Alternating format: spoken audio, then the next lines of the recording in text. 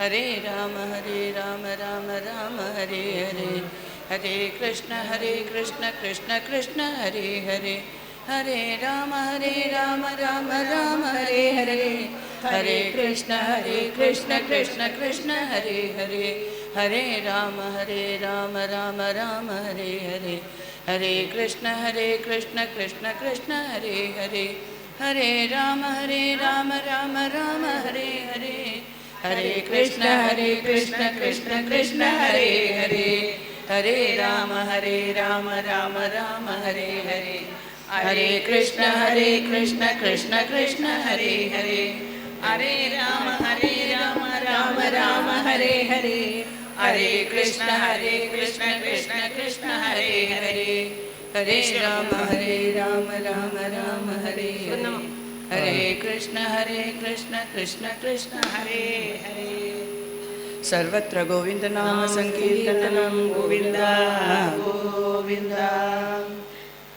एकविंशोऽध्यायः मैत्रेय उवाच मौक्तिके कुसुमस्तग्भिः तुगुलैस्वर्णतोरणैः मखासुरभिर्धूपैः मण्डितं तत्र वै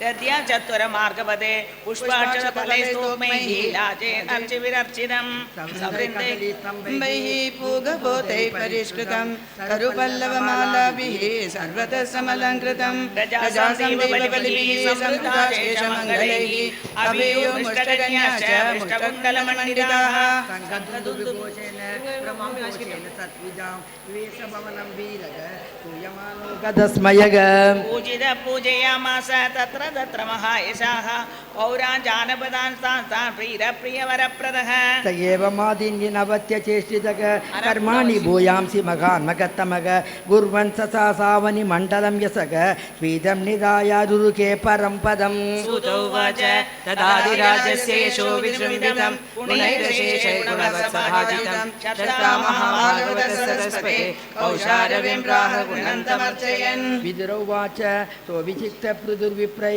लब्धाशेषसुरार्गणग विप्रस्थ वैष्णवं तेजग बाको व्याप्यां तु दोघगाम् कोन्वस्य कीर्तिं न शृणोत्यभिज्ञः यद्विक्रमोच्छिष्टमशेषभूपाः लोकासपाला उपजीवन्ति रामम् अद्यापि तन्मे वद कर्मशुद्धम् मैत्रेय उवाच गङ्गा यमुनयोर्नद्योः अन्तराक्षेत्रमावसन् आरब्धानेव भुजे भोगान् पुण्यजिगासयाम् सर्वत्र स्मरितादेशः सप्तदीपैकदण्डस्य अन्यत्र ब्राह्मणकुलात् अन्यत्र अच्युतगोत्रतः एकदासीन्मघासत्र दीक्षा तत्र दिवोगतां समाजो ब्रह्मर्षीणां च राजर्षीणां च सत्तम तस्मिन् अर्हसु सर्वेषु स्वचितेषु यथागतः उत्थितः सदसो मध्ये ताराणामुडुराडिव रांसुपीनायुधभुजग कौरकञ्जारुणेक्षणग स्वनाससुमुखसौम्यग पीनां ससुद्विजस्मितग व्यूढवक्षा बृहश्रोणिः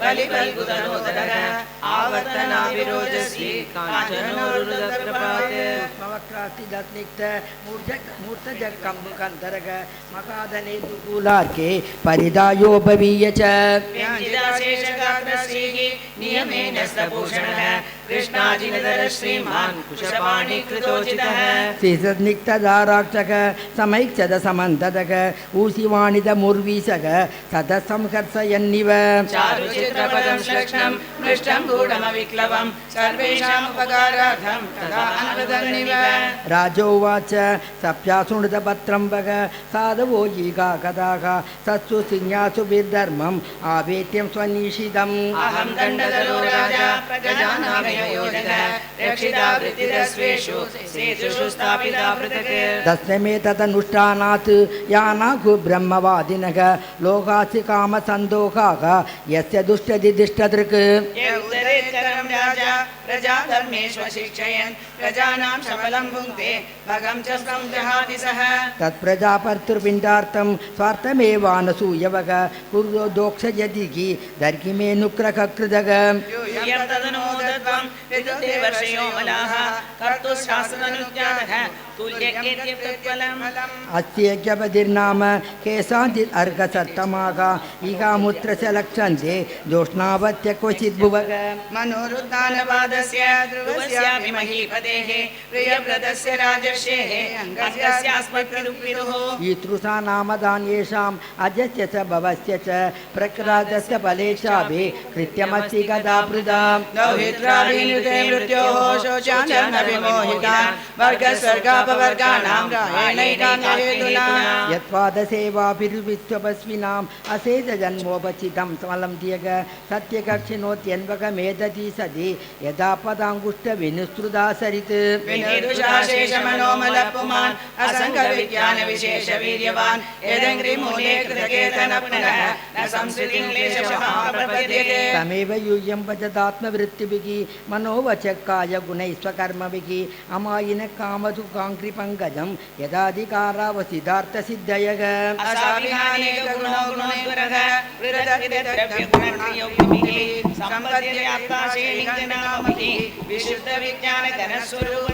प्रधानकालाय शतधर्मसङ्ग्रहे शरीरे स परिवर्त्य चेतनां क्रियाबलत्वेन विभुर्विभाव्यते यदा न लोदारुषु तत्कुणात्मकः अहो ममामि वितरन्त्यनुग्रहं हरिपुरं यज्ञपूजामधीश्वरं स्वधर्मयोगेन यजन्ति मामकाः निरन्तरं शोणितले दृढव्रताः माजादु जेतु प्रभवेन्मकर्तिभिः तिदिक्षया तपसा विद्यया च ते दीप्यमाने चितदेवतानां कुले स्वयं राजकुलात्विजानां ब्रह्मण्यदेव पुरुषः पुरातनः नित्यं हरित्यचरणाभिवन्दनात् अवापलक्ष्मीमरवायिनीं यशः जगत्पवित्रं च महत्तमागणैः यत्सेवयाशेष गुहासयस्वराट् विप्पप्रियस्तुष्यति काममीश्वरः तदेव तद्धर्म परैर्विनीतैः सर्वात्मना ब्रह्मकुलं निषेव्यताम्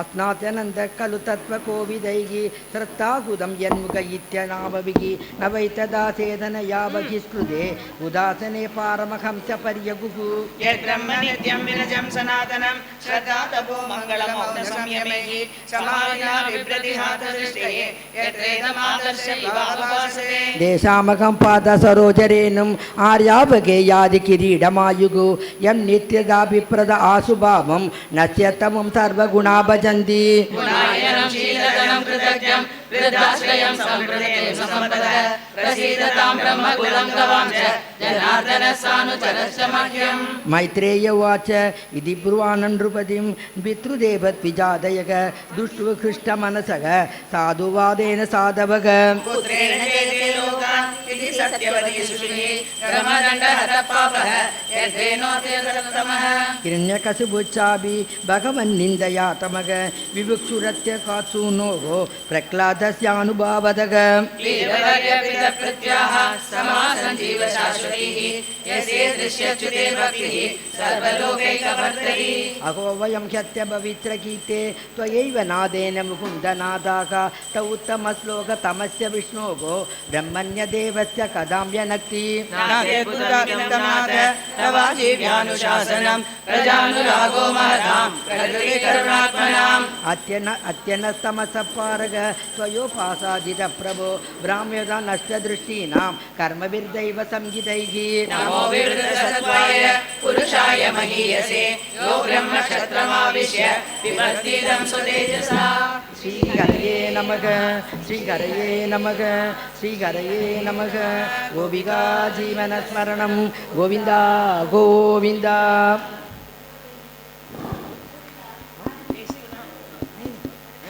मैत्रेय उवाच जनेषु प्रगणस्ते नमं पृथुं पृथुलविक्रमं तत्रोपजग्मुनेः चत्वार सूर्यवर्चसः राजा व्योम्नो वदरतोषिषा लोकान् पापान् कुर्वत्या सानुगोचश्च लक्षितान् तद्दर्शनकोत्कृतात्मानान् प्रत्यादिसूर्योत्थितः सततस्यानुगो वैन्यः इन्द्रियेषो गुणानिव कंदरः विविध पूजया चक्रे गृहीताब्धिर्हसनान् तत्पादशौचसलिलैः मार्जितालकबन्धनः तत्र शीलवतावृत्तम् आचरन् मानयन्निव श्रद्धा संयम संयुक्तः पीतप्राह भवाग्रजान् ऋतुरुवाच अहो आचरितं किं मे मङ्गलं मङ्गलायनाः यस्य वो दर्शनम् आसीद् दुर्दशानां च योगिभिः किं तस्य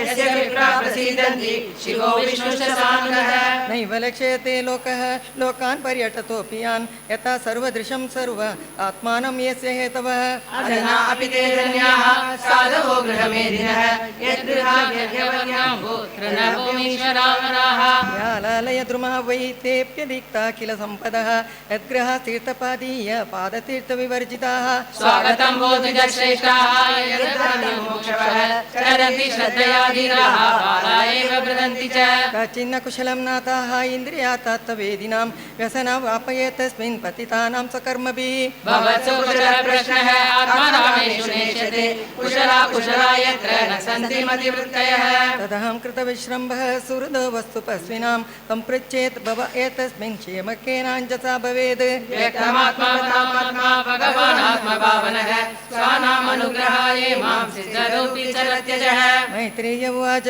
पृतोस्तत्तु क्षमाकर्ण्या सारं तुष्टुमिदं मधु मयमानैव प्रीत्या कुमारः प्रत्युवाचः सनत्कुमार उवाच साधु पृष्ठ महाराज सर्वभूतैहात्मना भवता विदुषा चापि साधूनामतिरीदृशी सङ्गमः खलु साधूनाम् उभयेषां च सम्मतः यस्यं भाषणसम्प्रश्नः सर्वेषां वितनोति शम् अस्यैव राजन्मवतोदिशः पादारविन्दस्य गुणानुवादने रतिर्दुरापा विदुनोति नैष्टिकी कामं कषायं मलमन्तरात्मनः राष्ट्रैवेयानेव सुनिश्चितो नृणां केमश्च तद्दृक्विमृशेषु हेतु असङ्ग आत्मव्यतिरिक्तात्मनि दृढारति ब्रह्मणि निर्गुणे च या सा श्रद्धया भगवद्धर्मचर्यया जिज्ञासया धार्मिकयोगनिष्ठया योगेश्वरोपासनया च नित्यं पुण्यश्रवक्तया पुण्यया च अतेन्द्रियारामसगोष्ठ्यतृष्णया तत्सम्मतानम् अपरिग्रहेण च विविक्तरुच्या परितोष आत्मन् विना हरे गुणपीयूषपानात्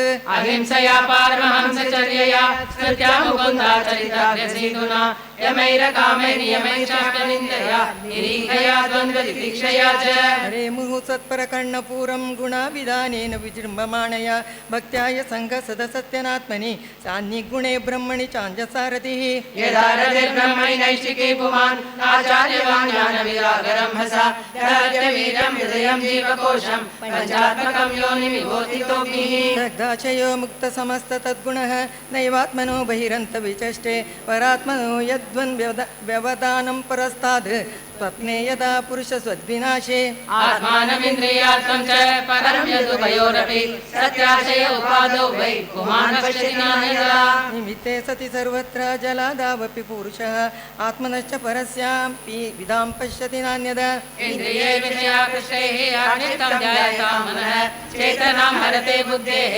स्तम्भस्तोऽयमिव प्रकृतात् पश्यत्यनुस्मृतिचित्तं ज्ञानस्मृतिक्षये तद्रोधं कमयः प्राहुः आत्मापयमात्मनः नादपरतो लोके पुंसस्वार्थविक्रमः यदन्यस्य प्रेयस्त्वम् आत्मनः स्वविक्रमात् अतेन्द्रियार्थाभिध्यानं सर्वार्थमहो नृणां प्रणशितो ज्ञानविज्ञानाद् येन विशति मुख्यताम्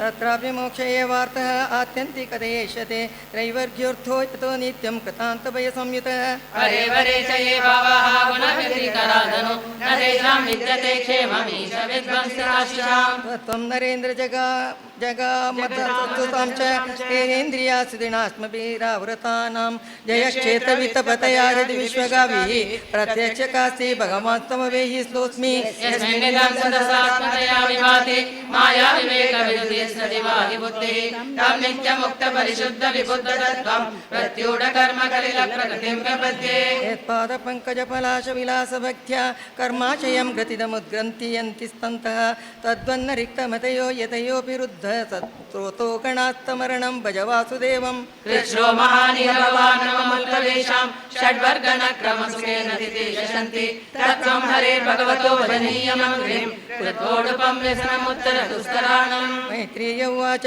स एवं ब्रह्मपुत्रेण कुमारेणात्ममेधसा दर्शितात्मगति सम्यक् प्रशस्योवाच तं नृपः राजोवाच कृतो मेऽनुग्रहः पूर्वं हरिनाथानुकम्पिना तमापादयितं ब्रह्मन् भगवान् यूयमागताः निष्पादितश्च कास्नेन भगवद्गृणालुभिः साधुशिष्टं हि मे सर्वम् आत्मना स किं वदते प्राणादारासुता ब्रह्मन् गृहाश्च सपरिच्छदाः राजपरिमहीकोशः इति सर्वं निवेदितम् दैनापत्यं च राज्यं च दण्डनेतृत्वमेव च सर्वलोकाधिपत्यं च वेदशास्त्रविदर्हति स्वमेव ब्राह्मणो भुङ्क्ते संवत्ते स्वविदास्य तस्यैवानुग्रहेण न भुञ्जते च चिराजः ईदृशी भगवतो गतिरात्मवादे एकान्ततो निगमिभिः प्रतिपादितानः तुष्यन्त्यद करुणा स्वकृतेन नित्यं ओ नाम तत्प्रतिकरोति विनोदपात्रम् मैत्रेय उवाच आत्मयोगप्रत्ययः आदिराजेन पूजिताः शीलं तदीयं लक्ष्मणः हे भुवनविचितां नृणाम् वैनस्सु दुर्यो महतां संस्थित्याध्यात्मशिक्षया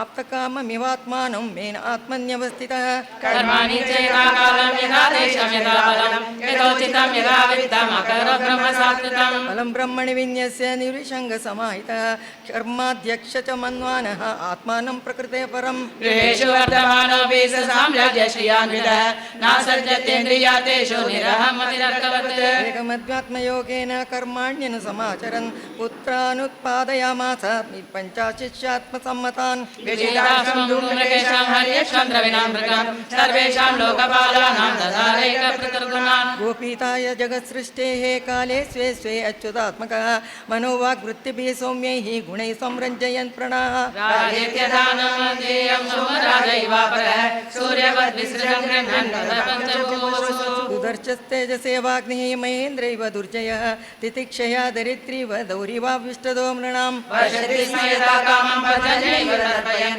समुद्रैव दुर्बोधः सत्त्वेनाचराडिव धर्मराडिव शिक्षायाम् आश्चर्ये हिमवानिव कुबेरैव कोशाढ्यः गुप्तार्थो वर्णो यदा मातरिष्वेव सर्वात्मा बलेन सगतौ दशा अविशक्यतया देवः भगवान् भूतराडिव दर्पैव सौन्दर्ये मनस्वी मृगराडिव वात्सल्ये मनुवन्नृणां बभुत्ते भगवानजः बृहस्पतिर्ब्रह्मवादे आत्मवक्त्रे स्वयं हरिः भक्त्या गोगुरुविप्रेषु विश्वक्सेनानुवर्तिषु प्रियाप्रश्रयशीलाभ्याम् आत्मतुल्यप्रदुर्यमे कीर्तोद्यगीतया पुंभिः त्रैलोके तत्र तत्र प्रविष्टकन्नरन्ध्रेषु श्रीणां रामसतामिव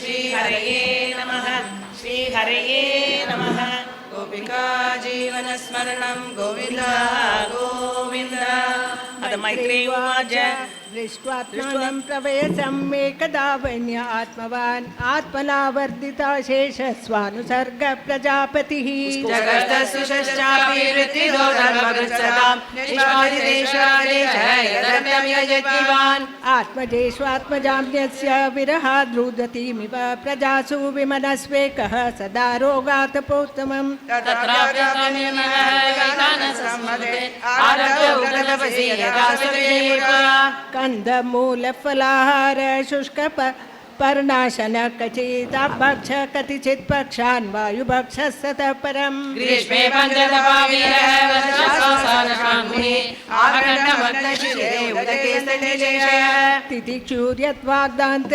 ऊर्ध्वरेताजितानिलः आरिराधयिषु कृष्णम् अचरस्तप उत्तमम् तेन क्रमानुष्ठेन दग्धकर्ममलाशयः प्राणायामै संनिरुद्धः स्वर्गस्थितिमन्थनः सनत्कुमारो भगवान् यदा आध्यात्मिकं परं योगं तेनैव पुरुषम् अभजत् पुरुषर्षभः भगवद्धर्मेण साधोः श्रद्धया यतः सदा भक्ति भगवति ब्रह्मणि अनन्यविषया भवति तस्यानया भगवतः परिकर्म शुद्ध सत्त्वात्मनस्तदनुसंस्मरणानुपूर्त्य ज्ञानं विरक्तिमदभूनिशितेन येन चिच्छेद संशयपदं निज जीवकोशं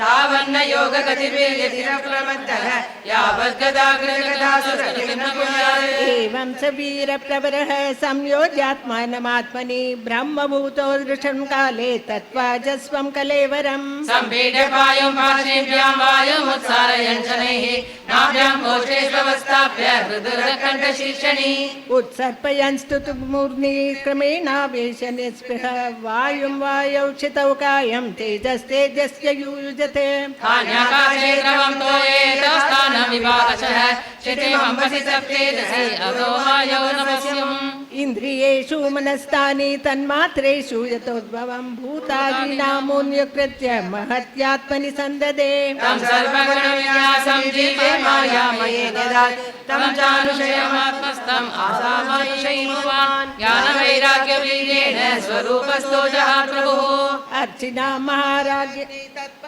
गताननं सुकुमार्य ददर्घा च यत्पद्भ्यां स्वशनं भुवग अतीव कर्तुगतधर्मनिष्ठया शुश्रूषया चाचशेखयात्रया नाविन्दतातें परिकर्षिताभिधा प्रेयस्करस्पर्शनाननिवृत्तिः एकं विपन्ना किल चेतनादिकं पत्युं प्रतिव्यासयितस्य चात्मनः आलक्ष्य किञ्चित् विलप्य सा सदीसितामदारोपयत त्रिसानुनीं विधाय कृत्यामृतिनीजलापृतात् भर्तुरदाकर्मणः नत्वा विविंस्तां त्रिदशां श्रीपरित्य विवेशवन्यं ध्यायति भर्तुपादौ विलोक्यानुगतां सात्वीं पृथुं वीरवरं पतिं दुष्टुवोर्वरदा देवैः देवपत्न्यसहस्रशः कुर्वत्य कुसुमासारं तस्मिन् मन्दरसानुनि न दस्वमूर्भूयेषु गुणन्ति स्म परस्परम् देव्यवूचुः अहो इयं वधूर्धन्याया चैवं भूभुजां पतिं सर्वात्मना पतिं भेजे यज्ञेशं श्रीर्वधूरिव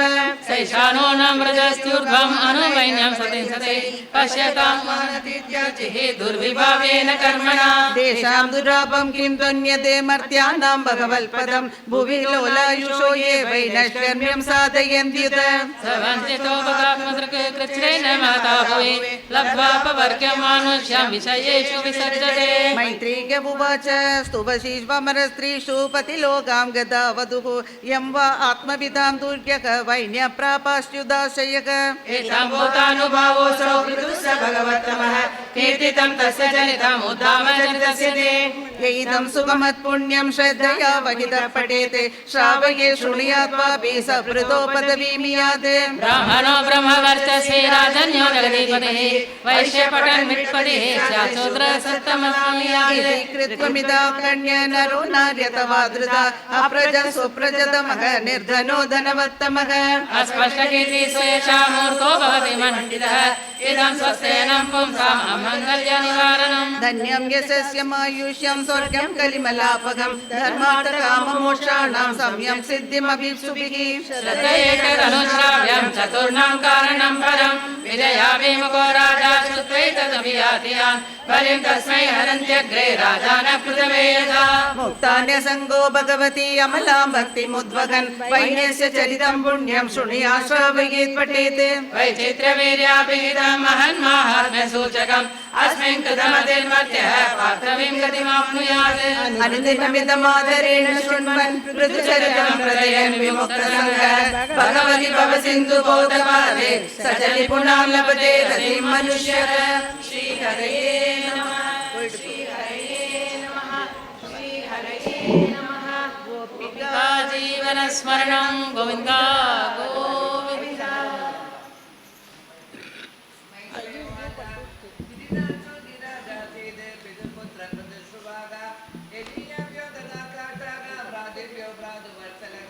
हर्येक्षाय दिशत् प्राचीं धूम्रकेशाय दक्षिणां प्रतीचीं मृगसंख्याय तुर्यां द्रविणसे विभुः अंतर्दान गतिं चक्रात् लब्धान्तर्दान संचितः अवत्यत्रायमादत्त चिगण्डिन्यां सुसम्मतम् पावक पवमानश्च शुचिरित्यग्नयपुरा वसिष्ठशापादुत्पन्नाः पुनर्योगगतिं गताः अंतर्दानो नभ सत्यां हविर्दानमविन्दत ऐन्द्रमश्वहर्तारं विद्यानपि न जग्निवान् राजा वृत्तिं करादान दण्डशुल्कादिदारुणां मन्यमानो दीर्घसत्रव्यायेन तत्राभिगं सम्पुरुषं परमात्मानमात्मदृगे यजन्तल्लोकताम कुशलेन समाधिना अविधानादविद्वाने विदुरासूत षट्सुतान् बर्हिषदं गयं शुक्लं कृष्णं सत्यं चिदव्रतम् बहिषत् महाभागः हाविर्दानि प्रजापतिः क्रियाकाण्डेषु निष्णातः योगेषु च कुरुद्वगः यस्येदं देवयजनं अधियज्ञं विदन्वदः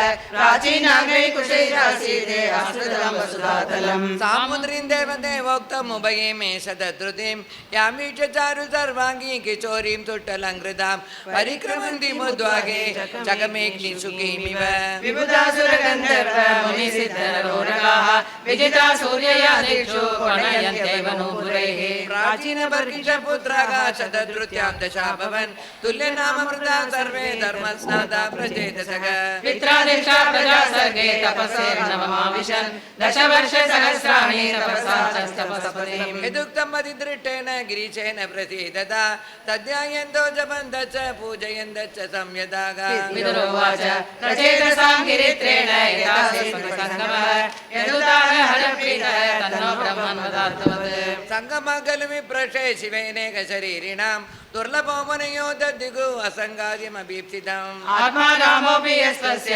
लोककल्पस्य राधसे शक्त्या युक्तो विचरति घोरया भगवान् भवः मैत्रेय उवाच प्रचेतस पितुर्वाक्यं शिरसादाय साधवः दिशं प्रतीचीं प्रयुगो तपस्या धृतचेतसः समुद्रमुपवेस्तेनाम् अपश्यन् सुमहत्सरः महन्मनैव स्वच्छं प्रसन्न सलिलाशयम् नीलरक्तोत्पलाम्भोज कल्कारेन्दिवरागरम् हंससारद चक्राकारण्डवनिकोजितम् मत्तभ्रमरसौस्वर्य हृष्टरोमतलाङ्घ्रिपम् पद्मकोशरजो दिक्षु विक्षिपत् भवनोत्सवम् तत्र गान्धर्वमाकर्ण्य दिव्यमार्गमनोहरम् विचिस्मृराजपुत्र ते मृदङ्गपणवाद्यनो तर्केव सरसस्तस्मात् निष्क्रामन्तं सहानुगम् उपगीयमानम् अमर प्रवरं विबुधानुगैः तान् प्रपत्तलोचनम् प्रसादसुमुखं वीक्ष्य प्रणेमो जात कौतुकाः सतान् प्रपन्नातिहर भगवान् धर्मवत्सलः धर्मज्ञानशीलसम्पन्नां प्रीतप्रीतानुवाच श्रीरुद्र उवाच यूयं वेदिषतपुत्राः विदितं वच्छिकेशितम् अनुग्रहाय भद्रं भग एवं मे दर्शनं कृतम् यपरं ब्रह्म साक्षात् त्रिगुणान्दिव संगीतात् भगवन्तं वासुदेवं प्रपन्नस्तप्रियो हि मे स्वधर्मनिष्ठ शतजन्म विपुमान् विरिञ्जतामेति ततः परं हिमाम् अव्याकृतं भागवतोद वैष्णवं पदं यदागं विबुधा कलात्यये अथ भागवता योऽयं प्रियास भगवान् यदा समद्भागवतानां च प्रेयानन्योऽस्ति कर्हिचित् इदं विविक्तं जप्तव्यं पवित्रं मङ्गलं वरं निश्चय सकरं चापि श्रूयतां तद्विदामि भग मैत्रेय उवाच इत्यनुक्रोशगृहे भगवानाहतां शिवः बद्धाञ्जलिं राजपुत्रा नारायण परोवचः श्रीरुद्र उवाच इदं आत्मविदुर्य स्वस्ति स्वस्तिरस्तु मे भवता राधताराधं सर्वात्मा आत्मने नमः नमः पङ्कजनाभाय भूतसूक्ष्मेन्द्रियात्मने वासुदेवाय शान्ताय कूटस्थाय सरोचिषे संघटनाय सूक्ष्माय दुरन्दायान्धकाय च नमो विश्वप्रबोधाय प्रब्धुन्नायान्तरात्मने नमो नमो निरुद्धाय ऋषिकेशेन्द्रियात्मने नमः परमहंसाय पूर्णाय निवृतात्मने वर्गद्वाराय नित्यं शुचिषते नमः नमो हिरण्यवीराय चातुर्गोत्राय तन्दवे नमः ऊर्जैषेत्रय्याः पतये यज्ञरेतसे तृप्तिदाय च जीवानां नमः सर्वरसात्मने सर्वसत्त्वात्मदेहाय विशेषाय सवीयसे नमस्त्र त्रैलोक्यबालाय सग ओजो बलाय च अर्थलिङ्गाय नमसे नमोऽन्तर्बहिरात्मने नमः पुण्याय लोकाय अमुष्मे भूरिवर्चसे प्रवृत्ताय निवृत्ताय पतिदेवाय कर्मणे नमो अधर्म विभागाय मृत्यवे दुःखदाय च नमस्ते आशिषामीश मनवे कारणात्मने नमो धर्माय विगते कृष्णाय कुण्डमेधसे पुरुषाय पुराणाय साङ्ख्ययोगेश्वराय च शक्तित्रय समेताय मेडुषेखं कृतात्मने चेतआहुतिरूपाय नमो वाचो विबोधये दर्शनं नो दिदृक्षूणां देहि भागवतार्चितं रूपं प्रियतमं स्वानां सर्वेन्द्रियगुणाञ्जनं विद्यप्रावड्गणश्यामं सर्वसौन्दर्य संग्रहं चार्वायत चतुर्भागं सुजात रुचिराननम् पद्मकोश पलाशाक्षं सुन्दर भ्रुसुनासिकं सुद्विजं सुखपोलास हास्यं समकर्णविभूषणम् प्रीति प्रकटितापाङ्गम् अलगैरुपशोभितं तत्पङ्कजकिञ्जल्कदुकूलं मृट्टकुण्डलम् स्फुरत्किरीटवलय हारनूपुरमेखलं शङ्खचक्र गदा पद्ममालामन्युतमर्दिमते सिंहस्कन्धतुषो बिभ्र सौभगग्रीव कौस्तुभं श्रीयानवायन्या क्षिप्त निष्काशमोलसते संविघ्न वलैवल्गोदलोदरं प्रतिसङ्क्रामयद्विषं नाप्यावर्तकवीरया सामशोण्यादिरोचिष्णु दुकूल स्वर्णमेखलं समचार्वाङ्घ्रिजङ्गोरो निम्नजानु सुदर्शनम् पदाशरत्पद्मफलाशरोचिषा नखद्युभिर्नोन्तरगं विद्वन्वता प्रदर्शयीयं पदं गुरुर्मार्गगुरुस्तमोजुषा ध्रुवमनुध्येयम् आत्मशुद्धिमपि सदां यद्भक्तियोगो मयदग स्वधर्मानुतिष्ठताम् भवान् भक्तिमदालभ्य दुर्लभ सर्वदेहिनां स्वाराज्यस्याप्यपितः एकान्तेनात्मविदधति दुराराध्य महाराज्य सदामपि दुराभय एकान्तभक्त्या को वाञ्छेदे पादमूलं विना भगिगी यत्र निर्विष्टमरणं वृतान्तो नाभिमन्यते विश्वं विद्वंसयन्वीर्य शौर्यविस्फूर्दितब्रुवा विदुलयेन स्वर्गना पुनर्भवं भवसङ्गिसङ्गस्य मर्त्यानां किमुदाशुषग अन्तर्भगिस्थानविभूतपात्मना भूतेष्वनुक्रोशसुसत्त्वशीलिना स्यात्सङ्गमोऽनुग्रह एष नस्तव चित्तं भैरर्थविभ्रमं तमो गुहायां च विशुद्धमा विजते यद्भक्तियोगानुगृहीतमञ्जसा मुनिर्विजष्टेन तत्र ते गतिम् यत्रेतं व्यज्यते विश्वं विश्वस्मिन् अभाति यत् तत्त्वं ब्रह्म परं ज्योतिः आकाशमिव विस्तृतम् यो माययेदं पुररूपया त्यजते बिभर्ति भोयक्षभयत्य विक्रियः यद्वेदबुद्धि तदिवात्मदुस्तया तमात्मतन्त्रं भगवन् प्रधीमहि क्रियाकलापैरिदमेव योगिनः श्रद्धान्विता यातु यदति सिद्धये भूतेन्द्रियान्तःकरणोपलक्षितं वेदे च तन्त्रे च त एव कोविदाः वेगाद्य पुरुषसुतप्य शक्तिः तया रजस्तत्त्वतमो विपद्यते महानगं गं मरुदग्निवार्धराग सुरक्षयो बोधगणा इदं यदः सृष्टं सुशक्तेदमनुप्रविशः चतुर्विधं पुरमात्मां चकेन अतो विदुस्तं पुरुषं सन्तमन्तः भुङ्क्ते ऋषिकैर्मधुसारगम्यः स एष लोकानधिचण्डवेगः विगर्षति त्वं खलु कालयानः भूतानि भूतैरनुमेय तत्त्वः यनावलिर्वायुर्वा विशक्यः प्रमत्तमुच्चैर्धिकृत्य चिन्तया प्रवर्धलोभं विषयेषु लालसं त्वमप्रमत्तः सहसा विबध्यसे क्षुल्लेलिघानो हिरिवाकुमन्तकः तत्पदाब्जं विजगादिपण्डितः यस्तेव मानव्यमानकेतनः विसङ्गयात्यद्गुरुरर्चितस्मयदे विनोपपत्तिम् अनवचतुर्दश अथ त्वमसि नो ब्रह्मन् परमात्मन् विपश्चितां विश्वं रुद्रभयद्भस्सम् अकुतश्चिद्भयागतिः भद्रं भग विशुद्धानवनन्दनाग सुधर्ममनुतिष्ठन्तः भगवत्तर्पिताशयाग तमेवात्मानमात्मस्थं सर्वभूतेष्वस्थितं पूजयध्वं गृह्णन्तश्च ध्यायन्तश्चासकृद्हरिं योगादेशमुपासाद्य धारयन्तो मुनिव्रताग समाहितधिय सर्वे एतदभ्यसदा धृताग इदमाह पुरस्माकं भगवान् विश्वसृक्पतिः भृग्वादीनाम् आत्मजानां शिश्रुक्षु संशिश्रुक्षताम् वयं नोदिता सर्वे प्रजा सर्गे प्रजेश्वराग अनेन दत्ततमतः सुशिष्मो विविधा प्रजाग अदेदं नित्यदा युक्तः जपन् भगितः पुमान् अचिराश्रेय आप्नोति वासुदेव परायणः श्रेयसामिह सर्वेषां ज्ञानं निश्चय संवरं सुखं धरति दुष्पारं ज्ञाननोर्व्यसनार्णवम् य इमं श्रद्धया युक्तः मद्गीतं भगवस्तवम् अधीयानो दुराराध्यं हरिम् आराधयत्यसौ विदिते पुरुषो मुष्यादे यद्यदिच्छत्य सत्वरं मद्गीता सुप्रीदादे श्रेयसामेकवल्लभादे इदं य कल्य उत्थाय प्राञ्जलि श्रद्धयान्वितः शृणुयात् श्रावयेन्मत्यः मुच्यते कर्मबन्धनैः इदं मयेदं नरदेवनन्दना परस्य पुंसः परमात्मनस्तवं जपन्त एकादशीय सभो महते शरन्तमन्दे तदा आप्सिदेप्सितम् श्रीहरये नमः श्रीहरये नमः गोपिका जीवनस्मरणं गोविन्द गोविन्द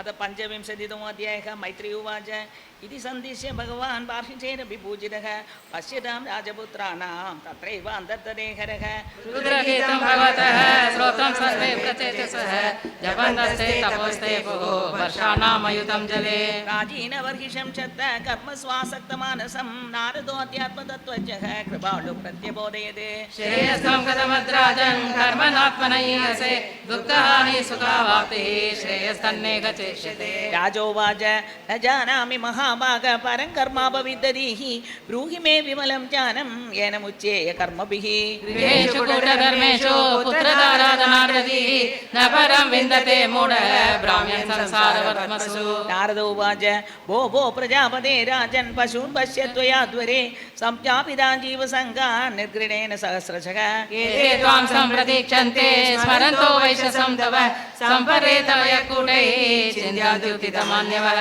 अत्र ते कथयिष्येमुम् इतिहासं पुरातनं पुरञ्जनस्य चरितं निबोधगततो मम आसीत् पुरञ्जनो नाम राजन् प्रच्छ्रवः तस्य विज्ञातनामासीत् सखा विज्ञातचेष्टितः स्वान्वेषमाण शरणं बभ्राम पृथिवीं प्रभुः नानुरूपं यदाविन्दते अभूसविमना इव न साधु मे नेता सर्वाः भूतले यावती पुरः कामान् कामयमानोऽसौ रसस्योपपत्तये स एकदा हिमवतः दक्षिणेश्वरसानुषु ददर्श नवभेद्वार्भिः पुरं लक्षितलक्षणां प्राकारो भवनाटाल परिकैरक्षतोरणैः स्वर्णरौप्यायसै शृङ्गैः सम्बलं सर्वतो गृहैः नीलस्फटिकवैडूर्य मुक्तामरगदारुणैः क्लप्तकर्म्यसलीन्दीतां श्रिया भोगवतीमिव सभातत्पररत्याभिः आक्रीडायतनाभरणैः चैत्यध्वजपताकाभिः युक्तां विद्रुमवेदिभिः पुर्यासु बाह्यो भवने दिव्यद्रुमलदाकुले न तद्विहङ्गाळिकुल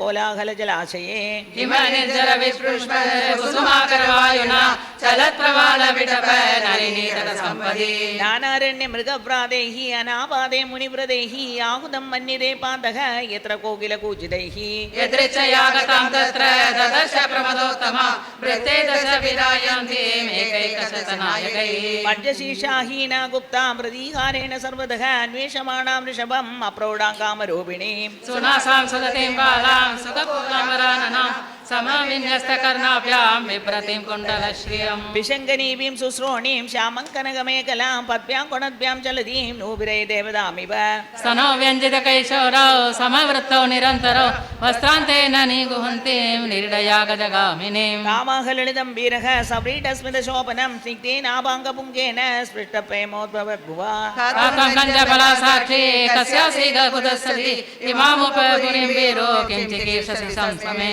कयेते अनुपदायेते एकादशमहापडाः एतावाललना सुभ्रुः कोऽयं ते हि पुरःसरः गम्भीर्भवान्यस्तवग्रमापतिं विचिन्वति किं मुनिवद्रहो वने त्वदङ्घ्रिकामाप्तसमस्तकामं क्वपद्मकोशपतितत्कराग्रात् नासाम्बरो वन्यतमाभुविस्पृगे पुरीमिमां वीरवरेण साकम् अर्हस्यलङ्कत्तुम् अदभ्रकर्मणा लोकम्बरं श्रीरिवयज्ञपुंसा यदेशमापाकविखण्डितेन्द्रियं सव्रीडभावस्मितविभ्रमद्भ्रुवा त्वयोपसृष्टो भगवान् मनोभवः प्रभादते तानुगृहाण शोभने उदाननं सुभ्रुसुधारलोचनं व्यालं विनीलाळकवृन्दसमृद्धम् उन्नीय मे दर्शे वल्गुभाजकं यद्व्रीडयानाभिमुखं शुचिस्मिरे नारदोवाच इदं पुरञ्जनं नारी याचमानमतीरवते अभ्यनन्दतं वीरं हसन्ति वीरमोहिता अमिदामवयं सम्यक् कर्तारं पुरुषर्षभ आत्मनश्च परस्यापि गोत्रं नाम चेत्कृतम् इहाद्य सन्तमात्मानं विदामः परं येनेयं निर्मता वीर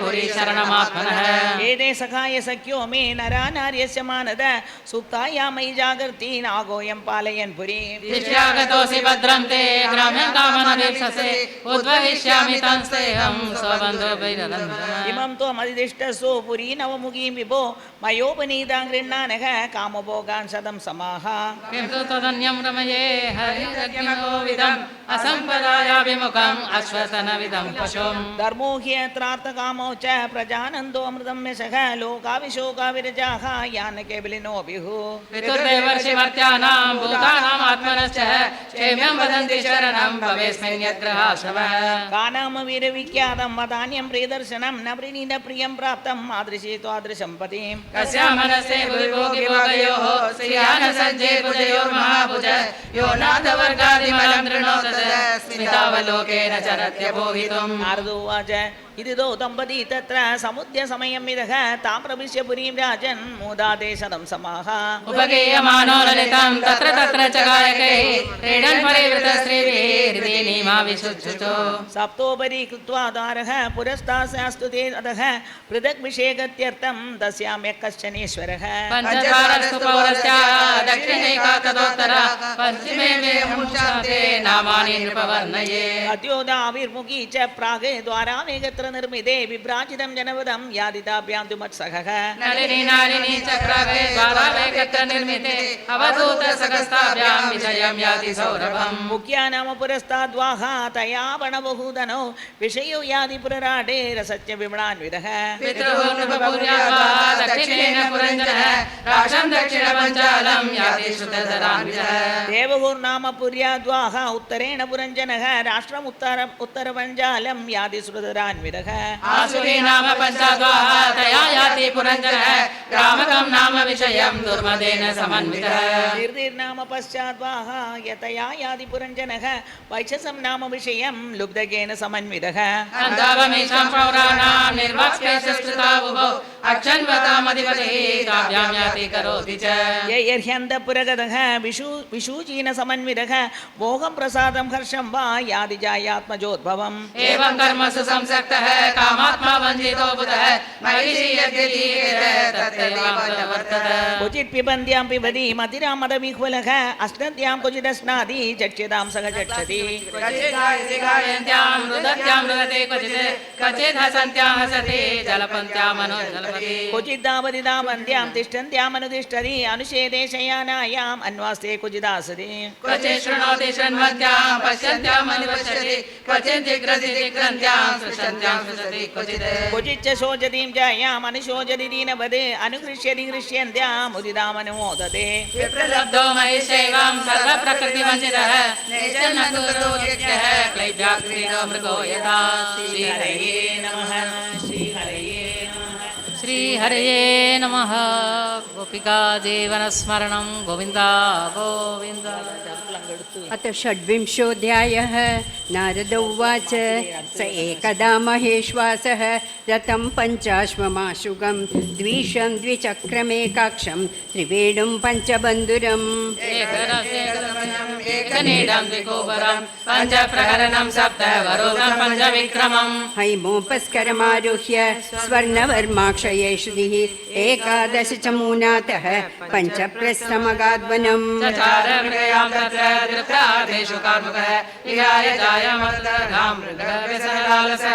आसुरीं वृत्तिमाश्रित्य घोरात्मनिरनुग्रहः न्यहन्नन्निशितैर्बाणैः वनेषु वनगोचरान्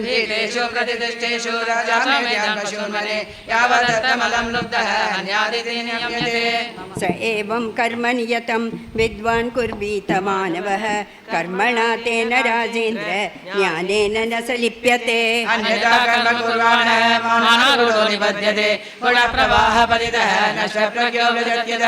तत्र निर्भिन्नगात्राणां चित्रवाजैशिलीमुखैः विप्लवो भूद्दुःखितानां दुस्सह करुणात्मनां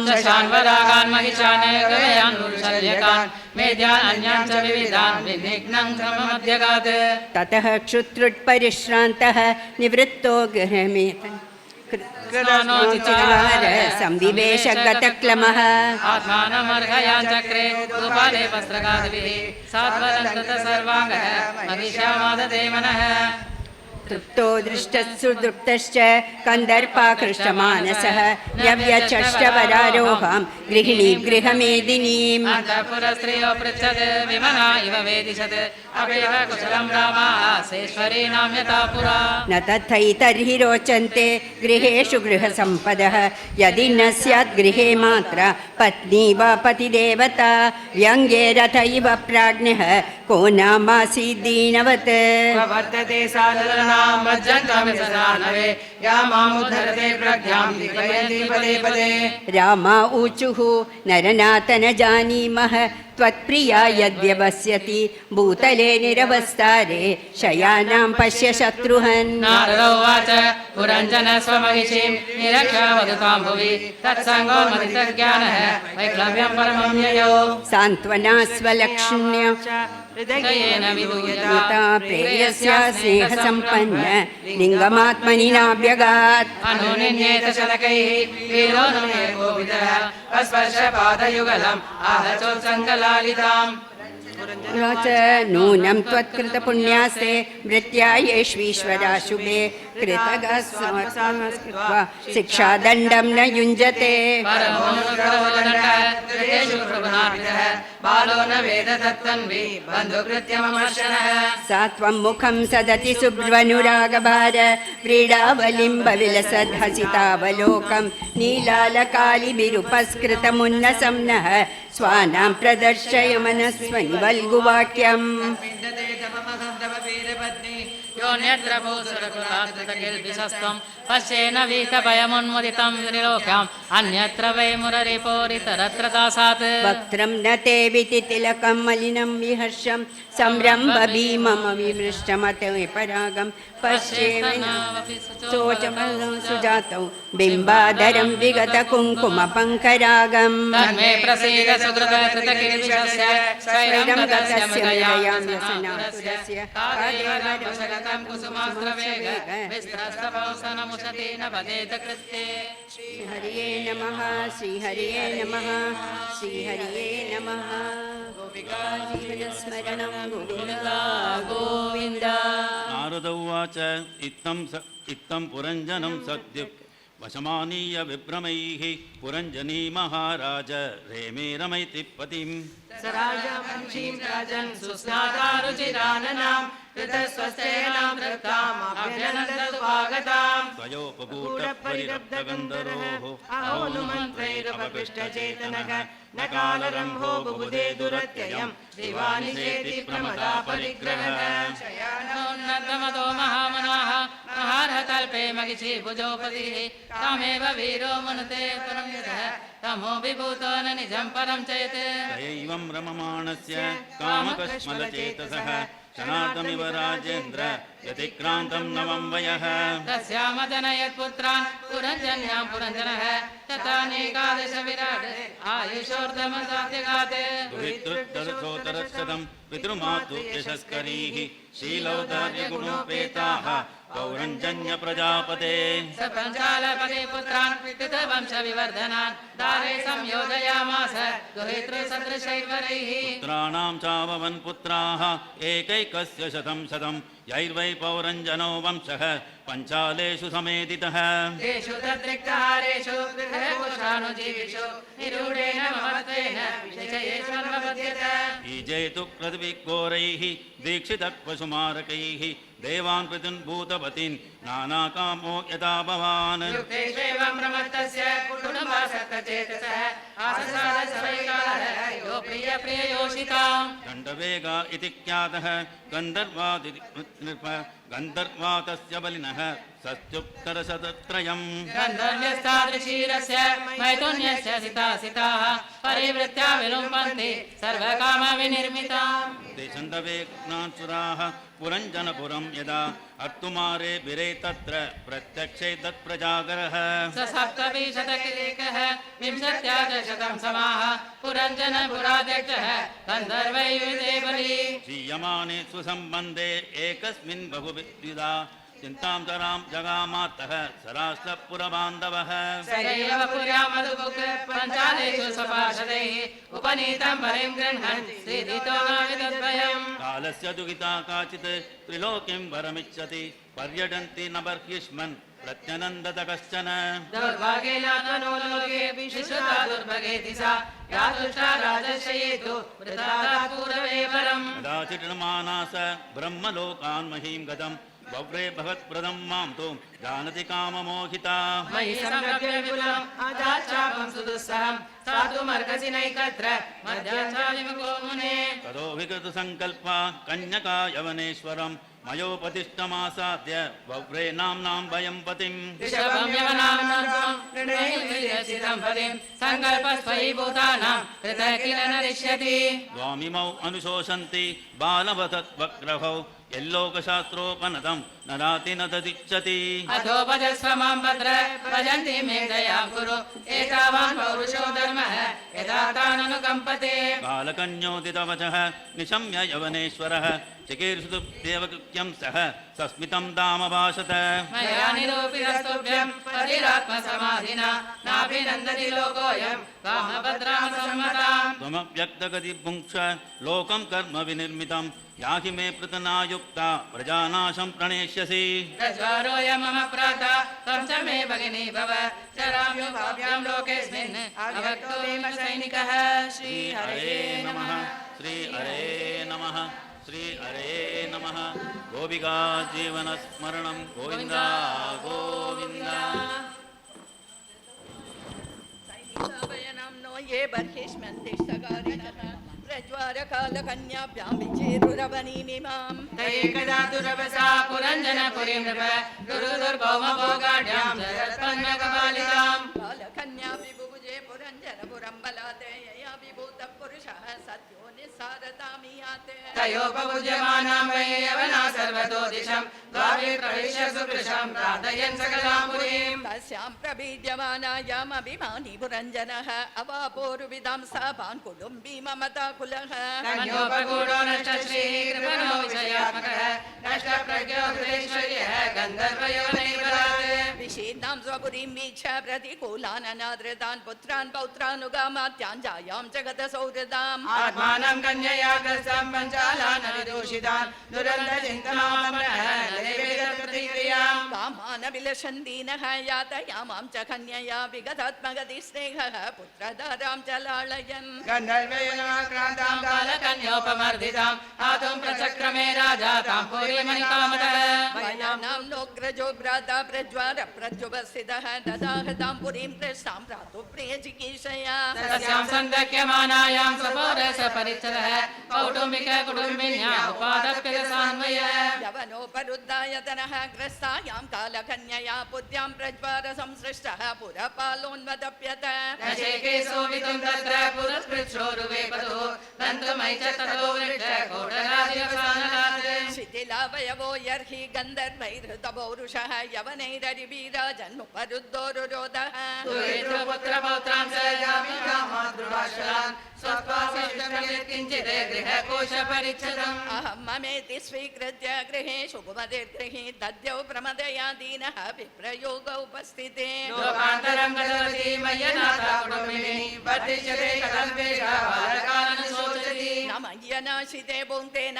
स्नाते स्नाति मत्परा मयिरुष्टे सुतन्त्रस्तावत्सिते यत वाग्भयात् प्रबोधयति मा विज्ञां युषिते शोककर्षिता वर्पैतर्गृहमेदीयं वीरसूरपि नेष्यति कथं नु दारकादीनाः दारकीर्भावरायणाः वर्तिष्यन्ते मयि गते भिन्नना वैवो ददौ एवं कृपणया बुद्ध्या शोचन्तमदर्हनं ग्रहीतुं कृतधीरेण वयानामव्यपद्यत पशुवद्यवनैरेषः नीयमानः स्वगं क्षयम् अन्वद्रवन्ननुपदाः शोचन्तो वृजमातुराः पुरीं विद्यायोपगतः उपरुद्धो भुजङ्गमः यदा तमेवानुपुरी विशीर्णा प्रकृतिं गता विकृष्यमाण प्रसवं यवनेन बलीयसा नाविन्दत्तमसाविष्टः सखायं सुरदम्पुरः सम्यग्पशवोनेन संज्ञप्ता ये दयालुना कुटारे चित्तिदुक्रुद्धाः स्मरन्तो मे नमस्य तत् अनन्तपारे तमसि मग्नो नष्टस्मृतिः समाः शाश्वतीरनुभूयार्तिं प्रमदा सङ्गदूषितः तामेव मनसा गृह्णन् बभूव प्रमदोत्तमा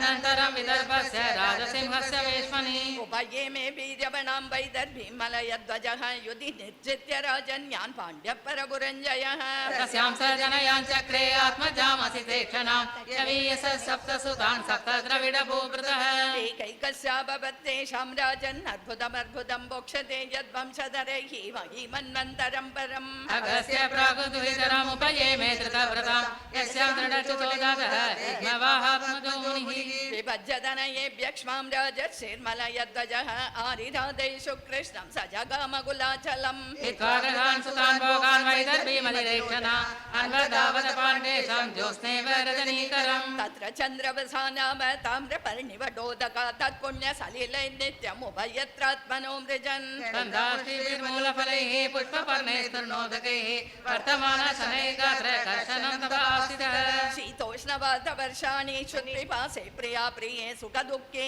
द्वन्द्वानि अयजत् समदर्शन तपसा विद्यया पक्वकषायो नियमे विविधे ब्रह्मण्यात्मानं विदिताच निलाशयः आस्ते स्थाणुरिवैकत्र दिव्यं वर्षशतं स्थिरः वासुदेवे भगवती नान्यद्वेदोद्वहन् रतिम् स्वयापकयात्मानं व्यतिरिक्ततयात्मनि विद्वान् स्वप्न इवामर्ष साक्षिणं विरामः साक्षात् भगवदोक्तेन गुरुणा हरिणा नृप विशुद्धज्ञानदीपेन स्फुरता विश्वतो मुखम् परे ब्रह्मणि चात्मानं परं ब्रह्म तदात्मनि वीक्षमाणो विहायेक्षम् अस्मादुपररामः पतिं परमधर्मज्ञं वैदर्भीमलयध्वजं प्रेम्णा पद्यचरति त्वा भोगान् सापति देवता शिरवासा व्रतक्षामावेनि भूतशिरोरुहा पपा उपपतिं शान्ता शिखा शान्तमिवानलम् अजानति प्रियतमं यदो परदमङ्गला सुत्थिरासनमासाद्य यथा पूर्वमुपाचरते यदा नोपलवेताङ्ग्रौ उष्मानं पद्युरचति आसीत् संविघ्न हृदया यूथभ्रष्टामृगीयता आत्मानं शोचति दीनम् अबन्धुं विक्लवाश्रुभिः स्तनावासिच्च विपिने सुस्वरं प्ररुरोदसा उत्तिष्ठोत्तिष्ठ राजर्षिः मामुदतिमेघलां तस्युभ्यः तत्र बन्धुभ्यः बिभ्रतिं पातुमर्हसि एवं विलपति बाला विपिनेऽनुगदापतिं पतिता पादयोर्भर्तुः रुदत्य श्रोण्यवर्तयते क्षितिं दारुमयीं चित्वा तस्यां पत्युकलेवरम् आदिप्य चानुमरणे विलपन्ति मनोदते तत्र पूर्वतरः कश्चित् सखा ब्राह्मणात्मवान् सात्वयन् वल्गुनासां नातामाहरुदतिं प्रभो ब्राह्मणो उवाच तापं कस्यासि को वायं शयानो यस्य शोचसि जानासि किं सखायं मां येनाग्रे विचरतः अपि स्मरसि चात्मानम् अविज्ञातसखं सखे हित्वा मां पदमन्विच्छन् भौमभोगरतो गतः हंसावहं च तं चार्य सखायो मानसायनौ अबोधामन्तरावोकः सहस्रपरिवत्सरान् सत्त्वं विहाय मां बन्धो गतो ग्राम्यमतिर्महिं विचरन् पदमद्राक्षीः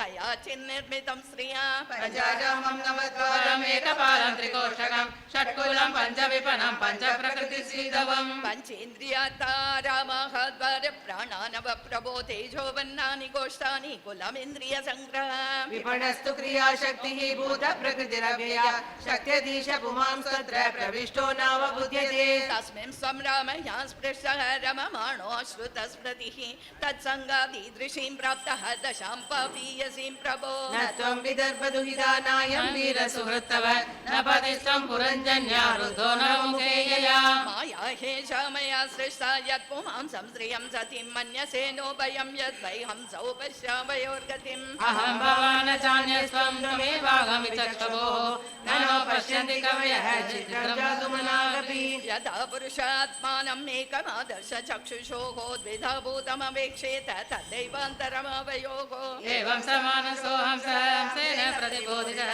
तस्तद्वय विचारेण नष्टमाप पुनः स्मृतिं बर्हिष्मन्नेतदध्यात्मं परोक्षेण प्रदर्शितं यत्परोक्षप्रियो देवः भगवान् विश्वभावनः श्रीहरये नमः श्रीहरये नमः श्रीहरये नमः गोपिका जीवनस्मरणं गोविन्दा गोविन्दा एकोनत्रिंशोऽध्यायः प्राचीनबर्हिरुवाच भगवन्ते वचोऽस्माभिः न सम्यक् अवगम्यते कवेस्तद्विजानन्देन वयं कर्म मोहिताः नारद उवाच पुरुषं पुरुषं विद्यादयद्विनत्या आत्मनः पुरम् एकद्विचित्रचतुष्पादम् बहुपादमपादकम् यो विज्ञातकृतस्तस्य पुरुषस्य सखेश्वरः यन्न विज्ञायते भुम्भिः नामभिर्वा क्रियागुणैः यदा जिगृशन् पुरुषः काचेन प्रकृतेर्गुणान् नवद्वारं तथा मनुतसाद्विति बुद्धिं च प्रमदां विद्यादे ममाहमिति यत्कृतं यामधिष्ठाय देहेऽस्मिन् पुमान् भुक्त्यक्षभिर्गुणान् सकाल इन्द्रियगणाः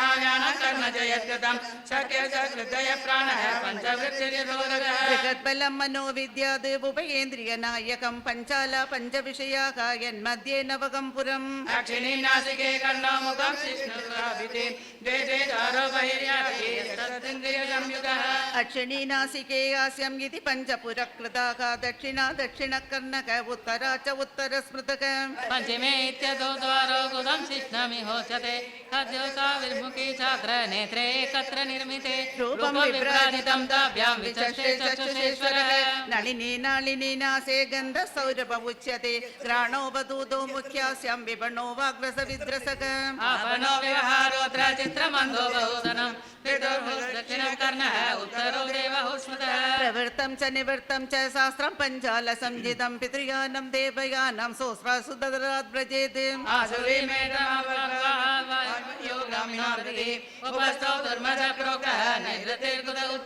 वैससं नरकं पायुगो लुप्तकोन्दो तुमे शृणु हस्तपादो पुमान्दाभ्यां युक्तो यादि करोति च अन्तःपुरं च हृदयं विशुचिर्मन उच्यते तत्र मोहं प्रसादं वा हर्षं प्राप्नोति तद्गुणैः यदा यदा विक्रियते गुणाक्तो विकरोति वा तदा तदोपद्रष्टात्मा तद्वृत्तिरनुकार्यते देहोरतस्मिन्द्रियाश्वः संवत्सरयो गतिः विकर्म चक्रश्रीगुणः ध्वज पञ्चाशबन्धरः मनोरस्मिर्बुद्धिसूदक क्रीडो द्वन्द्वकूबरक पञ्चेन्द्रियार्थप्रक्षेपक सप्तधातुवरूदकः आगोते विक्रमोपायः विगतृष्णां प्रदावति एकादशेन्द्रियचमो पञ्चसूनाविनोदकृत संवत्सरचण्डवेकक कालो येनोपलक्षितक तस्यागानीक गन्धर्वाः गन्धर्व्यो रात्रय स्मृताः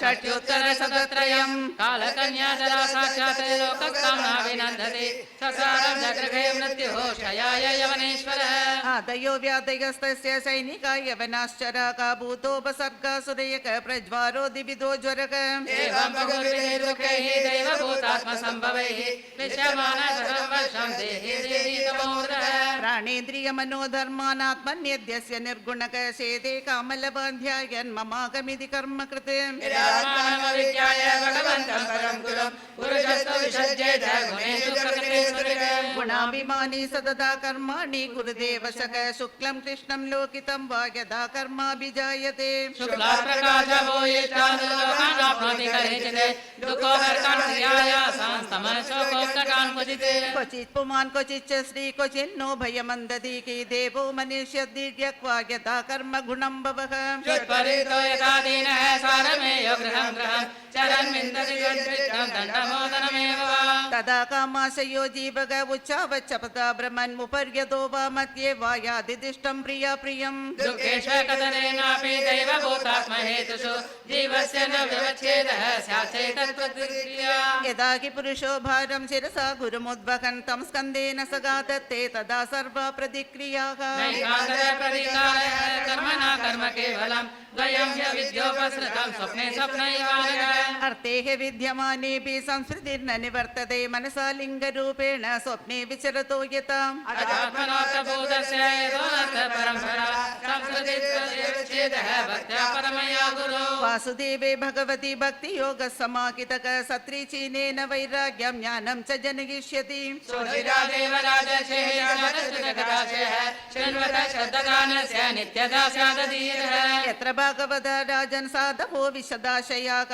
भगवल्गुणान् कथन श्रवण व्यग्रचेदसक तस्मिन् महन्मुखरतामनविच्चरित्र पीयूषशेष सरित परित स्रवन्ति ताये पिबन्त्य विदुषो निपगाढकर्णैः तान् स्पृशन्त्य सनतद्वयोर्गमोहाः एतैर्मुपद्रुतो नित्यं जीवलोकस्वभावजैः न करोति हरेणो नं कथामृतनिधौरधिम् प्रजापतिपति साक्षात् भगवान् गिरिशो मनः दक्षादय प्रजादक्षाः नैतिकासनकालयः मरीचिरत्यङ्गिरसौ पुलस्य पुलकक्रतुको भृगुर्वसिष्ठ इत्येते मदन्ता ब्रह्मवादिनः अद्यापि वाचस्कवयः तपो विद्यासमाधिः पश्य पश्यन्तोऽपि न पश्यन्ति पश्यन्तं परमेश्वरम् शब्द ब्रह्मणि दुष्पारे चरन्त उर्विस्तरे मन्त्रलिङ्गैर्व्यवच्छिन्नं भजन्तो न विदुः परम् यदा यमनुगृह्णाति भगवान् आत्मभावितः स जहाति मतिं लोके वेदे च परिनिष्ठिताम् तस्मा कर्मसु वर्गीष्मन्नञ्जानत अज्ञानदट्टकाशिषु मार्तदृष्टिं कृता सोऽस्त्रस्पष्टिष्टवस्तुषु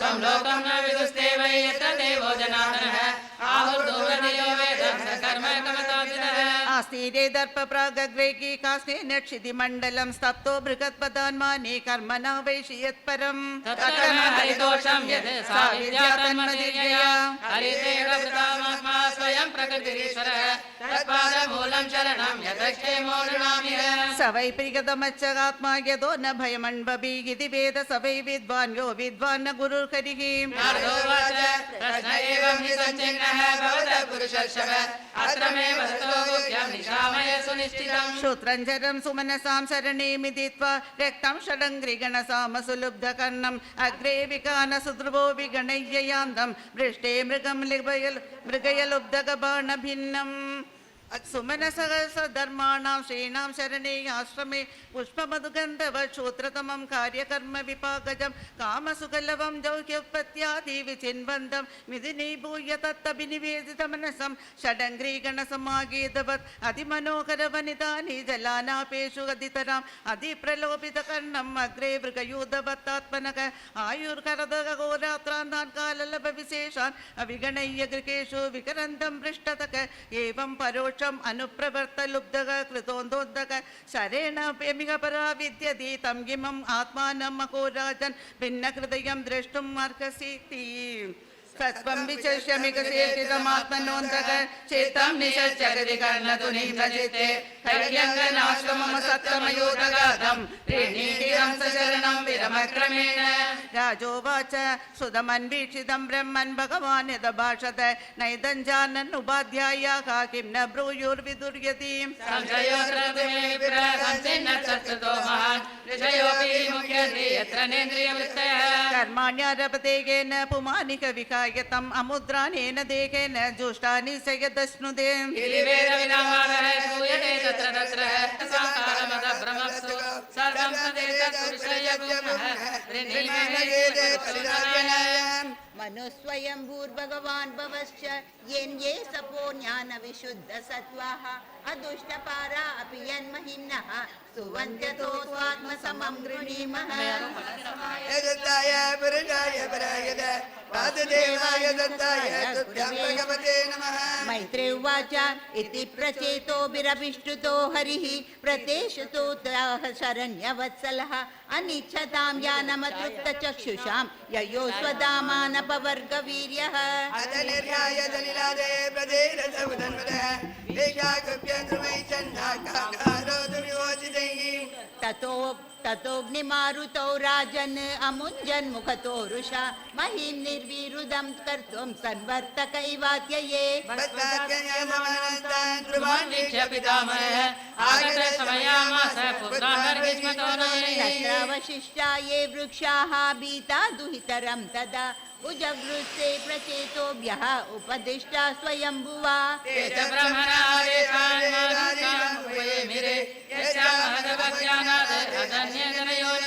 चाक्षुषे त्वान्तरे प्राप्ते प्राक्सर्गे कालविद्रुते यससर्ज प्रजा इष्टाः स दक्षो दैव चोदितः जायमानसर्वेषां तेजस्तेजस्विनां वृजा स्वयोपादत्तदाक्ष्या च कर्मणां दक्षमब्रुवन् तं प्रजा सर्गरक्षायामनादिरभिषिच्य च युयुजयाश्च स वै सर्वप्रजापति श्रीहर्ये नमः श्रीहर्ये नमः श्रीहर्ये नमः गोपिका जीवनस्मरणं गोविन्द गोविन्द ஒரு சின்ன ரெக்வெஸ்ட், தனியாக வாசிக்கிறவாளை தனியாக வாசிக்க விடுங்கோ.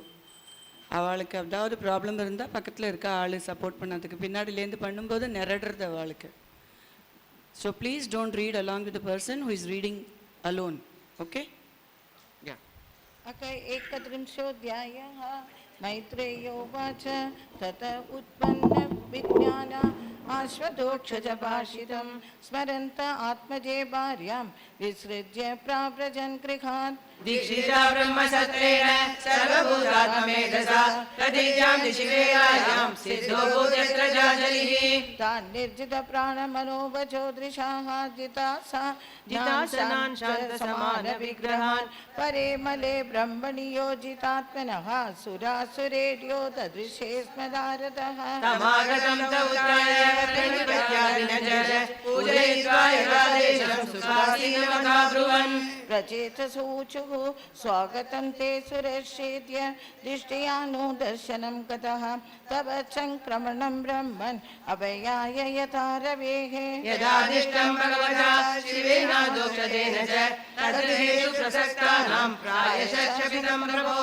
तन्न प्रोदितयाध्यात्मज्ञानं तत्त्वार्थदर्शनं येनं च सातरिष्यामः दुस्तरं भवसागरम् मैत्रेयोवाच इति प्रचेतसां पृष्टः भगवान् नारदो मुनिः भगवत्युत्तमश्लोके आविष्टात्मा ब्रवीन्द्रपान् नारदोवाच तज्जन्मतानि कर्माणि तदायुस्तन्मनोवचः नृणां येनेह विश्वात्मा सेव्यते हरिरीश्वरः किं जन्मभिस्त्रिभिर्वेद शौक्रसावित्रयाज्ञिकैः कर्मभिर्वा त्रयी प्रोक्तैः पुंसोऽपि बुधायुषा श्रुतेन तपसा वा किं वाचो विचित्तवृद्धिभिः बुद्धया वा किं निपुणया बलेनेन्द्रियराधसा किं वा योगेन साङ्ख्येन न्यासस्वाध्याययोरपि किं वा श्रेयोऽभिरन्यैः च नैत्रात्मप्रदो हरिः श्रेयसामपि सर्वेषामात्मा यावदिरि अर्थतः सर्वेषामपि भूतानां हरिरात्मात्मजप्रियः यदा तरोन्मूलनिषेचनेन प्रभ्यन्यतस्कन्धबुधोपशाखाः प्राणोपहाराचेन्द्रियाणां तथैव सर्वाग्रहमच्युतेज्या यथैव सूर्यात् प्रभवन्ति वारः पुनश्च तस्मिन् प्रविशन्ति काले भूतानि भूमौ स्थिरजङ्गमानि तथा हरावेव गुणप्रवाहः एतत्पदं तज्जगदात्मनः परं सकृद्विभातं सवितुर्यथा प्रभा यथा सवोजाग्रसुप्तशक्तयः द्रव्यक्रियाज्ञानविदा प्रमादयः यदा नभस्य प्रथमप्रकाशाः भवन्ति भूपा भवन्त्यनुक्रमात् एवं परे ब्रह्मणि शक्त्यसस्तु राजस्तमा सत्त्वमिति प्रवाहः तेनैकमात्मानमशेषदेहिनां कालं प्रधानं पुरुषं परेशं स्वतेजसा गुणप्रवाहम् आत्मैकभावेन मृतसमजा दयया सर्वभूतेषु सन्तुष्ट्या येन केन वा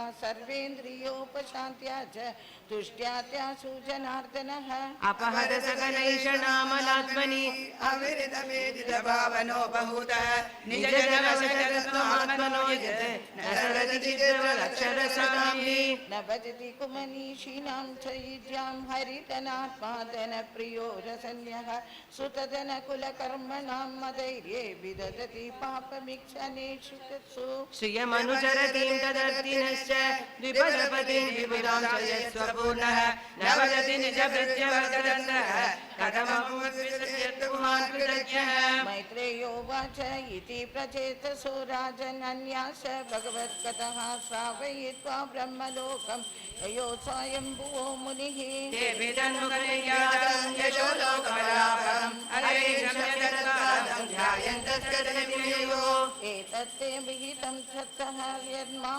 परिपृष्टवान् प्रचेतसां नारदस्य संवादं हरिकीर्तनं श्रीशुकोवाच एष उत्तानपदो मानवस्यानुवर्णितः वंशप्रियव्रतशाली निबोधनपसत्तमः यो नारदात्मा विद्याम् अधिगम्य पुनर्महिं भुक्त्वा विभज्य पुत्रेभ्यः ऐश्वरं समगात्पदम्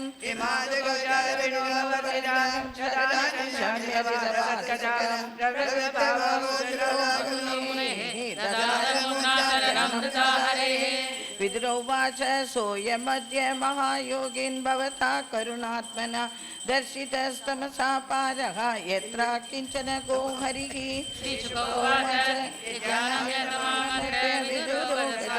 स्वयं स्वानां दिदृक्षयोगादीनामृताशयः एतद्या शृणुयत्यानुजगात्मा अर्यपितात्मना आयुर्धनं यशस्वस्ति गतैश्वर्यमाप्नुयात् इति श्रीमद्भगवते महापुराणे पारमहंस्यां यं संहितायां चतुर्स्कन्धे प्रचेत व्याकरणम् एतत्विंशोऽध्यायः। श्रीहरये नमः। श्रीहरये नमः। श्रीहरये नमः। जानकीकान्तस्मरणं गोविन्द। पञ्चमस्कन्धः अथ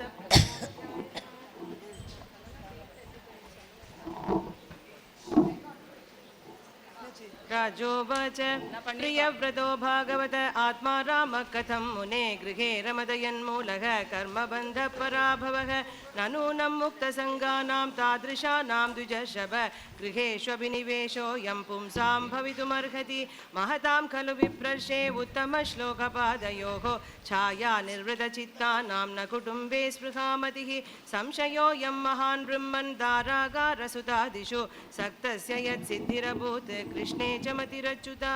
श्रीशुक उवाच बाढमुक्तं भगवतः उत्तमश्लोकस्य श्रीमच्चरणारविन्दमकरन्दरसे आवेशितचेतसो भागवत परमहंसदयितकथां किञ्चिदन्तराय विहतां स्वां शिवतमां पदवीं न प्रायेण हिन्वन्ति यर्हि वावः राजन् स राजपुत्रः प्रियव्रतः परमभागवतो नारदस्य चरणोपसेवयाञ्जस अवगतपरमार्थसतत्त्वो ब्रह्मसत्रेण दीक्षिष्यमाणो अवनितलपरिपालनाय आम्नाथ प्रवरगुणगणैकान्त भाजनतया स्वपित्रोपमन्त्रितो भगवति वासुदेवे एव अव्यवधानसमाधियोगेन समावेशित सकलकारकक्रियाकलापो नैव अभ्यनन्दत्यद्यपि तत् अप्रत्याम्नातव्यं तदधिकरणे आत्मनोऽन्यस्मात् असतोऽपि पराभवमन्वीक्षमाणः। अतः भगवान् आदिदेव एतस्य गुणविसर्गस्य परिब्रह्मण अनुध्यान व्यवसित सकल जगदभिप्राय आत्मयोनिरखिल निगम निज गण परिवेष्टितः स्वभवनात् अवततार स तत्र तत्र गगनतले उडुपतिरिव विमानावलिभिः अनुपतम् अमरपरिवृढैः अभिपूज्यमानः पतिपति च वरूतशः सिद्धगन्धर्वसाध्यचारणमुनिगणैः उपगीयमानो गन्धमादनद्रोणीम् अवभासयन् उपससर्प तत्र हवायेनं देवर्षिर्हंसयानेन पितरं भगवन्तं हिरण्यगर्भम् उपलभमानः सहसैवोत्थाय अर्हणेन सह पिता पुत्राभ्याम् अवहिताञ्जलिः उपतस्थे भगवानपि भारत तदुपनीतार्हणः सूक्तवाक्येन अदितराम् उदितगुणगणावतार सुजयः प्रियव्रतम् आदिपुरुषस्तं सदयहासावलोक इति होवाच। श्रीभगवानुवाच निबोधता तेदमृतं ब्रवीमि मा सूयितुं देवमर्हस्य प्रमेयं वयं भवस्ते तत एष महर्षिः वहाम सर्वे विवशा यस्य दिष्टं न तस्य कश्चित् तपसा विद्यया वा न योगवीर्येण मनीषया वा नैवार्थधर्मै परतस्वतो वा कृतं विगन्तुं तनुभृद्विभूयात् भवाय नाशाय च कर्म कर्तुं शोकाय मोहाय सदा भयाय सुखाय दुःखाय च देहयोगम् अव्यक्तदिष्टं जनताङ्गदत्ते यद्वाचितन्त्यां गुणकर्मदामभिः सुदुस्तरैर्वत्स वयं सुयोजिताः सर्वे वहामो बलिमीश्वराय प्रोता न सीवद्विपदे चतुष्पदः ईशाभिसृष्टं ह्यवरुन्महेङ्ग दुःखं सुखं वा गुणकर्मसङ्गात् आस्थाय तत्तद्यदयुङ्क्तनाथः चक्षुष्मदान्धा इव नीयमानाः मुक्तोऽपि तावद्विब्रूयात् स्वदेहम् आरब्धमश्नन्नभिमानशून्यः यथानुभूतं प्रतियात निद्रः किं त्वन्यदेहाय गुणान् न वृङ्क्ते भयं प्रमत्तस्य वनेष्वपि स्यात् यतः स आस्ते सह षट्सपत्नः जितेन्द्रियस्यात्र मते बुधस्य गृहाश्रमः किं नु करोत्यवद्यं यः षट्सपत्नान् विजिगीषमाणः गृहेषु निर्विशयतेत पूर्वम् अत्येति दुर्गाश्रित ऊर्जितारीन् क्षीणेषु कामं विचरेद्विपश्चित् त्वं त्वब्जनाभाङ्घ्रिसरोजकोश दुर्गाश्रितो निर्जितषट्सपत्नः भुङ्क्ष्वेह भोगान् पुरुषादिदिष्टान् विमुक्तसङ्गप्रकृतिं भजस्व। श्रीशुक उवाच इति समपिहितो महाभागवतो भगवतस्त्रिभुवनगुरोः अनुशासनमात्मनो लघुतया वनत शिरोधरो भाडमिति स बहुमानमुवाह भगवानपि मनुना यथावदुपकल्पितापचितिः प्रियव्रतनारदयोः अविषमम् अभिसमीक्षमाणयोः आत्मसमवस्थानम् अवाङ्मनसं क्षयम् अव्यवकृतं प्रवर्तयन् अगमत् मनुरपि परेणैवं प्रतिसन्धितमनोरथः सुरर्षिवरानुमतेन आत्मजमखिलधरामण्डलस्थितिगुप्तये आस्थाप्य स्वयम् अतिविषमविषयविषजलाशयाशाया उपरराम इति गवावस जगदीपतिः ईश्वरेच्छयादिनिवेशितकर्माधिकारो अखिलजगद्बन्धध्वंसनपरानुभावस्य भगवत आदिपुरुषस्य अङ्घ्रियुगल अनवरतध्यानानुभावेन परिरन्धितकषायाशयो अवधातोऽपि मानवर्धनो मगता महीतलम् अनुशशास अथ च दुहितरं प्रजापतेः विश्वकर्मण उपयेमे बर्हिष्मतीं नाम तस्यामुखभाव आत्मजान् आत्मसमानशीलगुणकर्मरूपवीर्योदारान् दशभावयां बभूव कन्यां च यवीयसीम् ऊर्जस्वतीं नाम आग्नीतयित्मजिह्वयज्ञबाहु महावीर हिरण्यरेतो घृतपृष्ठः सवनमेधादितिवीतिगोत्रकवय इति सर्व एवाग्निनामानः एतेषां कविर्महावीरः सवन इति त्रय आसन् ऊर्ध्वरेतसस्त आत्मविद्यायाम् अर्भभावात् आरभ्य कृतपरिचयाः पारमहंस्यम् एवम् एवाश्रमम् अभजन् तस्मिन्नुखवा उपशमशीलाः परमर्षयः सकलजीवनिकायावासस्य भगवतो वासुदेवस्य भीतानां शरणभूतस्य श्रीमच्चरणारविन्द अविरतस्मरणा विगलित परमभक्तियोगानुभावेन परिभावित अन्तर्हृदयादिगते भगवति सर्वेषां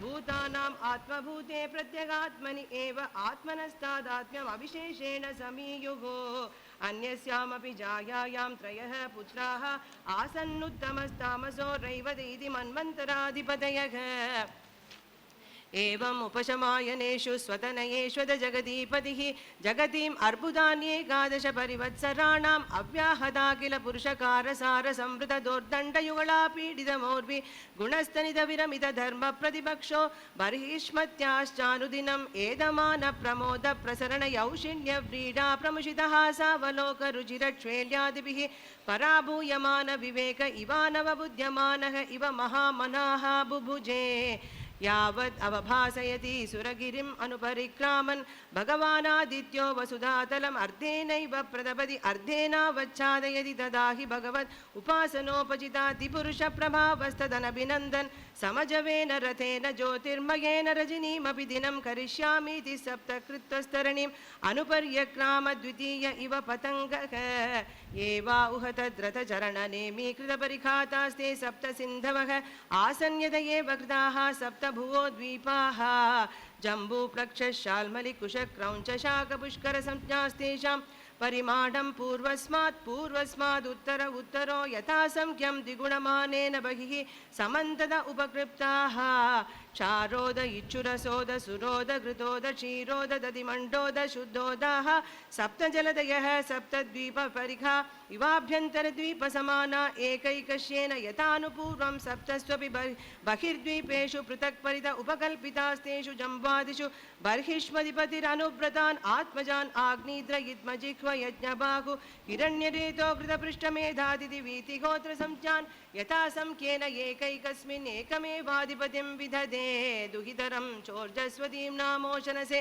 प्रायच्छद्यस्यामासीत् देवयानी नाम काव्यसुता नैवं विद पुरुषकारौरुक्रमस्य पुंसां तदङ्घ्रिरजसाजितषड्गुणानां चित्रं विदूरविगतस्य कृदादधीत यन्नामधेयमधुना स जहाति बन्धं स एवम् अपरिमितबलपराक्रम एकदा तु देवर्षि चरणानुशयन अनुपतितगुणविसर्गसंसर्गेण अनिर्वृतम् इवात्मानं मन्यमान आत्मनिर्वेद इदमाह अहो असाध्वनुष्ठितं यद् अभिनिवेशितोऽगम् इन्द्रियैः अविद्यारचितविषमविषयान्तकूपे तद् अलम् अलम् अमुष्या वनिताया विनोदमृगं मां धिग् धिग् इति गर्हयाञ्चकार परदेवता प्रसादादिगतात्मप्रत्यवमर्शेन अनुप्रवृत्तेभ्यः पुत्रेभ्य इमां यथादायं विभज्य भुक्तभोगां जमशीं मृतकमिव सह महाविभूतिम् अपहाय स्वयं निहितनिर्वेदो हृदि गृहीत हरिविहारानुभावो भगवतो नारदस्य पदवीं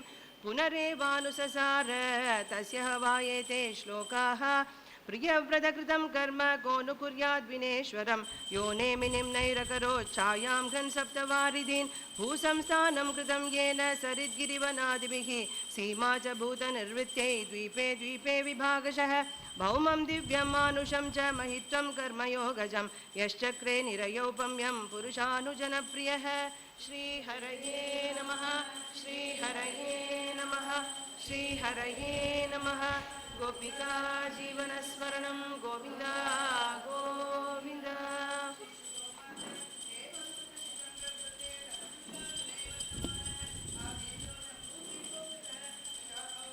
धर्मावेक्षमाणः पर्यगोपायत स च कदाचित् पितुलोककामः सुरवरवनिता क्रीडा जलद्रोण्यां भगवन्तं विश्वसुसाम्पदीम् आवृतपरिचर्योपकरण आत्मैकाग्रेण तपस्वी आराधयां बभूव तदुपलभ्य भगवान् आदिपुरुषः सदसि गायन्तीं पूर्वचित्तीं नाम अप्सरसम् अभियापयामास सा च तदाश्रम उपवनम् अतिरमणीयं विविधनिबिडविटपनिकारसंश्लिष्टपुरटलधारूढस्थल विहङ्गममिथुनैः प्रोच्यमानश्रुतिभिः प्रतिबोध्यमानसलिलकुक्कुटकारण्डवकल हंसादिभिः विचित्र उपकूजितम् अमलजलाशय कमलाकरमुपब्राह्म तस्यासु ललितगमनपदविन्यासगति विलास गतिविलासायाश्च अनुपदं खणखणायमानरुचिर चरणावरणस्वनमुपाकन्य नरदेवकुमारः समाधियोगेन आमीलितनयन नलिनमुकुलयुगलम् ईषद्विकचय्य व्यचष्ट ताम् एवाविदूरे मधुकरीमिव सुमनसः उपजिघ्नन्तीं दिविजमनुजमनोनयन आह्लाददुगैः गतिविहार व्रीडाविनायवलोक सुस्वराक्षर अवयवैः मनसि ऋणां कुसुमायुधस्य विदधतीं विवरं निजमुखं विगलितम् अमृतासवसहास भाषणामोदमदान्द मधुकरनिकरोपरोधेन दुदपदविन्यासेन वल्गुस्पन्दन सनकलशकबर वाररशनां देवीं तद अवलोकनेन मृत आवसारस्य भगवतो मकरध्वजस्य वशमुपनीतो जडवद् इति होवाच का त्वां चिकेशसि च कं मुनिवर्यशैले मायासि कापि भगवत्परदेवतायाः विद्ये विवर्षितनुषी सुहृदात्मनोऽर्थे किं वा मृगान् मृगयसे विपिने भ्रमत्तान् बाणाविमो भगवतः शतपत्रपत्रौ शान्तावपुङ्करुचिरौ विदिग्मदन्तौ कस्मै युयुङ्क्षसि वने विचरन्न विद्मः क्षेमाय नो जडधियां तव विक्रमोऽस्तु शिष्या इमे भगवतः परितः पठन्ति गायन्ति सामसरहस्यमजस्तमीशं युष्मशिखालिविलुलिता सुमनोऽभिवृष्टिः सर्वे भजन्ति ऋषिगणा इव वेदशाखाः वाचं वरं चरणपञ्चरतित्तिरीणां बृहन्नरूपमुखरां शृणवामतुभ्यं लब्ध्वा कदम्बरुचिरङ्गविटङ्कबिम्बे यस्यामलातपरिदिग्वजवल्कलं ते किं संवृतं रुचिरयोर्विजशृङ्गयोस्ते मध्ये कृशो वहसि यत्र ऋषिश्रिता मे पङ्कोरुणत्सुरभिरात्मविषाणीदृग येनाश्रमं सुभगमे सुरभिकरोषि लोकं प्रदर्शय सुहृत्तमतावकं मे यत्रत्य इत्थमुरसावयावपूर्वौ अस्मद्विदस्य मन उन्नयनोऽभिवर्ति भक्वद्भुतं सरसराससुधाधिवक्त्रे कावात्मवृत्तिरदनाथ विरङ्गवाति विष्णो कलास्य निमिषोन्मकरौ च कर्णौ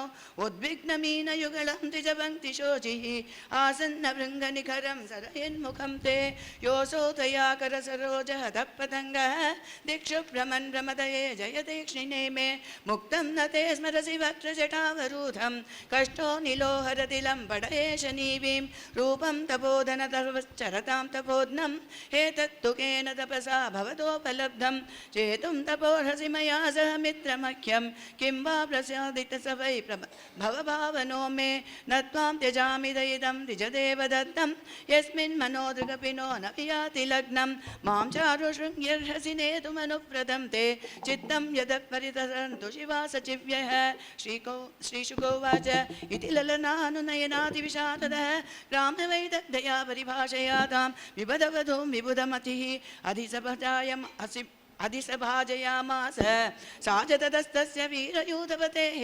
बुद्धिशूलरूपवयः श्रिय औदार्येण परिक्षिप्तमनाः तेन सहायुधायुध परिवत्सरोपलक्षणं कालं जम्बूद्वीपपतिना भौमस्वर्गभोगान् बुभुजे तस्यामुहवा आत्मजान् स राजवरः आग्नेन्द्रो नाभि किं पुरुष हरिवर्षे इलावृतरम्यक हिरण्मय कुरुभद्राश्वकेतुमाल संख्यान नवपुत्रा अनजनयत् सा सूत्वातसूदान् नव अनुवत्सरं गृह एवापहाय पूर्वचित्तीभूय एवाजं देवमुपतस्ते आग्नेन्द्रसुधास्ते मातुः अनुग्रहादौत्पत्तिकेनैव संहननफलोपेताः पित्रा विभक्ताः आत्मतुल्यनामानि यथा भागं जम्बूद्वीपवर्षाणि बुभुजुः आग्नेन्द्रो राज अतृप्तकामानाम् अप्सरसम् एवानुदिनम् अधिमन्यमानस्तस्याः सलोकदां श्रुतिभिः अवारुन्ध यत्र पितरो माधयन्ते सम्परेते पितरिनवभ्रातरो मेरुत्रिमेरुदेवीं प्रतिरूपामुग्रदं श्रीं लतां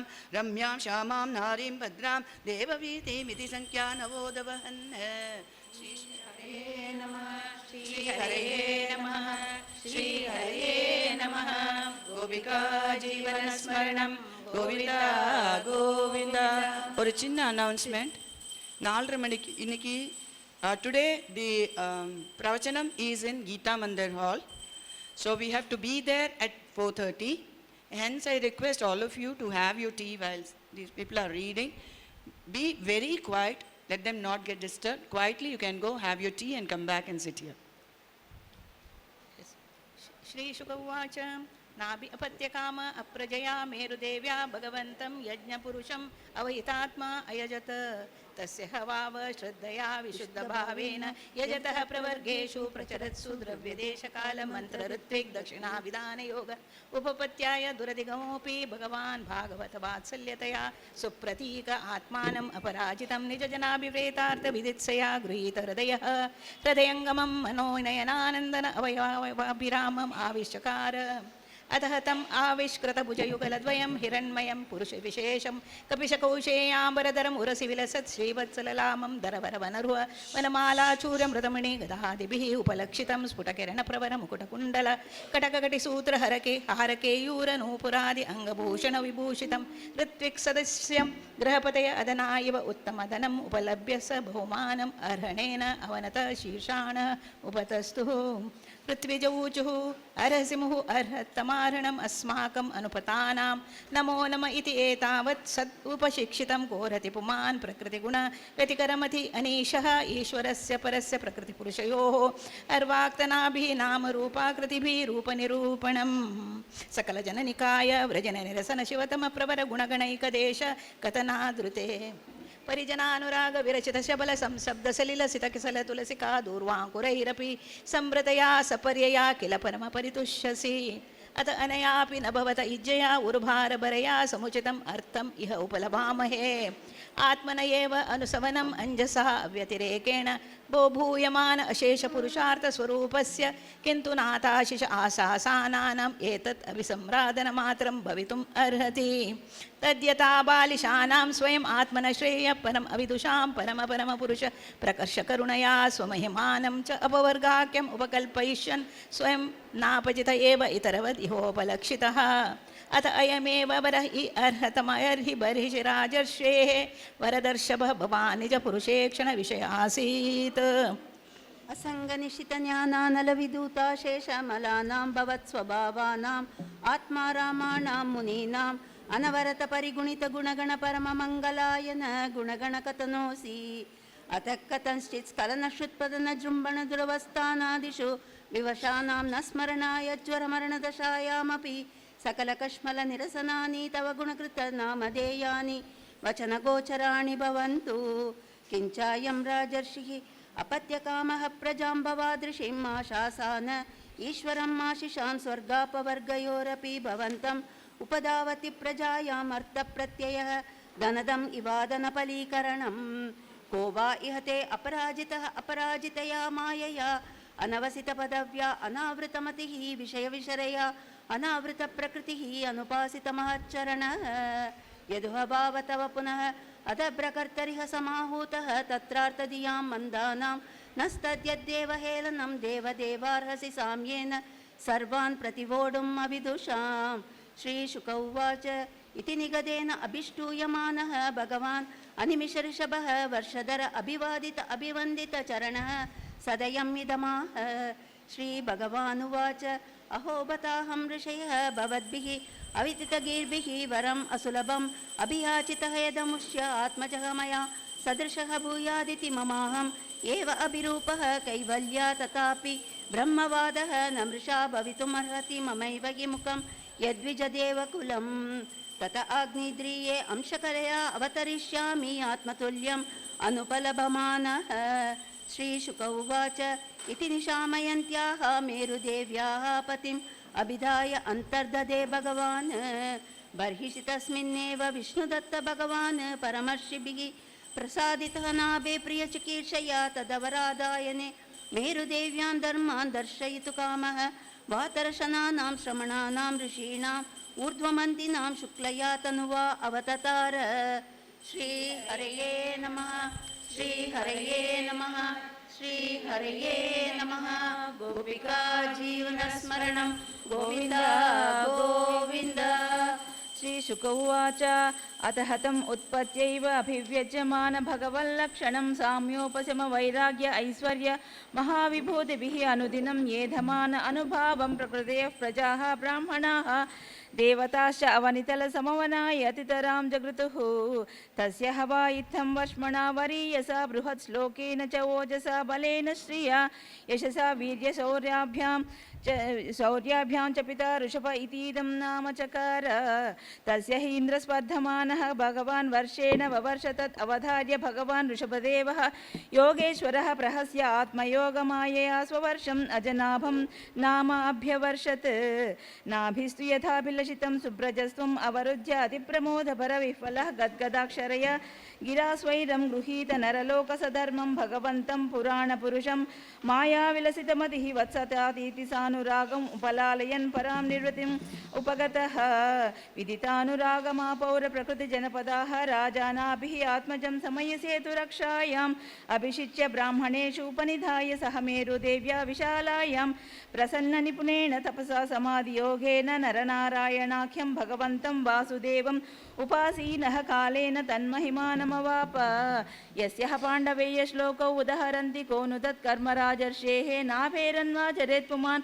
अपत्यताम् अगाद्यस्य हरिशुद्धेन कर्मणा ब्रह्मण्योऽन्यकुतो नाभेः विप्रामङ्गलपूजिताः यस्य बर्हिषि यज्ञेशं दर्शयामासु रोजसा अतः भगवान् ऋषभदेवः स्ववर्षं कर्मक्षेत्रम् अनुमन्यमानः प्रदर्शित गुरुकुलवासः लब्धवरैः गुरुभिः अनुज्ञातः गृहमेधिनां धर्मान् अनुशिक्षमाणः जयन्त्याम् इन्द्रदत्तायाम् उभयलक्षणं कर्मसमाम्नायां नाथम् अभियुञ्जन् आत्मजानम् आत्मसमानानां शतं जनयामास येषां खलु महायोगी भरतः ज्येष्ठश्रेष्ठ गुणासीत् येनेदं वर्षं भारतम् इति व्यपदिशन्ति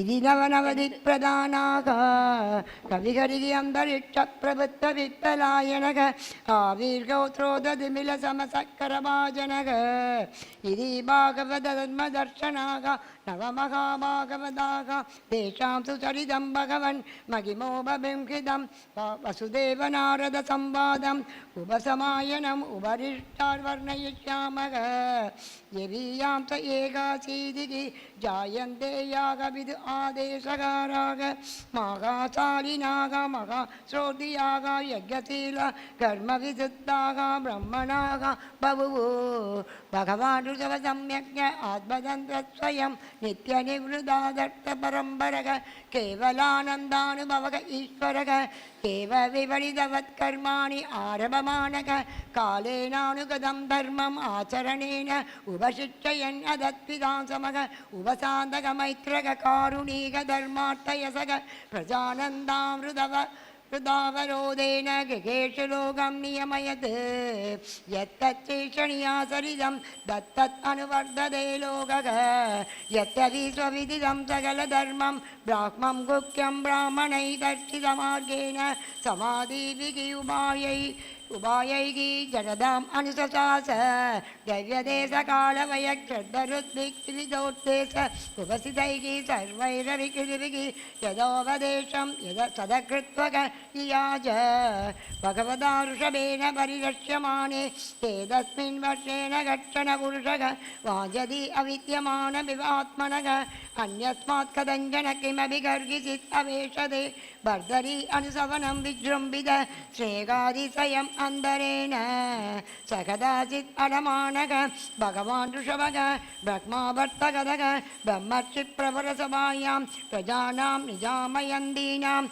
आत्मजान् अवगिदात्मनः प्रश्रय प्रणयभरस्वयन्त्रदिदानभि उपशिक्षयन् इति गोवाच श्रीहरे नमः श्रीहरे नमः श्रीहरे नमः गोपिका जीवनस्मरणं गोविन्दा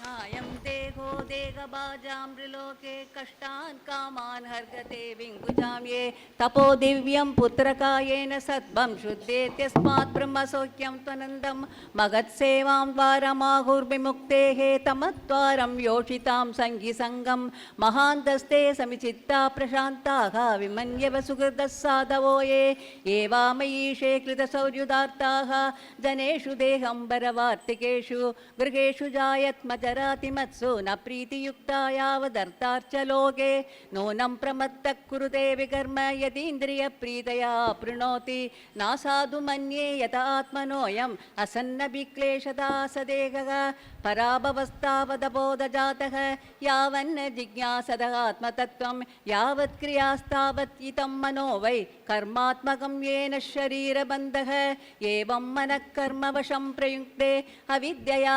आत्मन्युपदीयमाने प्रीतिर्न यावन्मयि वासुदेवे न मुच्यति देहयोगेन तावत् यथा न पश्पत्यातगृहेणां स्वार्थे प्रमत्तः सहसा विपश्चित् कथं स्मृतिर्विन्दति तत्र तापान् आसात्य मैथुन्यमगारमज्ञः वंशस्त्रियामिथुनी भावमेतं तयोर्मितो हृदयक्रन्तिमाहुः अधो गृहक्षेत्रसुदाप्तवित्तैः जनस्य मोहम् अहं ममेति यदा मनो हृदयक्रन्तिरस्य कर्मानुबद्धो दृढाश्लतेद तदा जनः सम्परिवर्तते स्मात् मुक्तः परं यात्यधिहाय हेतुं हंसे गुरौ मयि भक्त्यानुवृत्त्या तृष्ण्या त्वन्दति दीक्षया च सर्वत्र जन्तुर्व्यसनावगत्य जिज्ञासया तपसेहानिवृत्त्या मत्मकर्भिर्मत्कतया च नित्यं मद्देव सङ्गात् गुणकीर्तननाम्ने निर्वैरसाम्योपशमेन पुत्राः जिहासया तेह गेहात्मबुद्धेः आध्यात्मयोगेन विविक्तसेवया प्राणेन्द्रियात्मा भजेन सत्र्यक् सत्श्रद्धया ब्रह्मचर्येण शश्वत् असम्प्रमादेन यमेन वाचां सर्वत्र मद्भावशिक्षणेन ज्ञानेन विज्ञानविराजितेन योगेन धृत्युद्यमसत्त्वयुक्तः लिङ्गं विबोहेत् कुशलोहम् आख्यं कर्माशयं हृदयक्रन्तिबन्धम् अविद्यया आसादितम् अप्रमत्तः अनेन योगेन यदोपदेशं सम्यक् बह्यो परमेदयोगात् पुत्रां च शिष्यां च निपो गुरुर्वा मल्लोककामो मदनुग्रहार्थः इत्थं विमन्युरनुशिष्यात् अदज्ञान् न योजयेत् कर्मसु कर्ममूढान् कं योजयन् मनुजोक्तं लभेद निपादयन् नष्टदृशां हि कर्ते लोकस्वयं शेषनष्टदृष्टिः योतान् समीहेत निकामकामः अन्योन्यवैरस्सुकलेशहेतोः अनन्ददुःखं च न वेद मूढः कस्तं स्वयं तदिभिज्ञो वेसीत् अविद्यायाम् अन्तरे अतमानं दृष्ट्वा पुनस्तं सगुणकुबुद्धिं प्रयोजयेतुत्पदकं यदान्तं गुरुर्न स्यात् स्वजनो न स स्यात् पिता न स स्यात् जननी न सा स्यात् दैवं न तस्यात् पतिश्च स स्यात् नमोचयेत्यः समुपेदमित्यम् इदं शरीरं मम दुर्विभाव्यं सत्वं हि मे हृदयं यत्र धर्मः पृष्ठे कृतो मे यदधर्माराधे अधो हि मां वृषभं प्राहुरार्याः तस्मात् भवन्तो हृदयेन जाताः सर्वे महीयां समं सनाभम् अकृष्टबुद्ध्या भरतं भजध्वं शुश्रूषणं तद्वरणं प्रजानां भूतेषु वीरुद्व्यौदुत्तमाये सरीसृपासेषु सबोधनिष्ठाः ततो मनुष्या प्रमदास्ततोऽपि गन्धर्वसिद्धा विबुधानुगाये देवासुरेभ्यो भगवत्प्रधानाः दक्षादयो ब्रह्मसुतास्तु तेषां भवः परसोद विरिञ्जवीर्यः समत्परोगं द्विजदेवदेवः न ब्राह्मणैस्तुलये भूतमन्यते पश्यामि विप्राविमतः परन्तु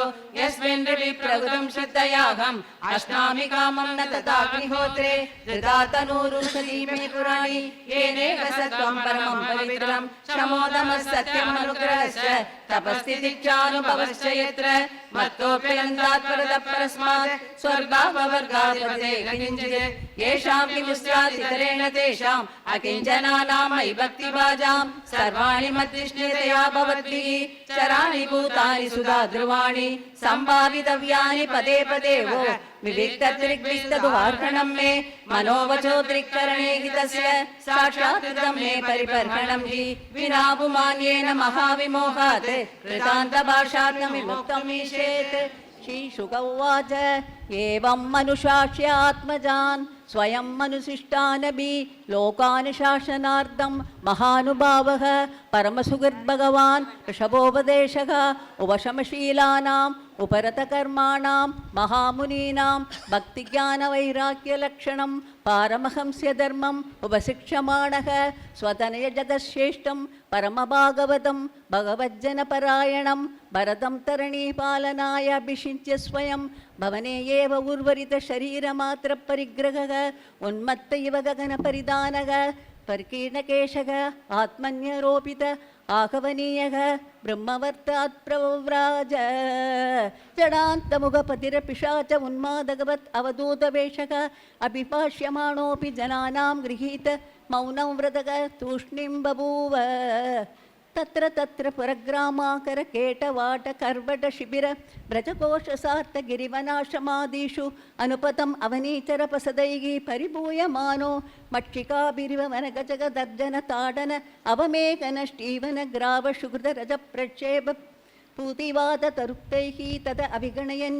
एव अजसंस्थाने एतस्मिन् देहोपलक्षणे सत् अपदेश उभयानुभवस्वरूपेण स्वमहिमावस्थाने असमारोपित अहं मम अभिमानात्वात् अगिखण्डितमनाः पृथ्वीम् एकचरः परिपभ्राम अतिसुकुमारकरचरणोरस्थल विपुलवाह्वं सकलवदनादि अवयवविन्यासक प्रकृतिसुन्दरस्वभावहाससुमुखनवनलिन तलयामान शिशिरतारारुणायत नयनरुचिरसदृशसुभगकपोलकर्णकण्ठनास विकुटस्मितवदन महोत्सवेन पूरवनितानां मनसि कुसुम शरासनम् उपददानः पराक् अवलम्बमान कुटिलजटिलकपिशकेशभूरी बारो अवधूतमलिन निजशरीरेण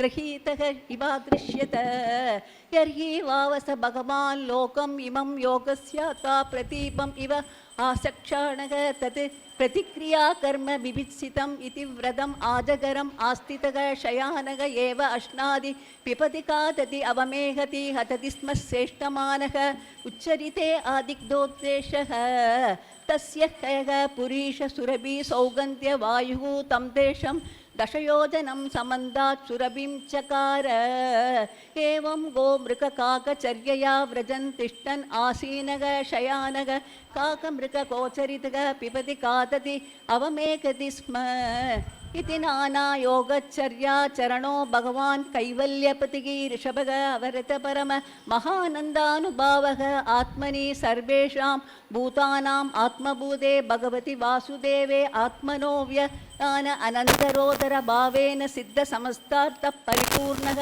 योगैश्वर्याणि वैगायस मनोजव अन्तर्धान परकाय प्रवेशदूर ग्रहणादीनि यत्रुच्ययोपगतानि नाञ्जसा निर्पहितयेन अभ्यनन्दत् श्रीहरये नमः श्रीहरये नमः श्रीहरये नमः गोपिका जीवनस्मरणं गोविन्दा गोविन्द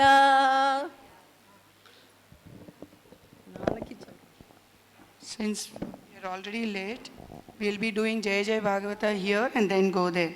So அதனால வேகம் எல்லாரும் கிளம்புங்கோ, அங்கே நேரமாக இருது. சுவாமிஜி வெயிட் பண்ணிட்டு இருக்கார்.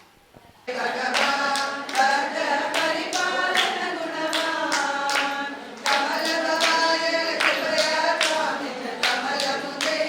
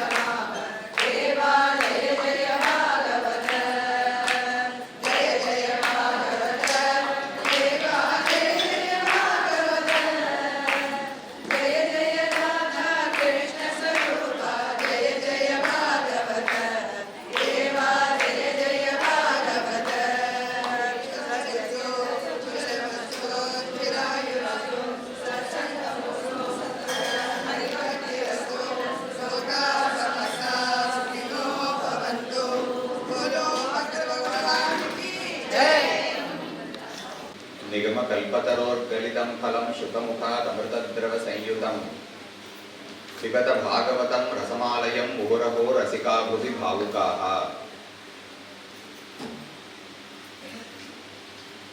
The Sanatana Dharma that is ages old and is propounded by the Vedas is supported by the pillars of Smritis, Itihasas and Puranas. When one tries to understand the true meaning of the Vedas, it is imperative that he or she understand the meaning that the Rishis have told us in the Puranas and Itihasas before that. These Rishis, who were great, knowledgeable people and noble souls who did not expect anything in return from us, have written Puranas and various Smritis and Itihasas for no other purpose other than our own benefit and upliftment. Vedavyasa or Shuka or Parashara do not ask us for money, do not ask raise any temples or shrines for them. All that they expect us to do is to lend an open ear with an open mind so that we may understand the true meaning of the Vedas and Sanatana Dharma. Vedavyasa was born to segregate the Vedas into four and also classify, codify the Puranas and write the Bhagavata Purana. Of the 18 Puranas that we glorify, 6 are said to be Sattvika Puranas, 6 are said to be Rajasic in nature, and the last 6 are Tamasic Puranas. When Brahma narrates these Puranas to his disciples, based on his own guna, he narrates different Puranas at different points of time. Therefore, when someone narrates something with Sattva guna, we can take it at face value, we can take it to be true completely. When something is uttered due to Rajoguna, then it is possible that the person who is speaking it has some other motive in mind, might have some selfish motive also for speaking so. When someone speaks something out of Tamoguna, it is quite possible that they want to cheat us or somehow deliberately mislead us. Therefore, amongst the Puranas too, all the Puranas are not considered to be equal. The 6 Sattvika Puranas, which comprise of Vishnu Purana, Bhagavata Purana and so on, are considered to be the supreme truth. The other Puranas that sometimes talk against or contradictory to the Vedas are to be taken with a pinch of salt. You must check whether what they are saying will fit in with the overall picture that is offered by the Vedas and other Sattvika Puranas also. But in Bhagavata Purana, there is no such trouble, since it is a Sattvika Purana and it was written by sage Vedavyasa, who is an avatara, incarnation of Lord Narayana himself. It can be trusted to be the most important teachings that the Rishis have to give to us. In that Bhagavata Purana, earlier we saw the story of how Parikshit was bitten by the snake and he had only 7 days to live. And so Shukacharya started to narrate the Bhagavata Purana to him. The second skandha talked mostly about creation, how the Bhagavan creates these 5 elements from Prakriti, joins them to make the Anda, creates Brahma in his Nabhi Kamalam, and allows him to continue further creation by preaching to him the Vedas. The third skanda went on to talk about the family or the lineage of Swayambhuva Manu and how his children, his primary children, gave birth to many people, and his daughter Devahuti, who was married to Kardama Prajapati, gave birth to Kapilacharya, who was an incarnation of Bhagavan himself. Whenever there is deterioration in the dharmic path, Bhagavan takes an incarnation to uplift it or establish it again. Yada yada hi dharmasya glanir bhavati bharata abhyuttanam adharmasya tadatmanam srijamyaham is what Krishna says in the Bhagavad Gita. Whenever dharma starts to deteriorate, he does not allow dharma to deteriorate. When it appears as though dharma is about to deteriorate, Bhagavan takes birth and re-establishes the age-old practices and methods that are available to a Jivatma to attain mukti.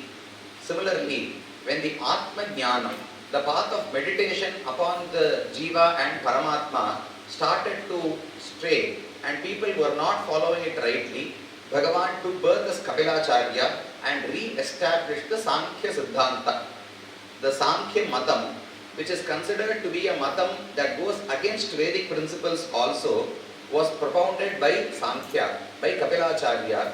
But what he says in the Bhagavata Purana and what we see as the Sankhya philosophy today are not exactly the same. There are 2 types of Sankhya philosophies. One is the Seshwara Sankhya, the Sankhya who accepts the existence of a supreme being, Paramatma. That was what Kapilacharya said.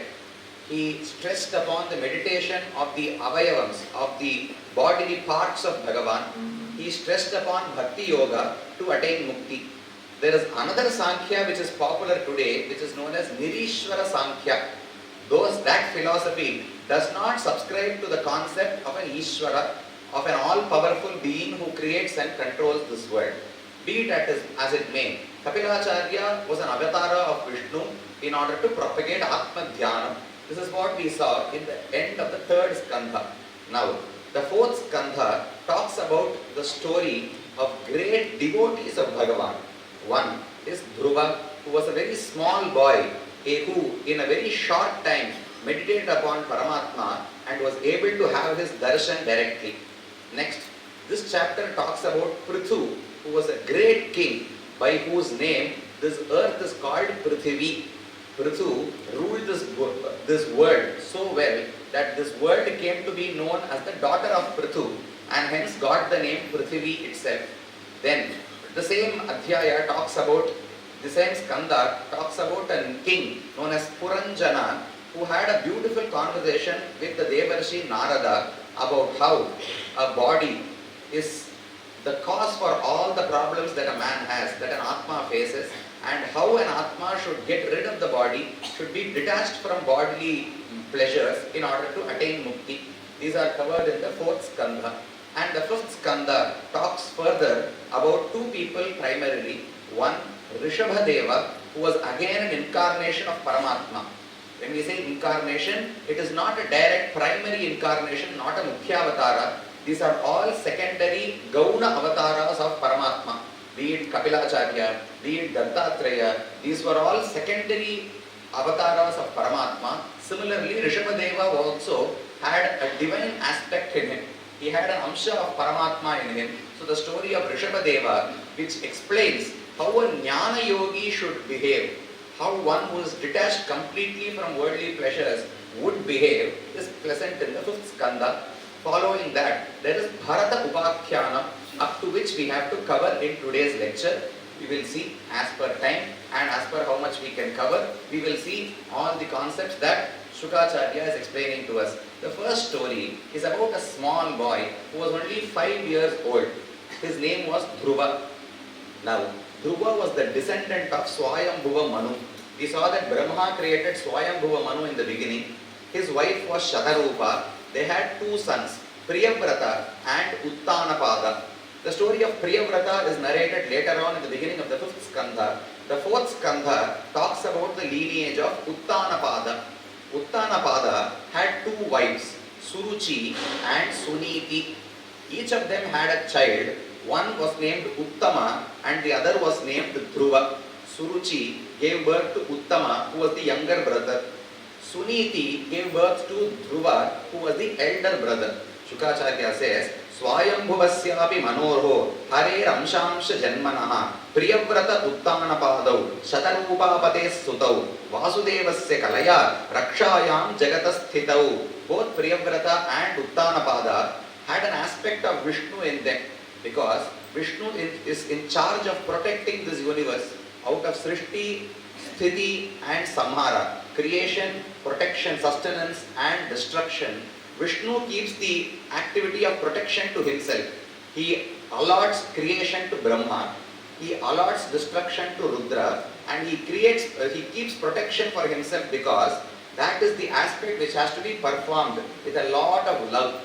Since Bhagavan has a lot of compassion, it is natural for him to protect someone rather than creating or destroying someone. In one of the Pausurams in Tirupavai, Andal says, Aali Madaikanna Undrini Kaiharavel. She with a lot of humility reveres the god of rain as Aali Madaikanna. The Vyakhyata there, Perivachanvite says, Andal thinks highly of Varuna Bhagavan because he is carrying out the mandate that Vishnu has kept for himself. Bhagavan likes the job of protecting people. One of the main aspects of protection or sustenance is by giving water or rain, which is carried out by Varuna Bhagavan. So, since the motive of Varuna is so aligned with the motive of Bhagavan, Andal is praising Varuna as Aali Madaikanna. So, when Bhagavan continues to do sustenance, every Raja, every king who protects the people is said to have an aspect of Vishnu in him. So Shuka says, Vasudevasya kalaya rakshayam jagataha sthitau. Having an aspect of Vishnu, which means having the anugraha of Vishnu for their support. The two of them, Priyavrata and Uttanapada, continue to protect and rule this world. Jaye Uttanapadasya Sunitihi Suruchis Tayoho Suruchi Preyasi Patyuhu Netara Yatsuto Dhruvaha. Out of Suruchi and Suniti, Suruchi was to her husband's liking. The husband Uttanapada had a lot of love for Suruchi but not for Suniti. Suruchi's son was Uttama and Suniti's son was Dhruva. One day, the king was sitting on his throne and Uttama, the younger son, climbed on top of Uttanapada's lap and was playing there. Seeing this, Dhruva also naturally wanted to play on his father's lap. He tried to go and climb onto the lap, but the king, Uttanapada, the father, refused him. He says, Uttamam nanurukshantam Dhruvam Raja Abhyanandada Ekaya Suruchev Putram Ankam Aropya Lalayan. He had Uttama on his lap. He was cajoling him, but when Dhruva wanted to climb on top, he refused him, saying, you cannot do so, only Uttama can sit on my lap. Now, hearing what was happening here, the first wife, Suruchi, came out from wherever she was, and seeing what happened, she started to talk to Dhruva in a very rude fashion. She says, if you want to climb and sit on that throne, or if you want to sit on your father's lap, then you should have had the fortune of taking birth in my womb. Since you have taken birth in Suniti's womb, you do not have the privilege of sitting on the throne, or neither do you have the privilege of playing with you on your father's lap. Na vatsa nripader dhishnyam bhavan arodhu marhati na grihito maya yatvam kukshavapin nripatmajaha. Since you were not present in my womb, you are not my child, you do not have the privilege of sitting on the throne or on your father's lap. So, if you want to be the king, if you want to play on your father's lap, then I will give you an option. Please go and meditate towards Paramatma Sriman Narayana, and by his grace, maybe you would be able to achieve it. She says, Tapasa Aradhya Purusham Tasyaiva Anugrahena me Garbhetvam Sadhaya Atmanam Yedi Chasi Drupasanam. If you so covet the throne, then go pray to Lord Sriman Narayana, and by his grace, take another birth in my womb as my child, and only then will you be able to ascend to the throne. When Dhruva heard this, he was so distraught, he was so worried that he ran back to his mother. Whenever a child faces any problem, the natural recourse is to go running to his mother. So Dhruva went back. Matu sapatnyasa durukti viddha shvasan rusha dandahato yatahihi. Just as a serpent that is bitten with a snake will start to breathe heavily, similarly out of anger and sorrow, Dhruva started breathing heavily and he ran back to his wife, to his mother. Hitva mishantam pitaram sannavacham jagama matuf prarurdam sakasham. He went back crying to his mother, hugged her, sat on her lap and did not even have the guts to say what had happened. He was so hurt that he started crying and crying, but he wanted the embrace of his mother. Whenever we face hardships in our life, that is when we go back to Paramatma. If we have a very happy life, Bhagavan is like our mother. For a small child, he thinks or she thinks that his or her mother is going to protect her from everything. As we grow older, we realize that even father or mother might not be towards us or anukula to us always. We cannot categorically say that a father or a mother or a brother or a son or a friend would always protect us. If all fathers were to protect their children, Hiranyakashipu should not have tried to beat Prahlada. If all mothers would do only good things for their children, Bharata should not have been betrayed by Kaikeyi, who got the Rajyam for him. If all brothers would look for each other's well-being, then Ravana and Vibhishana should not have quarreled. Ravana should not have put Vibhishana out of Lanka at all. So none of these relations can be trusted categorically. The only person who can be trusted at all cost or in any instance is Paramatma. That is why the Upanishads say, Bhrata, Nivasaha, Sharanam, Suhrit, Gatihi, Narayanaha. All your father, your mother, your brothers, your Gati, your refuge, you must consider Narayana to be all of them. The boy does not know all this. For a boy, his mother is the ultimate refuge. Once you grow, once you are mature, you will realize that not even your relatives will come to your aid at all times. So you will shift your gaze to Paramatma. In fact, Kulasekhar Alvar says he goes to the next level. Even if Paramatma starts to put us to test, even then we do not have any other feet to go and to seek refuge in. Even when there is a doctor or when there is a mother, take the same example.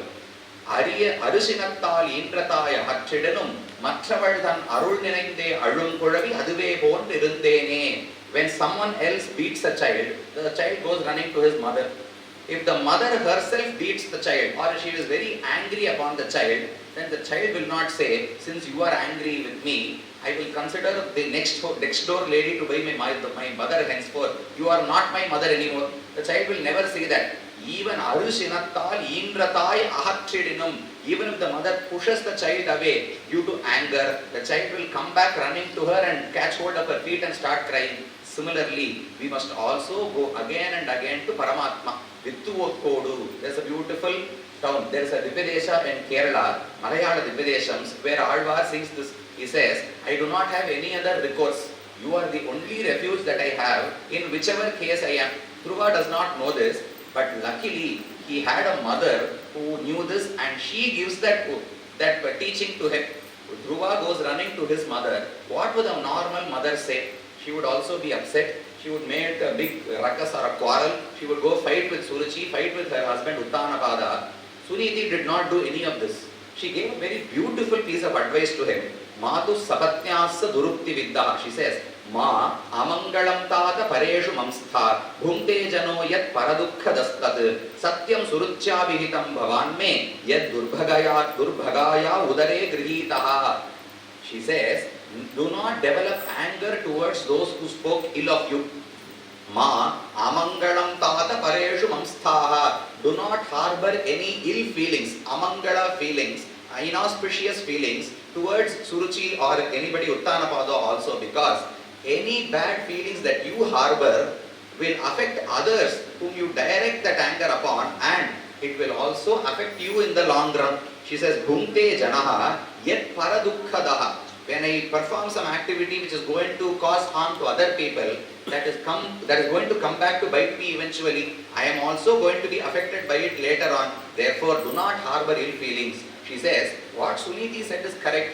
If you want to have the throne, if you want to be a great king, you must go and prostrate towards Paramatma, you can perform meditation upon him. I think that what Suruchi said is the right advice. Aradhaya adhokshaja padapadmam yadikshase adhyasanam uttamo yatha तथा मनुर्वो भगवान पितामहः यमेकमत्या पुरु दक्षिणैर मखः विभावनायात्त गुणाभिपत्तेः यस्यांग्रिपद्मं परिचर्य विश्व. She says, what she said appears to be correct. Lord Brahma, the four-faced Brahma, got the power to perform creation by meditating towards Paramatma. Your own grandfather, the grandfather of Dhruva, is Swayambhuva Manu. Suniti says, Swayambhuva Manu, your grandfather also performed meditation towards Paramatma, performed many yajnas and homas. Only then he got the power to rule over this whole world. So, if you too want to ascend on the throne, then it is only correct. What Suniti said is right. You go and meditate towards Paramatma, and by his grace, you will be able to achieve what you want.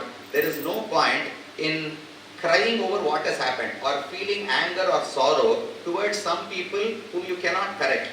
If they have a crass outlook or if they are rude people, then there is no point in feeling sad that they have been rude to you. You can only seek for recourse and try to get over them by seeking the aid of someone who is even more superior than them. So Suniti said, you go to the forest, go to wherever you want, you perform tapasya, you do penance, meditation, and if you are able to view Bhagavan, if you have the darshan of Bhagavan, he will be able to grace you with anything that you want. Dhruva was convinced that this is the best thing to do. He immediately left the house and started walking out. He did not know where he had to go. He did not know how to perform meditation dhyanam also. He does not even know any one mantra. He had not gone to a school as of yet. So he does not know how to write or read. He does not know how the Vedas are to be chanted. But still, out of his anger, he immediately walked out of the house. Learning that this has happened, Narada, who was roaming about here and there, immediately comes to meet Dhruva. He kept his hand on Dhruva's head and tried to calm him down. Sanniyamya atmanatmanam nischakrama pituh purad naradastadupākarnya ñātvā tasya chikīrshitam sprishtva mūrdhini aghaghranena pānina praha vismitaha. Narada's hands are said to be the destroyer of sins. Aghaghranena pānina. We usually think that Narada is a person who likes to incite quarrel between people. Naradaha kalaha priyaha. He always likes to incite quarrels, but in truth, the word Narada clearly says what his purpose is. Nara refers to people, humans. Nara is the ignorance that is there in humans. The means one who destroys that. Narada means the person who destroys ignorance in the minds of people. So all his upadeshas, all his activities are directed towards pushing people towards Bhagavan, towards knowledge, towards Atma Paramatma Jnanam. So Narada now comes to Dhruva and starts to talk to him. Na adhuna pyavamanam te sammanam vapi putraka lakshayamah kumarasya saktasya kridanadishu. He says, oh child, you are not yet old enough to feel that you have been wronged by someone. Mana and avamana are tolerable if they are there in a grown person. A child should not feel mana and avamana. Krishna says, even a grown person who has realized the Atma should not feel mana avamana. Tulyas nindastutir mauni. Then samadukha sukham dhiram mana avamanayoho samaha. Krishna says, whenever someone is praising you, do not feel joy for that.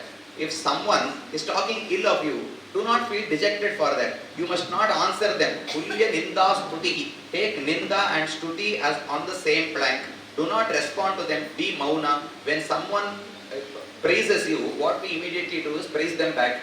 He says don't do that. When someone curses you, we immediately are pushed to curse them back. Krishna says avoid that also. So be like a child. Even though you are a great vidwan, tasmad pandityam nirvitya balyena tisthase. The Upanishad says a pandita, a great scholar, should behave like a bala. The bala, a small child, will never show off. He does not know to show off whatever he has. Similarly, a scholar should also behave like a bala. Now he says the other aspect of a bala is you should not feel mana or avamana. Whenever there is a quarrel between children, if the parents get involved, then it is going to go bad. If the children are alone fighting, they might quarrel today, tomorrow they might put their hands on each other's shoulders and say we are best friends and go off. The parents would still be quarreling.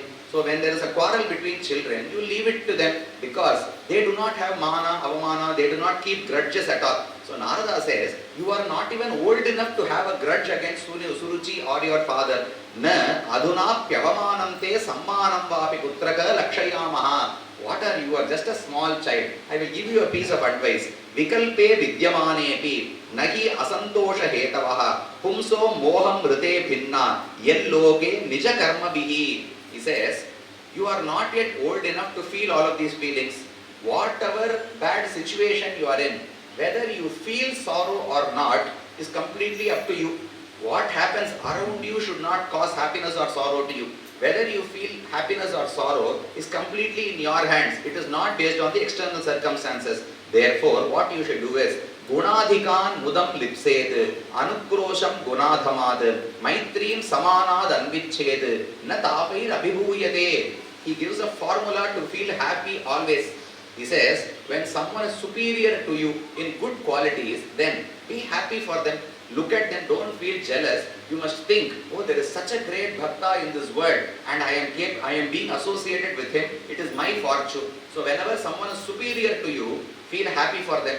Whenever someone is inferior to you, not by birth or not by money, it by qualities. When someone does not have as many good qualities as you, then Gunadhamad Anukrosham, feel compassion towards them, try to uplift them, try to teach them to lead a good life. So someone superior to you, be happy for them. If someone is inferior, try to help them out of compassion. If someone is equal to you, make them your friend. If you follow this formula, there is nobody who can hurt you and you will also not feel sorrow at any time. Yasya yad daiva vihitam sadena sukha dukkhayoho atmanam toshayantehi. Then Narada says, oh boy, there is one more aspect. One, you are not old enough to feel such intense anger or a grudge towards anybody and try to do something out of that.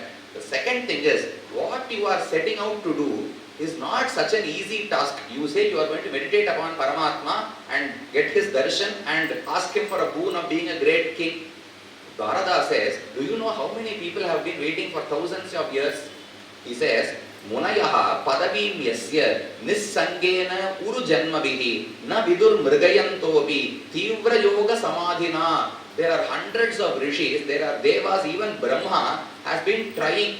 Umbaral ariyalaha uliyular anikkahi. Even devatas are not capable of understanding who Paramatma is. Pennulam shadayinanum piramana munnai kanban yennila uli uli tamam cheydar velhi nirpa. Alvar says, when Bhagavan came running to save Gajendra, all Brahma and all the rishis were awestruck. They thought, we have been trying to have darshan of the same Paramatma for thousands of years by performing penances. This elephant did not do a minute of penance and he has had the fortune of having Bhagavan's darshan. So all of these people felt sad, they felt shy that they could not have had Bhagavan's darshan. So it is not an easy process. Yoga or dhyana meditation. Earlier in the morning session we saw how you have to perform yoga. Sit on an asana with a backrest, focus your eyes on the edge of your nose, control your prana and you have to meditate upon Paramatma for hours and hours together. இழைப்பினை இயக்கம் நீக்கி இருந்து முன் இமையை கூட்டி அளப்பில் ஐம்புலன் அடக்கி அன்பு அவர்கண்ணே வைத்து புழக்கமில் சிந்தை செய்து தோன்னலும் சுடர்விட்டு ஆங்கே விளக்கினை விதியில் காண்பார் மெய்மையில் காண்கிப்பாரே. Alvar says, even if you do all of this, you have to first control your senses. You have to stop being affected by troubles in the world. Then you have to perform meditation. As you meditate, you are going to mature in your meditation and you will be able to see Paramatma. Even if you do all this, Meimayil Kangippare, do you think that you will be able to truly witness Bhagavan? Even if you perform Bhakti Yoga to the T, it is going to take many, many years to witness Paramatma. So Narada says, what you are setting out to do is not an easy task. You are a small boy, don't have grudges, go back to your house, enjoy whatever there is to enjoy, and once you are old, you can take all these up. When Dhruva listened to this, he answered saying, did I ask you for your advice? You must know whom to give advice to, especially when you are talking about spirituality. Swami Ramanuja, when he was in this Bhuloka, he had a disciple known as Pillai Urangavilli Dasar. How he became Swami Ramanuja's disciple is a beautiful story. Once Ramanuja was walking on the streets of Srirangam.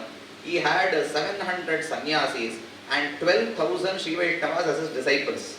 Along with many of them, he was walking on the streets of Srirangam. One person was coming in the opposite direction. He was holding an umbrella over the head of his wife. That person was Pillai Urangavilli Dasar, and his wife was Ponnachiyar. They were walking as a couple towards Ramanuja. Ramanuja stopped all his disciples, went to that person and asked, "Why are you doing this in public view? If you love your wife so much, keep it indoors. Why are you holding an umbrella and doing service to your wife out in the open?"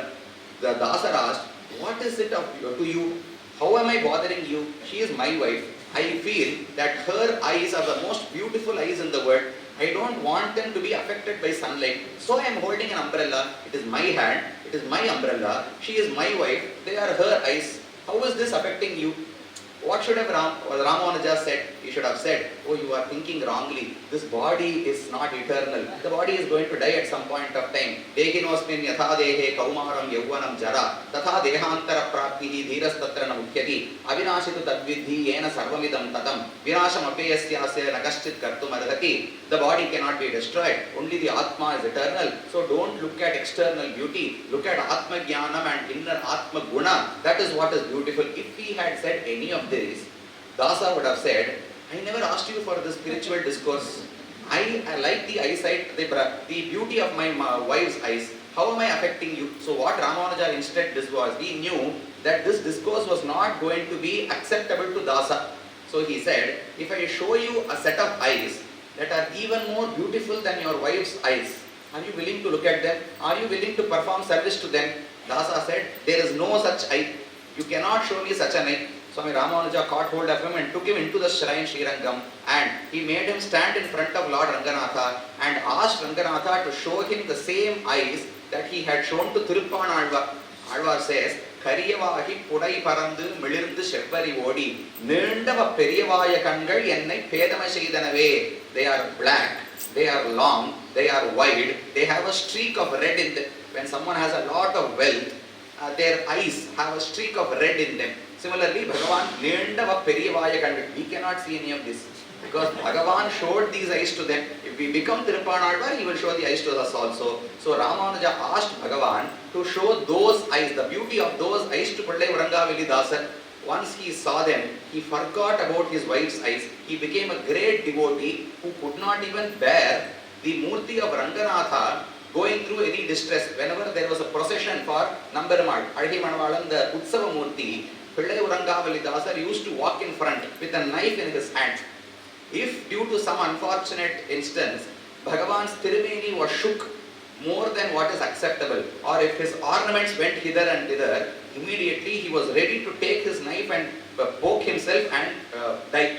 He was ready to commit suicide because he loved the Murti of Bhagavan so much that he did not want any harm to come to it. Okay. Why I was saying this is, if Narada did not know what Swami Ramanuja knew, he should have also adopted some other means to try to change the mind of Dhruva. Narada gave a lot of spiritual enlightening discourses. Dhruva was not ready to listen to them. Soyam shamo Bhagavata sukha dukkha hatatmanam darshita kripaya pumsam durdarsho asmad vidhaistu yaha. O sage, you are talking about things that only those people who are tired in this world will accept. If you say that you must not feel any bad grudges towards anybody, who will accept this? I am a Kshatriya.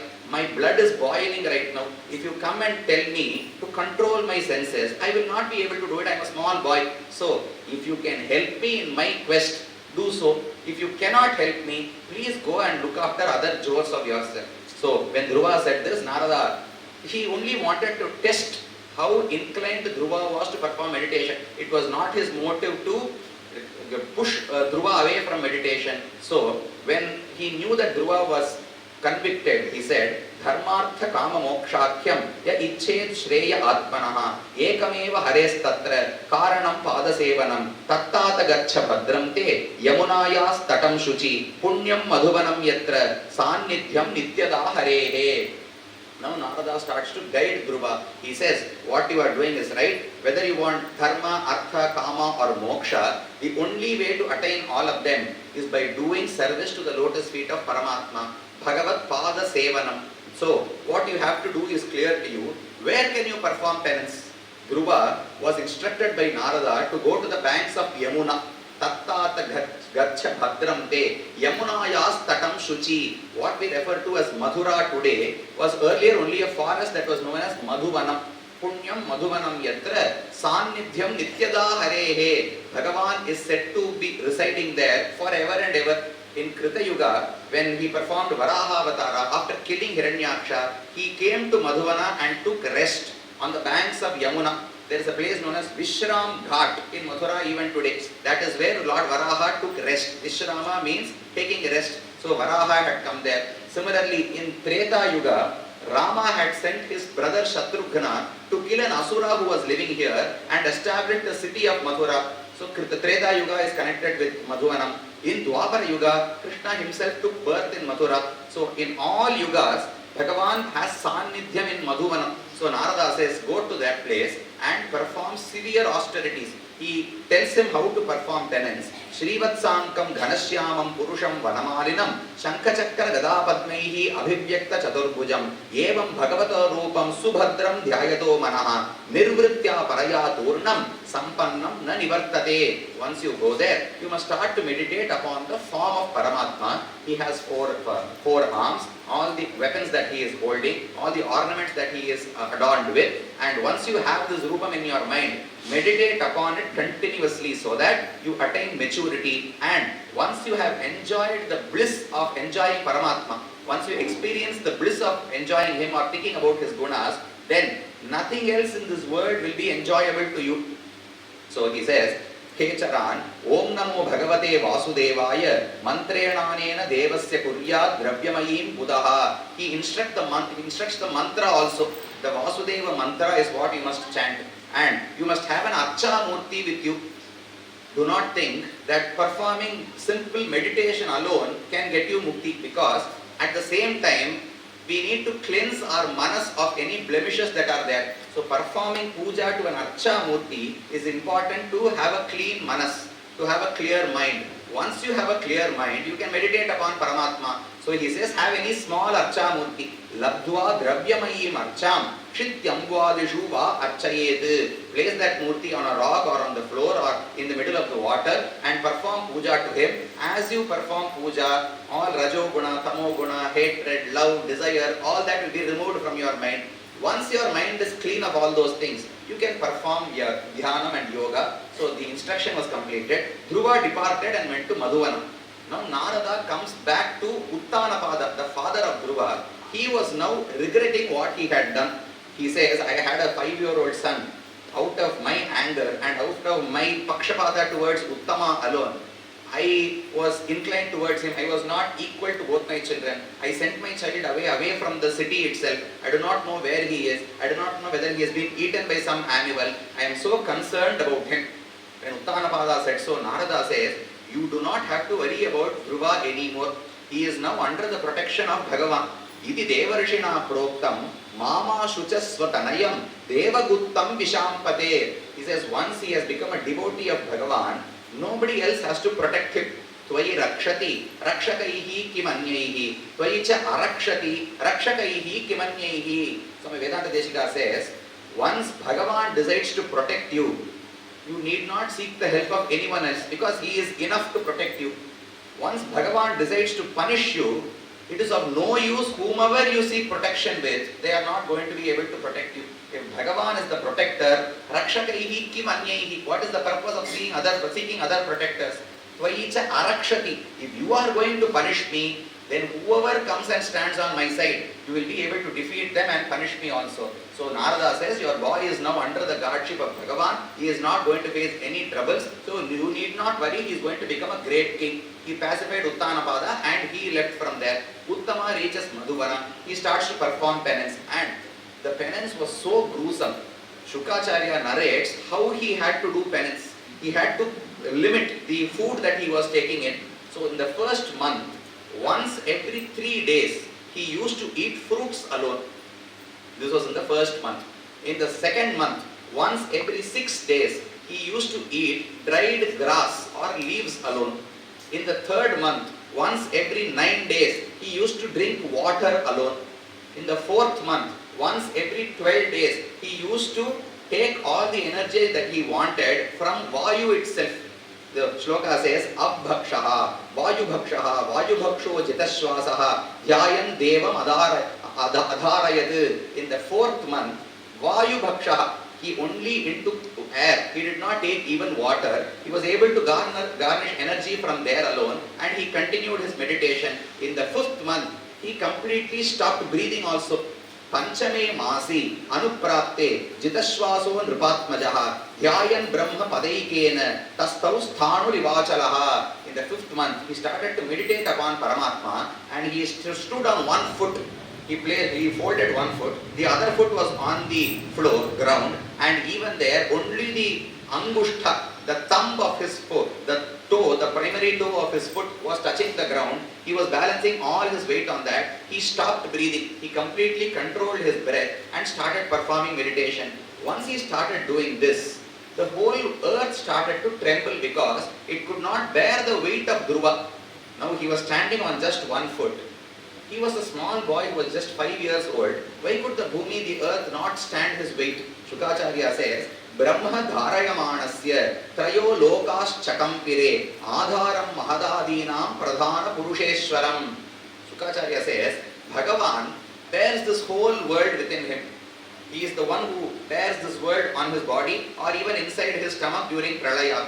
Now, Dhruva is bearing that Paramatma in his heart. So, who is heavy now? All the weight in this world is carried by Paramatma. That Paramatma is now residing in the heart of Dhruva. So, the whole weight of this universe is now on the Mother Earth. She is not able to bear that. Alvar says, Puviyum iruvisumbum ninnahatta நீயன் செவியின் வழிபுகுந்து என்னுள்ளாய் அவிவென்னி யான் பெரியன் நீ பெரியை என்பதனை யாரறிவார் ஊன் பருகு நேமியாய் உள்ளு. This is a beautiful portion where he says, Puviyum iru vishumbum ninnahatta. The earth and the sky are all within you. Now, நீ என் செவியின் வழிபுகுந்து என்னுள்ளாய். You have entered my body through the ears. Bhagavan always enters through the ears because we first listen to his glories. We do not even behold him initially. The first contact that we have is about Bhagavan is to listen to discourses and listen to his stories. So Bhagavan enters through the ears and has now taken station in Alvar's heart. நீ என் செவியன் வழிபுகுந்து என்னுள்ளாய் அவிவின்னி. Now Alvar says, யான் பெரியன் நீ பெரியை என்பதனை யாரறிவார். Who can say whether you are superior or I am superior? Because you bear everything in this world. I am now bearing you within me. So it is doubtful whether you are superior or I am superior. Similarly, now Dhruva is bearing Paramatma, who is bearing everything within him. It is not possible for Mother Earth to bear all that weight. So the earth started to shake. Similarly, once Dhruva stopped breathing, Nirchwasaha, since he was not breathing anymore, all the entities in the world felt breathless.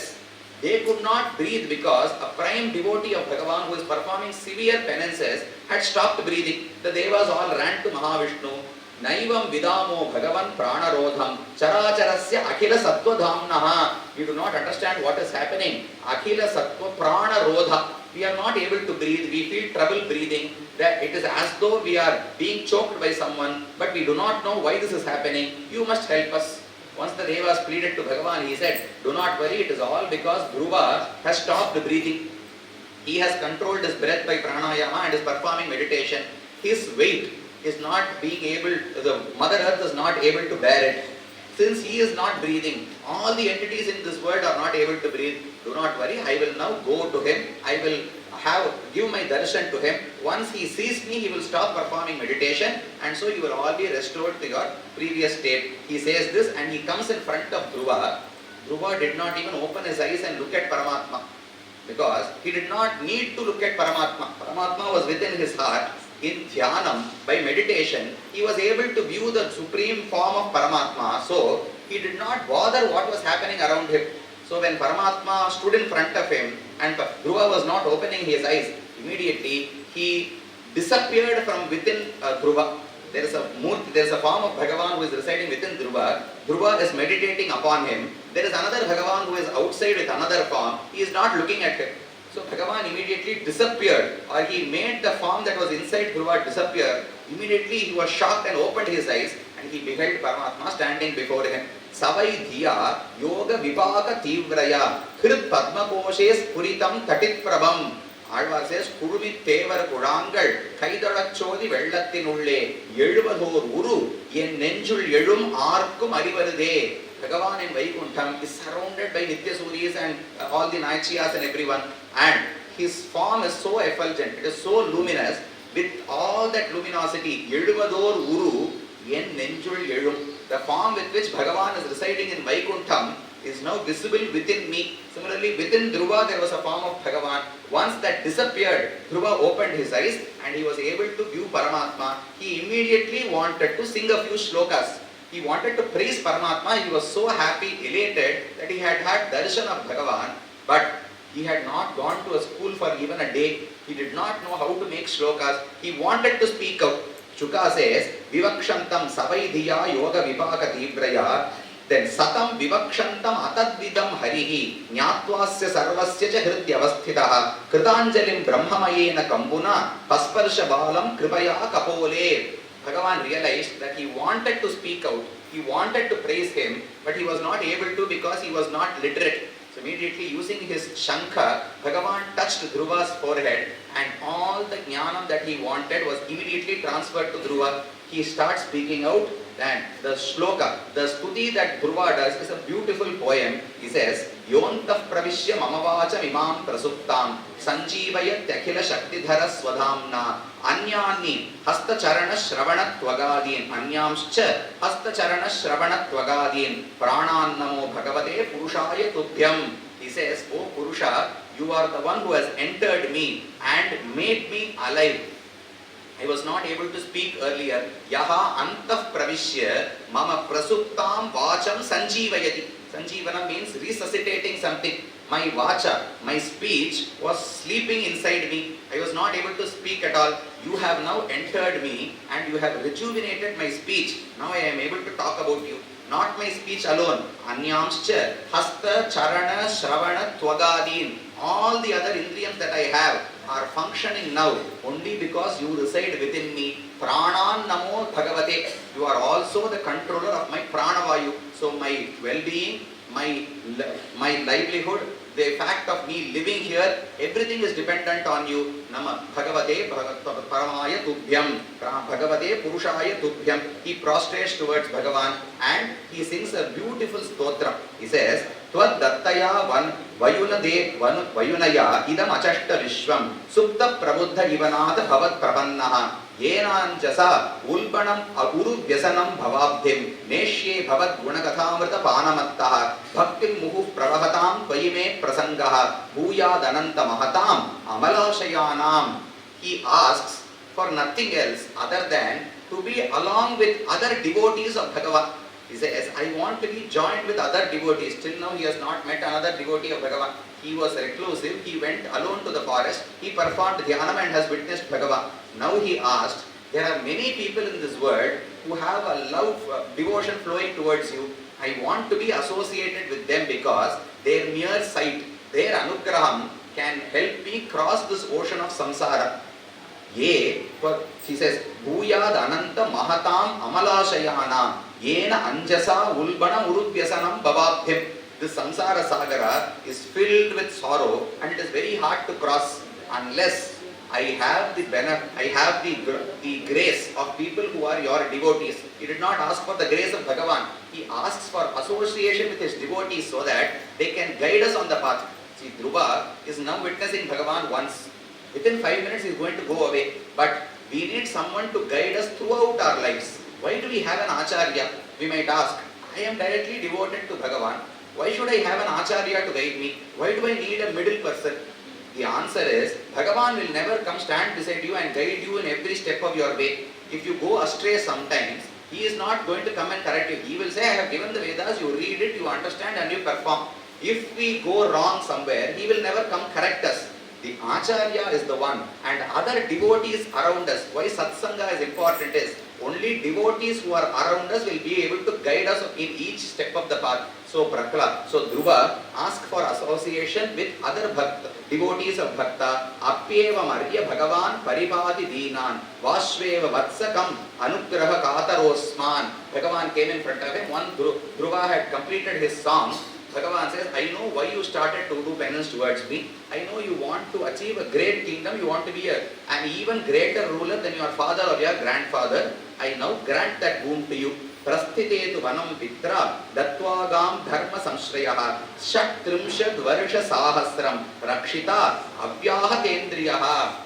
Once your father gives the kingdom to you and goes to the forest, you will rule this kingdom for 36,000 years. Nanye radhishtitam bhadra yad bhrajishnu dhruvakshiti yatra grihakshat taranam jyotisham chakramahitam. Thereafter, you will become the lord of Dhruva Mandala, wherein all the stars are coming around. You will be the master lord in charge of all the nakshatrams and ritus, etc. So that is the next. And finally, once all your duties in this world are over, you will attain mukti and come be with me. He says, Tato gantasi matsthanam sarvaloka namaskritam uparishtad rishibhyastvam yato navartate gataha. He also narrates in advance what is going to happen later on. He says, once you become the king, at one point of time, your younger brother Uttama will go to the forest to hunt.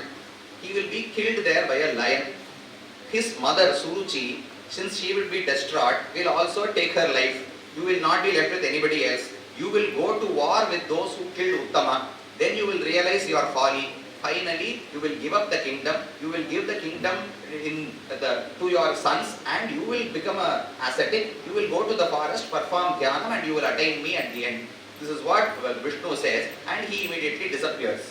Once Krishna disappears, Bhagavan disappears, immediately Dhruva, who was till then very happy and elated, starts to feel sad in the corner of his heart. He feels as though he has missed a great opportunity.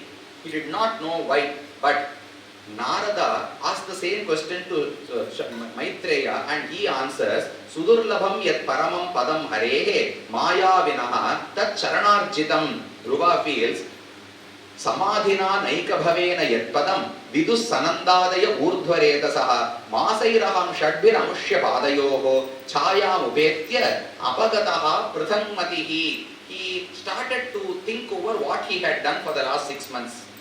Witnessing Bhagavan is a very great feat that even Sanaka, Sanatana, etc. take years to achieve. But I, due to the intensity of my devotion, was able to have his darshan within 6 months. But what have I asked? Suppose there is a Kalpaka Vriksha or Kamadhenu. I go to the Kalpaka Vriksha. It is ready to grant me whatever boon I want. I say, I am sweating a lot. Can you give me a small handkerchief so that I can just dry myself? Is that an apt thing to ask? When I go to Kalpaka Vriksha and ask for a very small thing that even I can get somewhere in the world, then it means I am wasting an opportunity. Similarly, Dhruva feels, when I had the Lord of this samsara in front of me, and by a wink of his eye, he could have granted mukti to me, I asked for a mere kingdom in this world. I wanted to rule a kingdom here, and I missed an opportunity to attain mukti itself. Aho bata mama anatmyam manda bhagyasya pashyata bhavachidaha padamulam gatva ayache yad antavat. I went to the feet of Bhagavan, who is capable of cutting out samsara. Bhavachidaha. Bhava means samsara. He is capable of rooting out my samsara itself. But what I asked of him is something that is transient. A kingdom is not going to last forever. Any bhoga that I get here is not going to last forever. So, I have committed a grave mistake. Mayaitat prarthitam vyartham chikitseva gatayushi. He says it is like performing surgery on a corpse.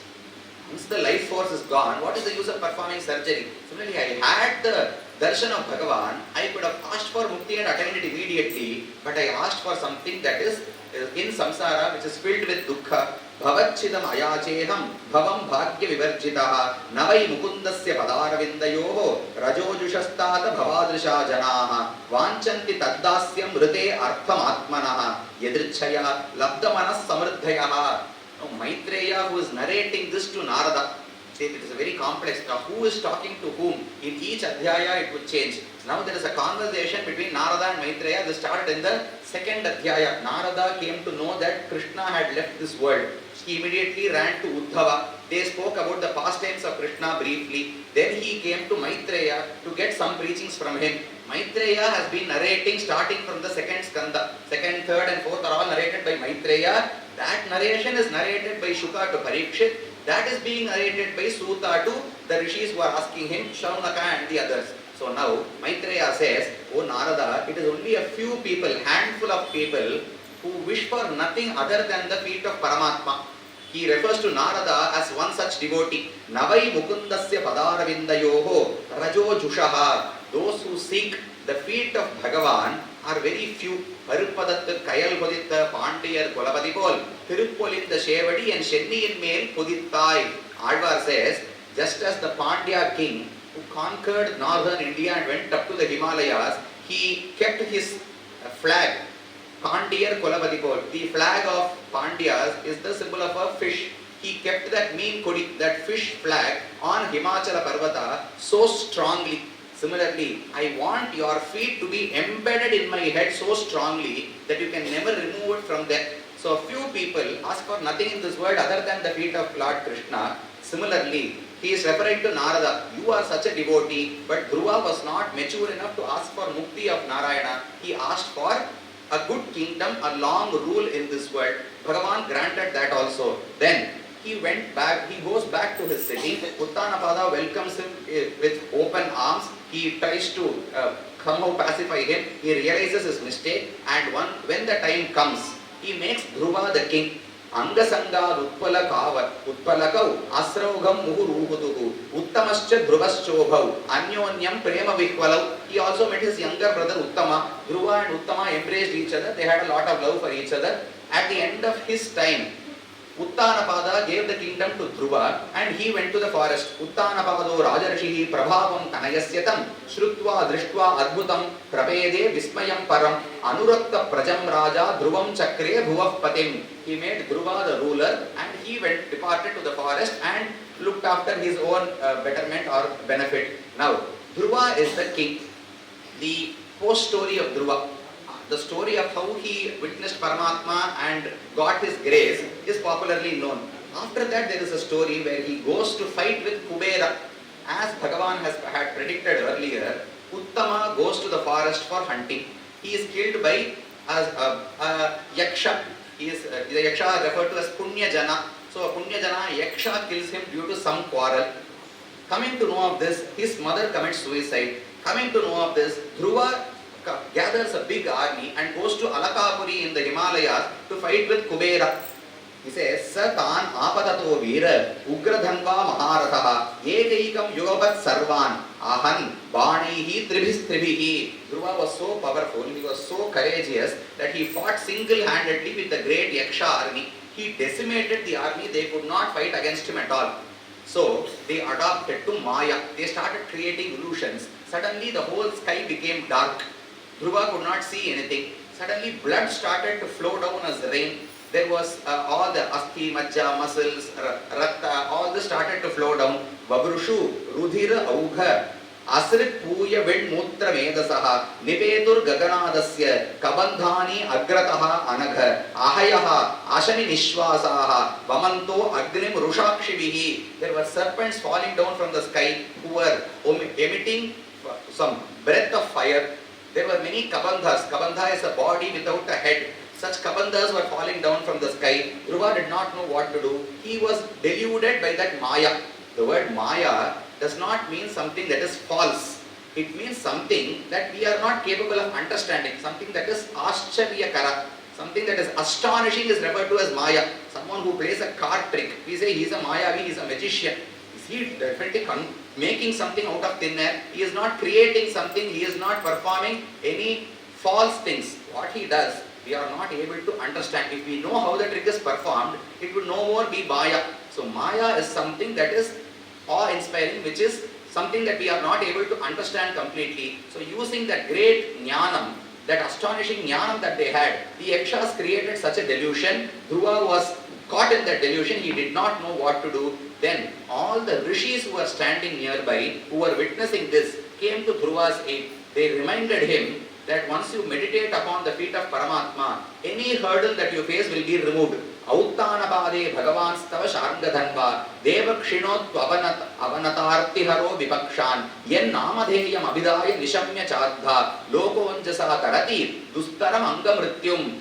By merely chanting his name, if you can cross Mrityu, if you can cross over death, then if you meditate upon his feet, any hurdle that you have will be destroyed. So, O Dhruva, please meditate upon Paramatma. Once he heard this, Dhruva meditates, immediately all the Maya that surrounds him is removed. He again goes to battle with them even more ferociously and starts killing them by lakhs and lakhs. Seeing what was happening, Dhruva's grandfather Swayambhuva Manu comes there. He says, why are you doing this?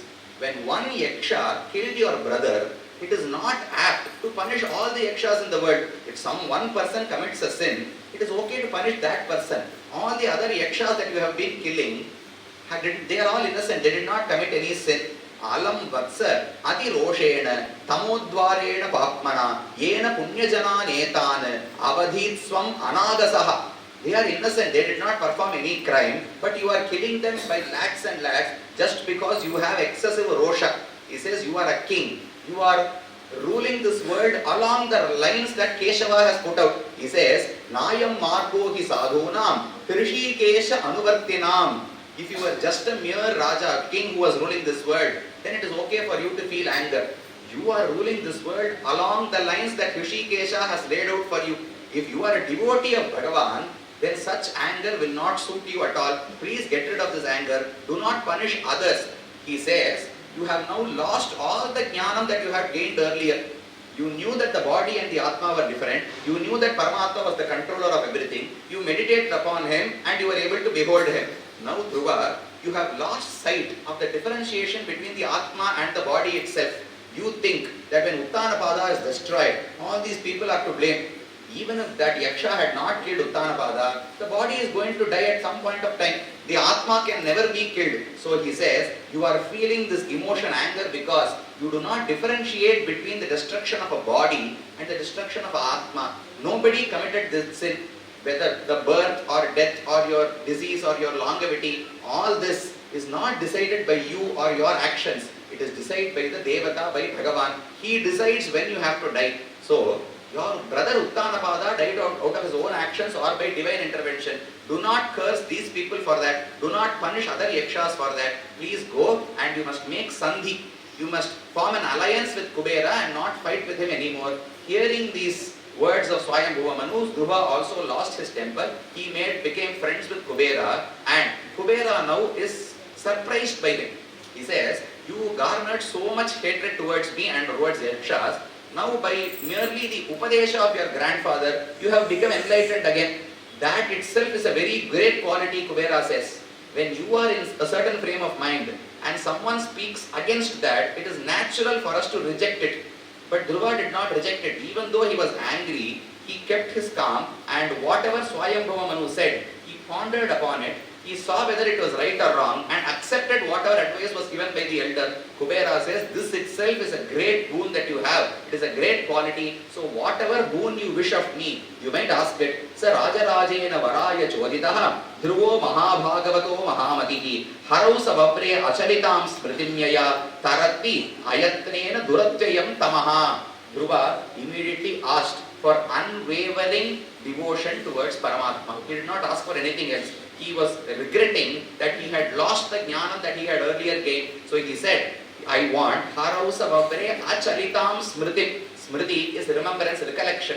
I want to recollect Paramatma each and every waking moment. I never want to forget him. This is the boon that Dhruva asked, and they made an alliance. Dhruva came back to his world, to his kingdom, and ruled for 36,000 years. At the end of his rule, he gives the kingdom that he has off to his sons. His sons were, he says, Tamevam Shila Sampannam Brahmanyam Dinavatsalam Goptaram Dharmasetunam Menire Pitaram Prajaha. Then तं कृष्णपादाभिनिविष्टचेतसं बद्धाञ्जलिं प्रश्नय नम्रकन्दरं सुनन्दनन्दौ उपसृत्य सस्मितं प्रत्यूचतुः पुष्करनाभसम्मतौ. At the end of his lifetime, he gave the kingdom to his children and he went to the forest and started to perform meditation and penance. Immediately, a divine Vimana descended from Vaikuntha Loka. There were two people who were adorned with beautiful ornaments and they looked almost like Bhagavan. And those two were the messengers of Paramatma. They asked Dhruva to get onto the chariot, onto the Vimana, so that he can be taken to Vaikuntha. Dhruva happily, he accepted to do that. When he was stepping on the chariot, Mrityu Devata came in the middle. When Mrityu came in, Dhruva kept his foot on top of Mrityu Devata's head and alighted on the chariot. The Shukacharya says, Tada Uttanapadah Putraha Dadarsha Antakamagatam. Antaka refers to Mrityu Devata. When Mrityu came there, Mrityoho Murdhini Padam Dattva Aruroha Adbhutam Griham. He kept his foot on top of Yamadharmaraja's foot, on top of his head, and ascended to the chariot. That is because he was no more afraid about Yamadharmaraja. Konradipudi Alvar, in the first verse of his Thirumalai says, Kavalil Pulanai Vaitu Kalidharnai Kadakka Paindu Navalil Tududaruhinnom Namantamar Talegal Meede Mubala Kuntumilda Mudhalvanin Namam Katta Avalippu Udamagandai Arangama Nakarulane. He says, till yesterday I was so afraid of Yamadharmaraja because I had committed many sins. Now, Nin Namam Kacha Avalippu Udamagandai, I have learned the names of Paramatma. I have learned the greatness of Nama Sankirtanam. Now, if Yamadharmaraja or his messengers come in front of me, I am courageous enough to keep my feet on their heads and walk over their heads. Since I have the courage of knowing Nama Sankirtana, of performing Nama Sankirtana, I am not afraid of Yamadharmaraja anymore. The Upanishad says, Prayena Anritavaditvat Mrityor Udvijate Janaha. Then, people are mostly afraid of death because they know that they have committed many sins in this birth. When would we be afraid of something? We all know that if we take another birth after this, it is definitely going to be worse than this because we have performed more sins than merits in this birth. So the next birth, there is no possibility that I get a better birth as a Deva or a Gandharva, etc. I am going to be born as an animal or a leaf or a plant or something. Therefore, I am afraid of death. Prayena Anritavaditvat, people cheat, people lie, people steal wealth. Therefore, Mrityoho Udvijate Janaha, they are afraid of Mrityu. Kritakrityaha pratikshante Mrityum Priyamiva Atithim. The same verse says, Kritakrityaha, those who have surrendered to the lotus feet of Bhagavan, those who are the devotees of Bhagavan, pratikshante, they wait for Mrityu Devata to come to them. When Mrityu comes, they invite it into their homes like a long lost friend.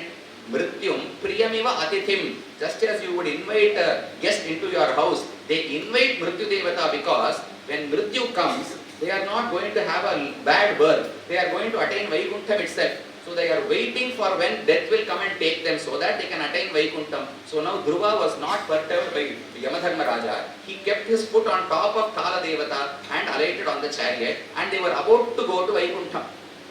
That moment, he remembered that he had a mother, Suniti. He did not know what had happened to her. He immediately asked the two people who had come with him, what about my mother? Can she also accompany us to Vaikuntha? They answer, Iti vyavasitam tasya vyavasaya surottamau darshayamasatur devim puro yanena gacchatim. Then the two messengers who had come there showed his mother Suniti had already alighted upon a chariot and was travelling towards Vaikuntha. She had already started to travel. Now Dhruva was about to embark. Seeing this, he was happy and he left this world. Dhanyam yashasyam ayushyam punyam swastyayanam mahat swargyam drauvyam saumanasyam prashasyam agamarshanam shruttvaitat shraddhaya bhikshnam achyuta priya cheshtitam bhaved bhaktir bhagavati yaya syat klesha samkshayaha.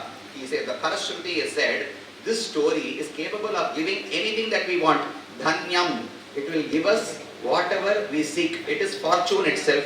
Yashasyam, it will give you glory. Ayushyam, it can give you long life. Punyam, it can give you merit. Swastyayanam mahat, it bestows all mangala upon you. Then, Shrutvaitat Shraddhaya Abhikshnam Achyuta Priya Cheshtitam. The beauty is, it is not Achyuta Cheshtita. It is Achyuta Priya Cheshtita. It is the activities of a devotee of Bhagavan and not Bhagavan himself.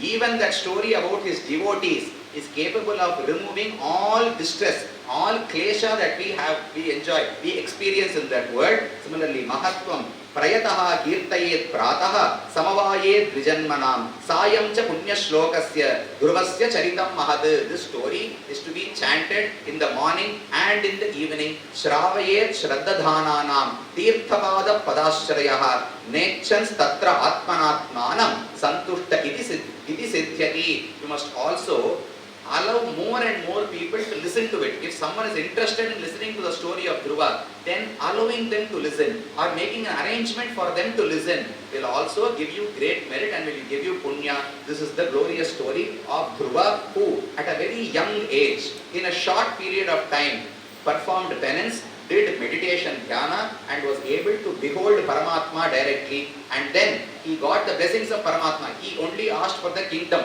But Bhagavan knew that this kingdom would not be sufficient for him. So he gave him Dhruva Padam. That also was not sufficient. Even when there is a child, the child does not know what is good for him. We vaccinate a child, we give medicine to a child who is just 1 or 2 or 5 years old. The child does not know how a medicine works. But the parents know what is good for the child. Similarly, when Dhruva just asked for a kingdom, Bhagavan could have given that kingdom and gone away. He did not do so. Since he was a true devotee, he offered Vaikuntha also because he knew that this true devotee would not be content with ruling a kingdom alone. He gave him the kingdom, he gave him the Dhruva Pada, and finally gave him Mukti also. This is the story of Dhruva. Later on, in the family, in the lineage of Dhruva, there was a king known as Anga.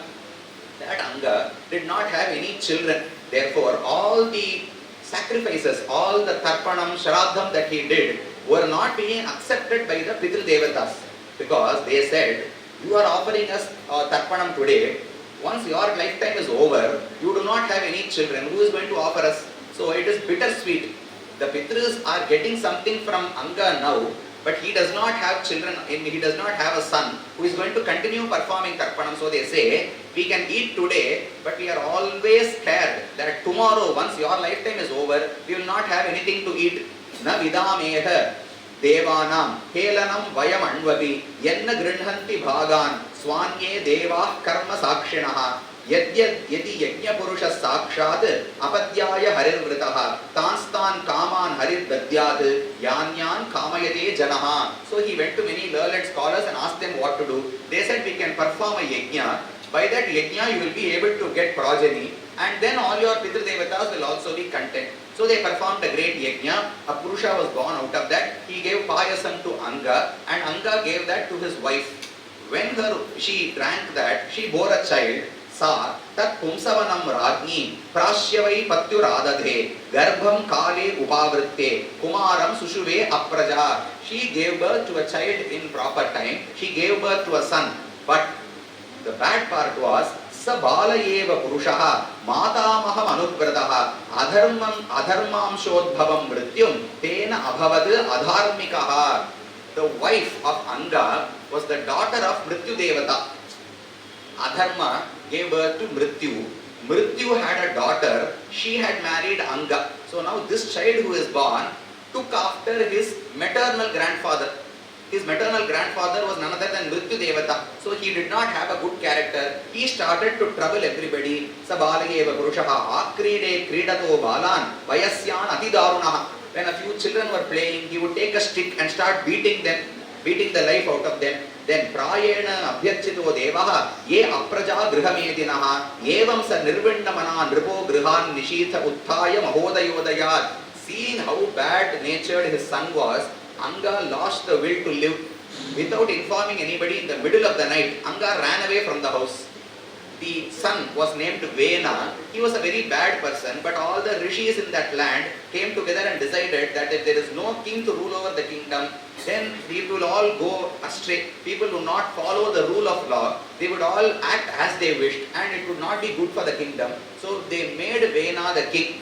They thought that once he was in that station, once he had duties, he would correct his own nature, he would be a good person. But the minute he became king, the first instruction that Vena said was, stop performing all yajna, homa, dana and dharmic activities in this land.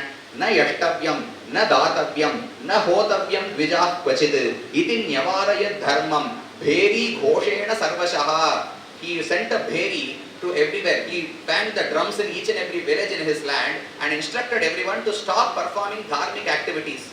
The rishis did not know why he was saying this. They went to him. They tried to speak to him with logic. They said, all these sacrifices that we do are not for our benefit. They are going to benefit you in the long run.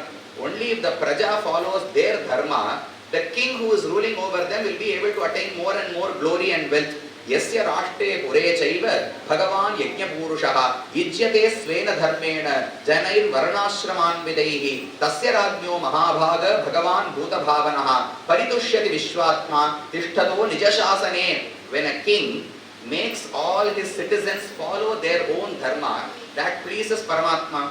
By his pleasure, he will bestow all glories on the king. So the performance of yajnik activities in your land is not for our benefit, it is for your own benefit. So please allow us to perform them. This is what the rishis pleaded to him. But he said, who is Yajna Purusha? There is nobody more supreme than me. All the yajnas that you perform are directed towards me. The rishis asked, how is that possible? There is a Paramatma. He took a verse from Dharma Shastram which says, when there is a king ruling over the land, that king has aspects of all the divine deities. He has an aspect of Indra, he has an aspect of Vishnu, he has an aspect of Rudra, because he has all the duties. He has to create new infrastructure and things, he has to protect the people, he has to destroy enemies, he has to punish people. Since he has all these duties, each deity gives an aspect or a part of their power to him. So Vena said, I am all the deities personified. You need not bow down to any other deity. I am Yajna Purusha. I am Paramatma. It is sufficient if you prostrate towards me. The rishis did not know what to do. Finally, they spoke amongst themselves and decided that it was better to have no king for this kingdom than having such a king who was adharmic. So all of them together, they beat him and killed Vena. Now there was no Raja, there was no king in the land. So they started to churn his body. From his body, a small baby was born, and that baby was named Prithu. When Prithu was witnessed by the people there, they immediately knew that he was an Amsha of Bhagavan. Ayam tu prathamo rajnyam puman prathayita yashaha prithurnama maharajaha bhavichyati pitushravāha shankha turya mridangadhyaha nedur dundhuvayo divi tatra sarva upajagmuhu devarshi pitrunam ganaha brahma jagadgurur devaha. So the small boy was born.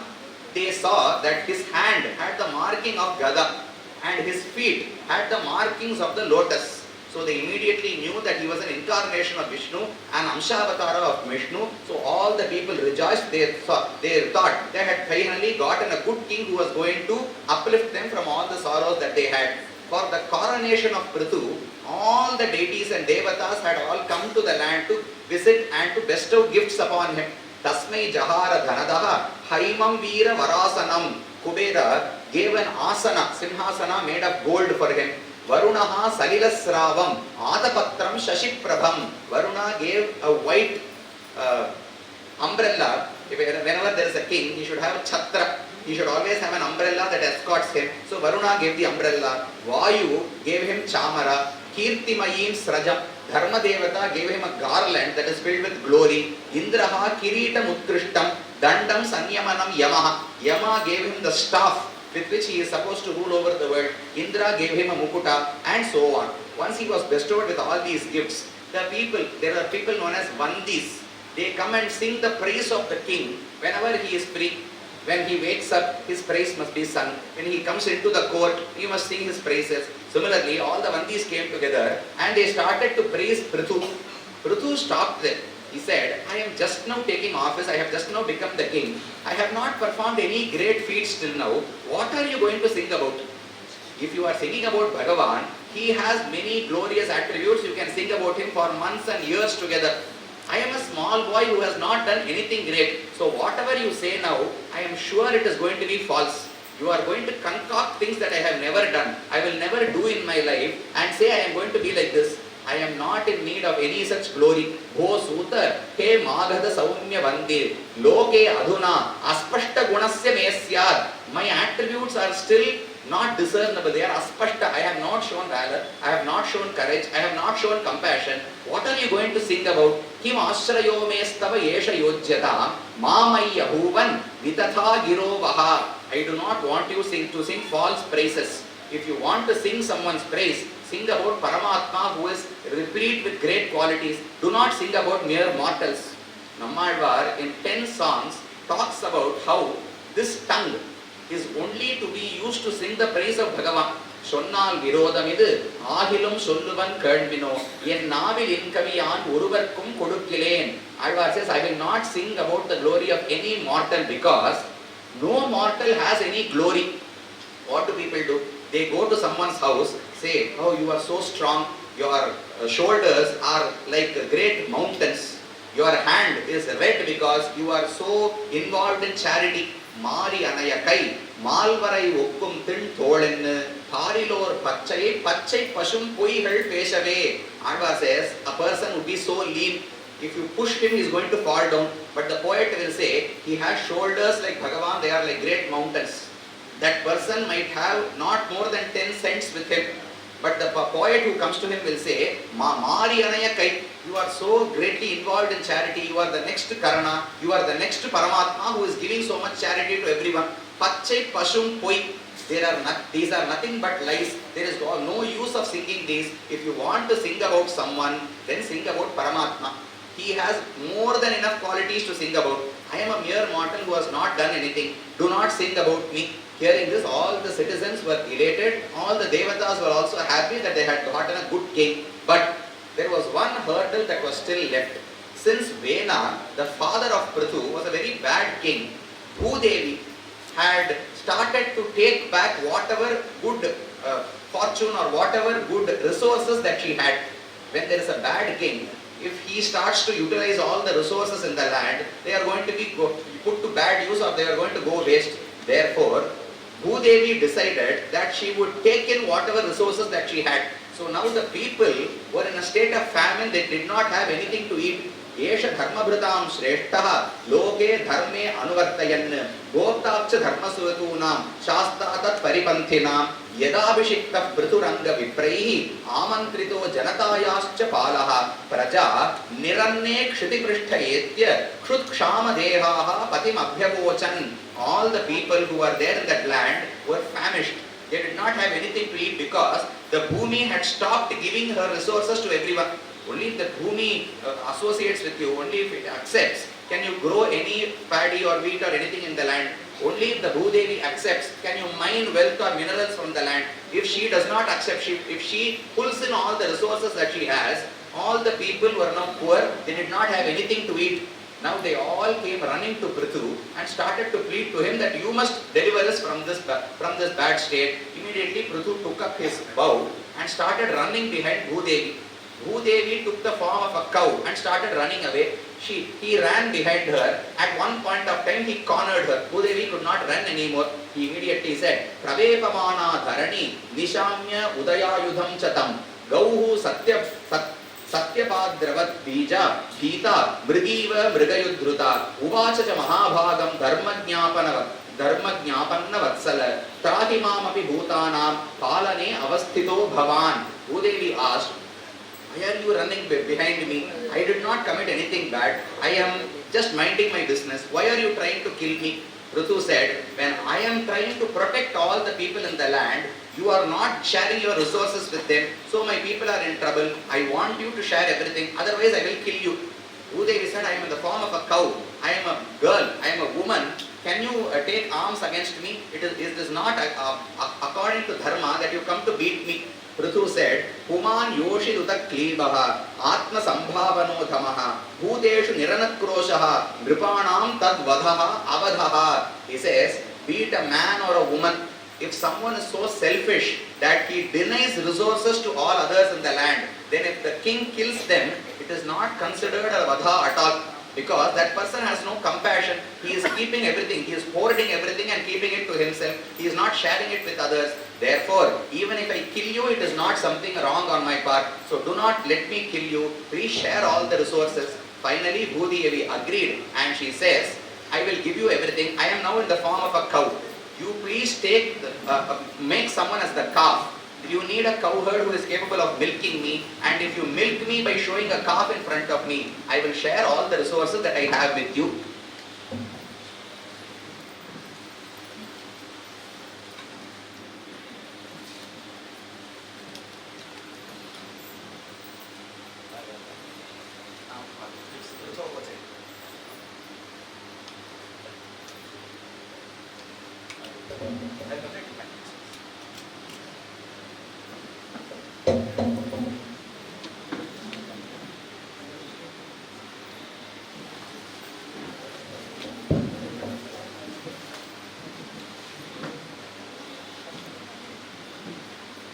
So, Prithvi said that since I am now in the form of a cow, you make an appropriate calf. Only when the cow sees a calf will it be able to provide milk. So now all the resources in this land are within me. I am in the form of a cow. You make someone as the calf. If I have a lot of love for them, I will share all the resources, aushadhis that are there in this world in the form of milk. Someone has to milk the cow also. Once she said this, Prithu started to set about. First, Vatsam Kritva Manum Panau Aduhat Sakalaushadhihi Tatha Parecha Sarvatra Saram Adadate Buthaha. First, he made Swayambhuva Manu, the first Manu, as the Vatsa, as the calf. And he himself milked the cow who was Prithvi and got all the aushadhis back, all the resources, all the grains and everything that Bhumi gives, he got them back. Then each person came and started to milk whatever they wanted. Rishayo Duduhur Devim Indriyeshwata Sattama Vatsa Brihaspatim Kritva Payas Chandomayam Shuchi. All the rishis who were there came to Bhudevi, came to Prithvi, and they started to milk out the Vedas from her. She had grasped the Vedas also and made them disappear. So the rishis who wanted the Vedas came and got that from her. All the Devatas, including Indra, they made Indra as the calf, and the Devas came to her and milked out all the things. Kshiramaya Patre Surasavam Viryam Ojaha Balam Payaha. They started to milk out strength, valor, courage, and the ability to bear any hardship that they have. They milked all this and they took it. The Asuras came, they made Prahlada, who was their leader, as the calf, and they milked out Surapana, what we refer to as Kald. They took alcohol, they took these liquor drinks, and they went on their path. Similarly, each person, the Nagas, Yaksha, Gandharva, the Gandharvas came and milked out music, Sangeeta from the world. Similarly, everyone got back all the resources, and Prithu was referred to as the first Raja. Raja Prakriti Ranjanat. The word Raja means one who makes all his citizens joyous. He must give joy to all his citizens, only then he is a Raja. All the people together, they named him as Raja because they were so happy with the rule that he had given. This is all explained in the 4th skandha. And then there is Puranjana Upakhyana, which we will look at later on. Then in the 5th skandha, it talks about the story of Rishabhadeva. Till now we had looked at the story of Uttanapada and his sons. Now they had another brother, Swayambhuva Manu had a son named Priyavrata. Priyavrata had a son named Agnidhra, who gave birth to Nabhi. This Nabhi was married to a lady named Meru Devi, and they did not have any children. So they started to perform penance and a yajna. The Shukacharya says, Tasya havava shraddhaya vishuddha bhavena yajataha pravargeshu pracharatsu dravya desha kala mantra ritvik dakshina vidhana yogopapatya duradhigomopi bhagavan bhagavata vatsalyataya supratika atmanam aparajitam nija jana abhipreta artha vidhitsaya grihita hridaya hridayangamam mano nayana ananda avayava abhiramam avischakara. When this Nabhi was performing the yajna, although Bhagavan cannot be seen by us, he is beyond our senses. We cannot see him with these fleshy eyes. One Arjuna was able to behold his Vishwarupa, that too by the grace of Bhagavan. He says, Divyam dadami te chakshuhu. By mere fleshy eyes that we have, it is not possible to perceive Bhagavan. But he comes to save some people who are so devoted to him. So Paramatma took a form that can be witnessed by Nabhi and came in front of him and offered whatever boons he wanted. Nabhi asked for a son who would be exactly like Paramatma. He says, I want a son who is like you. Aho bata aham rishayo bhavadbir avitatha girbhihi varam asulabham abhiyachitaha. All the rishis there, they urge Nabhi to ask for a son who is similar to Paramatma, Bhagavan Sriman Narayana himself. Now Narayana says, you have asked a very tough thing of me. It is not possible for me to find someone who is like me. He is the only one. He is Advitiya. There is nobody who is equal to him. Vattar, Nikkara, Irayaya, Mamaya. There is nobody equal to him. There is no one superior than him also. So Bhagavan says, I cannot go about finding someone who is similar to me. So the only way is, I will take birth as your own son. I will be born as a great person. I will spread the message of Atma Jnanam and Jnana Yoga through this incarnation. That child was known as Rishabhadeva. Shuka says, Athaha tam utpattiva abhivyanjamana bhagavan lakshanam saumya upashama vairagya aishwarya mahavibhutibihi anudinam edhamana anubhavam. Each day as Rishabhadeva started to grow, they could see aspects of Bhagavan in him. The glory, the resplendence, the courage that he had, the compassion that he had towards the citizens of that land, all that explicitly showed that he was none other than the incarnation of Bhagavan. So Nabhi was now happy that he had a good child. He gave the kingdom to Nabhi. Nabhi gave the kingdom to Rishabhadeva and he went away. Rishabhadeva had 100 sons. The first son out of them was known as Bharata. Until the age of Bharata, his rule, this place was not known as Bharata Varsha. It was referred to as Ajanabha Varsha.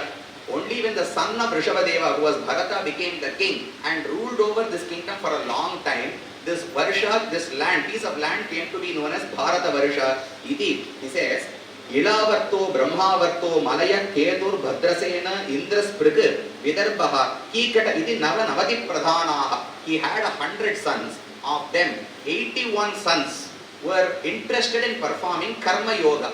They wanted to perform many rituals. They were very interested in Yajna, Homa, Dana, etc. So they were all interested in Karma Yoga. The remaining 19 sons of them, Bharata was the first son. He was interested in devotion towards Paramatma. All the other 18 brothers who were there, they were all interested in Jnana Yoga. So Rishabhadeva, who himself was a great Jnana Yogi, he had 100 sons. 19 of them were interested in Jnana Yoga and Bhakti Yoga. 81 of them spread the message of Karma Yoga. Unless the king practices Karma Yoga, the citizens would not follow. Krishna instructs Arjuna, Loka Sangraham evapi sampashyan kartum arhasi. Even if you are not interested in Karma Yoga, you are capable of performing Jnana Yoga, you must not do so because all the citizens who are trying to emulate you, who are trying to follow you, will also try to perform Jnana Yoga. They might not be capable of doing it. So, you will cause their ruin. You might be capable, they might not be capable of doing Jnana Yoga. So, if they start to perform what you are doing, you will cause ruin to them. So, he says, any person who is looked upon by others, any person who is followed by many people, must look after their well-being also. So, you have to perform Karma Yoga. So, these 81 kings who were the sons of Rishabhadeva performed Karma Yoga. They may perform many rituals. The other sons followed the Bhakti Yoga and Jnana Yoga paths. Now, Rishabhadeva gave the kingdom over to his sons and Bharata was the first amongst them. He says, Prishthe Tasmad Bhavanto Hridayena Jataha Sarve Mahiyam Samamam Sanabham Akrishta Buddhya Bharatam Ibhajadvam Shushrushanam Tad Bharanam Prajanam. I now give you the duty of looking after and nurturing the citizens of our land. For that, Bharata is going to be your guiding light. He is the best ruler that you can have. All the other sons of mine should follow Bharata and take his lead. Having instructed so, Rishabhadeva leaves the kingdom and he goes to the forest. The life that he leads is so astonishing that we can never think about something like this. He says, once he left the kingdom and went, he gave up all the possessions that he had. He did not wear any clothes anymore. He went about roaming from forest to forest. Where there were people, he used to stay there. If they gave him something to eat, he ate. If he did not have anything to eat, he did not eat anything. If some people insulted him, he did not care about it. If some people prostrated towards him, he did not care about it. People used to slap him. They used to defecate on him. They used to give him some food that had gotten rotten already. He did not worry about any of these. He knew that nothing that happens to his body is going to affect me. all that he was concerned about was the well-being of the Atma and meditation upon Atma and Paramatma. This marga is referred to as the Nivritti marga. Pravritti marga means you perform deeds, you perform activities that have been prescribed to you in the Vedas. Nivritti marga means you give up everything. Rishabhadeva would not have even performed Sandhya Vandanam after that. He did not worry about the time of the day. He did not look at separation between day and night, people and animals, nothing. He just lived his life. Finally, he reached a glorious forest. There, he performed meditation for a long time. Yarhivavasa Bhagavan, Lokamimam Yogasya Adha, Pratitamiva Achakshanaha, Tat Pratikriya Karma Vibhatsitamiti, Vratam Ajagaram Asthitaha. He took the vow of a python. Ajagara is a python. A python does not go looking for food at all. It will lie in one place. If some animal comes nearby, it will snatch it, coil around it, kill it and eat whatever it wants. Then for 4 or 5 days, if it does not get any food, it doesn't bother about it. It will still lie there. Similarly, Rishabhadeva decided not to make any effort for getting food or anything at all. He followed the Ajagara Vrata. He used to lie down. If he got something to eat, he used to eat there. If he did not get anything, he did not worry about it. Iti Nana Yoga Charya Charanaha Bhagavan Kaivalya Patihi Rishabhaha Avirata Parama Mahananda Anubhavaha Atmani Sarvesham Bhutanam Atma Bhute Bhagavati Vasudeve Atmanaha Avyavadhana Anantara Udara Bhavena. He knew that within every being, the Jivatma is the same. He did not distinguish between them at all. It is not the case when there is a cat. The Jivatma within the cat is as big as the cat. The Jivatma within the elephant is not as big as the elephant. They are all Anumatra, they are all Jnana Swarupa, they are all servants of Bhagavan. So there is no distinction between them. He also knew that Bhagavan resides within each and every Matma. Yesha Sarva Bhutantaratma Apahata Papma. The Veda says Bhagavan resides within each and every being. But he is not touched by the blemishes that are there in that being. This body causes a lot of distress to us, but Paramatma, who is also within this, does not feel any sorrow at all. Whatever action we do, the result of our papa and punya is experienced by us. So when a Jivatma resides inside this body, the body very much affects us. But the glory of Paramatma is Yesha Sarva Bhutantaratma. He resides within everything. Apahata Papma. He is not touched by any papa, by any blemish at all. That is unique to him. No other being is capable of performing this. So, Rishabhadeva, who was devoted to him, started to meditate upon him and finally gave up his body also. Vasanaya Deha Imam Jagatim Abhimana Abhasena Sankramamanaha. He came to these parts of Bharata. He says, Konka, Venka, Kutaka, Kutakan, Dakshina Karnatakan Deshan Yadrichaya Upagataha. He used to roam in these parts, Konkan, Karnataka, etc. When he was residing in a forest here, suddenly there was a forest fire, the whole forest burnt up, and along with the forest, he gave up his life also. He was ready to attain mukti. He was always devoted to Paramatma, and he was on the Nivritti Marga. He preached this Nivritti Marga to his 18 sons. 81 sons were interested in Karma Yoga. The other 19 sons got to know about Jnana Yoga and they started to practice this also. So Rishabhadeva was an incarnation of Bhagavan. Kapila was an incarnation which aimed to show the distinction between Deha and Atma. Now, Rishabhadeva was an incarnation which had to show that a Jnana Yogi, and he should not be troubled by any worldly happenings. Whether he has something to eat or not, Sukha Dukkhe Same Kritva, Labha Labhau Jaya Jayau. When you perform an act that is prescribed by the Vedas, whether you have victory or defeat in it, do not bother about it. Now Rishabhadeva was at the level that you stop performing activities also. You might question what will happen, I would not be able to continue living. He would answer, why should you live? Once you have realized that Paramatma is supreme and if you surrender to him you can attain mukti, Jnana Yoga is the means to attain mukti, then what is wrong in dying also? So you stop all your activities. It is the nature of samsara is that even if you stop performing all activities, by some means or the other, you would get some food. Aren't there people who have taken sannyasa? There might be, if there may be great Mathadipatis who the Shishyas come and give offerings to. There might be many other sannyasis also whom we do not know about. They may be living in the Himalayas, living somewhere. Do they not get food? Do they not have clothes to wear? The world has a way, Bhagavan has a way of providing things to his devotees when they need something. only as much as they need. He does not give luxuries to them. He would give them only what they need so that they can sustain their life and perform Jnana Yoga. This was the path that Rishabhadeva had taken, and after him, Bharata became the king. He was a great king for many years, and then he gave up the kingdom and he became an ascetic. The story of Bharata, he took birth as a deer. He was a person on the path of yoga, on the path of meditation, but he went astray from that. Some inclination, some attachment to worldly things made him go astray from his path of meditation, and he had to take another birth as a deer in this world. Then he corrected his mistake and led the life of a devoted Jnana Yogi, Bhakti Yogi, and finally attained Mukti. The story of Bharata and Puranjana Upakhyana, the two stories that we have listed out today, we will look at them in tomorrow's morning session and then continue with the third day's portion of the Bhagavata Saptaha Parayana. Now, on all of your behalf, I would like to invite Sri Swamiji, who has graced this occasion and has lent his ears and his anugraha to us also. I would request him to speak a few words to bless us and to tell us about the history of this temple and its glory, so that we may have darshan. It is through such great sages that Bhagavan would give his blessings to us. We are not Dhruva or Prahlada for Bhagavan to incarnate and come right in front of us. It is through such great Mathadipatis who are in charge of spreading the word of Bhagavan and spirituality in this world that he would guide us. So I request Swamiji to guide us and give his benedictions to us also.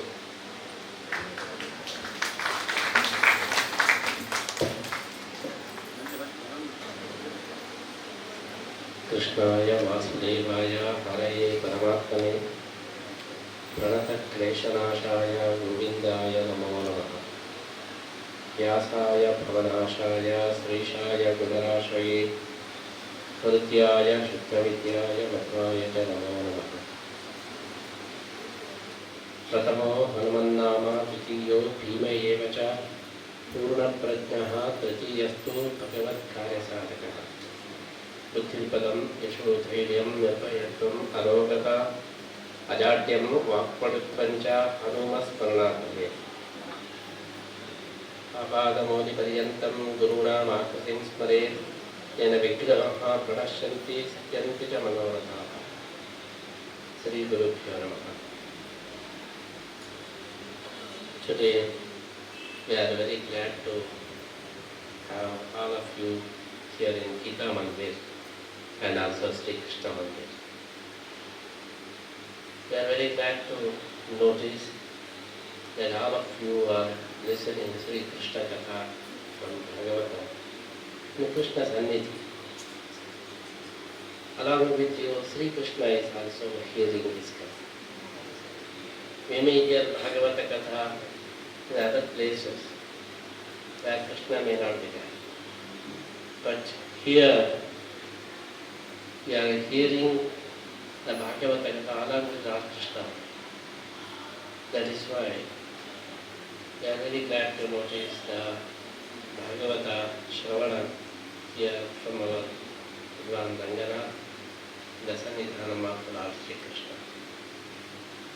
Krishna has chosen this place to be stayed and to bless the other devotees. The story of Krishna is so interesting, how Krishna came here. It runs 5,000 years back. 5,000 years back when Mahavishnu had taken the form of Krishna, he has come down to this earth to Paritranaya Sadhunam Vinashaya Janushkrutam Dharma Samsthaparantaya Sambhavame Yogi. Accordingly, he has finished his mission. He killed all demons like Narakasura, Gamsa, and these Putana, Shakatasura, Ravatra, Devatasura. All these demons were killed by Lord Krishna, and at the same time he has protected good people like Trivakra, Krura, Kuchera. All these good people are protected.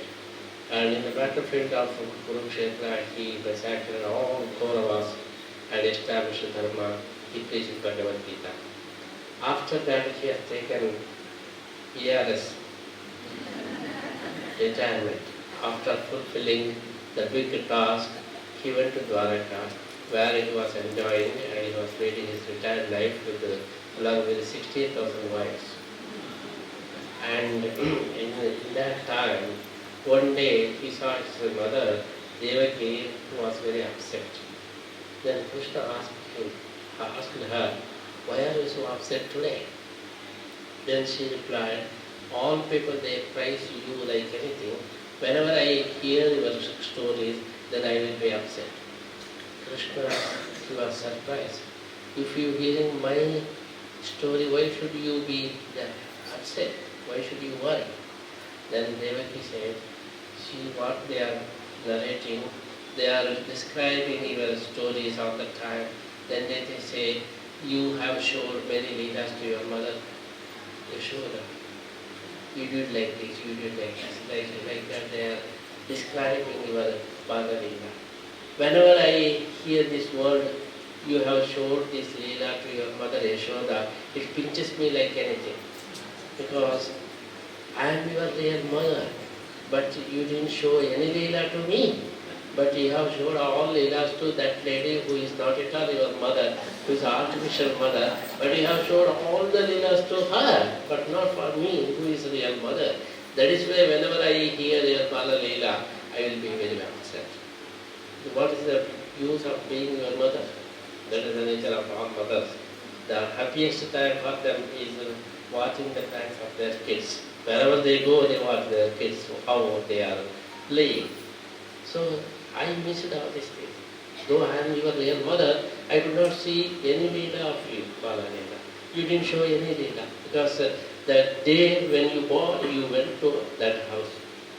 That is why I am always worrying, and whenever I hear your story, I am very much upset.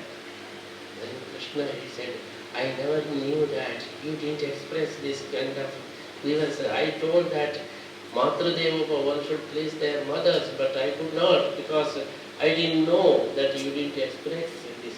Then Krishna said, if my mother is worrying about me, I should remove that. So saying, what he said, I will become once again your child. So saying, immediately he became the child in front of Devaki in Dwaraka. Then Devaki, she didn't know what to do. All of a sudden, child is in front of her and she didn't know what to do. Immediately she rushed to the kitchen and she brought the pot of curds and started to churn the curds like Yashoda. Then she wanted to see what my child is going to do. Then the child Balakrishna came and he asked for butter. Please give me butter, give me butter. Then Devaki, she refused. She wanted to, what Krishna is going to do, I want to see. So that she was telling that I can't give butter to you. Again and again Krishna was asking for butter, and again she was refusing. Then Krishna, he started to trouble her, but still she was not giving butter to him. Then Krishna became very angry. He said, if you are not going to butter to me, I know how to get it. So saying, he jumped up and he snatched the churning rod and he broke the pot of curds and he took the butter. Along with butter, he ran away along with the churning rod and rope. Far away he was standing. And all these things were watched by his beloved wife Rukmini behind the door. It is very rare to get the opportunity to witness one's husband's Bala Leela. No one can see the Bala Leela, but Rukmini could get this opportunity. And when the child broke the pot of curds and ran away after holding this churning rod and rope and smiling one and beaming one, the figure was so attractive she could not bear and she rushed to the spot and embraced the child. Then there was no Krishna. Her husband was in front of her. Krishna vanished. Then Rukmini requested Krishna, her husband, what a beautiful figure of a child holding a rod and rope and eating butter, and I want to see all the time this figure in front of you. Then Krishna, he called the divine sculptor, Vishwakarma, ordered to carve that kind of figure, and accordingly Vishwakarma carved that idol on Shalagrama Shila, so which is holding churning rod and rope, and he presented to Krishna, and Krishna gifted to his beloved wife Rukmini, and Rukmini started to worship that idol. After this event, after 4,000 years, another divine personality had come to this earth. Now it is Lord Vayu. Lord Vayu had come to this earth as Hanuman during Treta Era to serve Lord Sri Rama as Brahmachari. And the same Hanuman, he has taken the form of Bhimasena during Dwapara Era to serve Lord Sri Krishna as Grahastha and Vanaprastha. The same Bhimasena had taken the form of Madhvacharya to serve Lord Vedavyasa as sannyasi. So Madhvacharya, he took avatara here in Vajaka Kshetra near Udupi, and he was took the sannyasa when he was 10 years old, and he started to preach the new philosophy called Vaikuntha philosophy. He said, all of us, we are servants of God, Dasoha. We should serve Lord Sri Krishna, that is why we have taken this birth. That is the goal of the life. Like that, he started to preach this Vaikuntha philosophy, and he traveled all over India thrice, and once he was meditating in Srishore near Udupi in Malpe, and he was meditating at that time. One ship was coming that side. All of a sudden, the ship was caught by the big storm. The owner of the ship started to cry, save me, save me, save me, like that. Acharya opened his eyes and saw the ship is going to sink. Then immediately he took his vastram and he gave the boy. Nothing to worry, I am here. Within no time, there was no storm at all, because he himself is wild. And the ship arrived safely. The owner of the ship, he rushed to the spot and he prostrated before Acharya, and he said, you are the person who has given gentle life to me, that's why I am going to give everything to you. Please accept my ship and everything I am going to offer to you, because you saved me. Acharya says, I can't take all these things. What can I do by taking your ship and all these goods? I am a sannyasi. I can't do anything. Then again and again he was asking. Then the Acharya said, no ship, no goods, but I will accept something from you. You are coming from Dwaraka. To make your ship balance, you are bringing some piece of Gopi Chandan. You give it to me, that's all. That is useful for me. Accordingly, the guy, he has given the Gopi Chandan. Then Acharya broke that Gopi Chandan. Then he could see the beautiful idol of Lord Sri Krishna, which is holding selling rod and rope, and it was worshipped by Rukmini Devi, and it was carved by Vishwakarma, divine sculptor, and Shalatramashwara. That the idol had come along with that Gopi Chandan. Then Acharya, he accepted that, and he broke the Gopi Chandan, and he took that idol, and he came to here, and he installed that idol here in Udupi, then started to worship. Then, for the continuation, he selected 8 Swamiji, 8 Bala Sannyasi, to worship Lord Sri Krishna in the system of rotation. Our Acharya, he wanted to re-establish the same system in Dwaraka. In Dwaraka, though Krishna, he had 16,000 wives, he selected 8 wives as commanding chief commanders. So they are named as Ashtamahamaishi, and they had the direct access to with Krishna. And all other wives should get the appointment. Then only they will become. To resemble the same system, our Acharya, he selected 8 Swamijis. I think that Krishna might have very much more with the 16,000 wives. That is why our Acharya said, hereafter no wives, no women, only sannyasi should touch this idol, then Krishna will be very scared. So he selected 8 Swamijis, Bala Sannyasis, to worship Lord Krishna in the rotation system. Each Swamiji should worship for 2 years. That is called Paryaya. And among the 8 Swamijis, one of them is Upendra Tirtha, and in his parampara I have come as the 30th Swamiji, and all we are following the same system since 800 years, and doing puja for 2 years, once in 14 years, and again. I am very glad to have all of you during my 4th Paryaya. This is the 4th time I am getting the opportunity to worship Lord Sri Krishna in the system of Paryaya. And this is the 50th year for my sannyasa, and before 50 years back when I was 10 years old, I took sannyasa, and after that we are following this system and worshiping Lord Krishna for 2 years. And we are running this Pariyaya, and using the Pariyaya, we want to please Krishna in different ways. So I am very glad that all of you have come and pleasing by Krishna in the way of Bhagavatam, and that is why I am very glad to have all of you here in the Sri Krishna Kshetram and also in the Gita Mandiram. And I am very glad to know that Bhagavatam and Bhagavad Gita, they are two top scriptures. That is why Srimad Acharya here showed two fingers. What means that Bhagavatam and Bhagavad Gita is topmost two scriptures one should follow. So today I am very glad that Bhagavatam is the Bhagavata Shravanam was done by all of you in the Gita Mandira. And Gita is the message of Sri Krishna, and Bhagavatam is the story of Lord Krishna. And story and message, both you have today here. That is why I am very glad to have all of you in the Gita Mandir and having the Bhagavatam and Bhagavad Gita. Both scriptures are having the name of Bhagavan.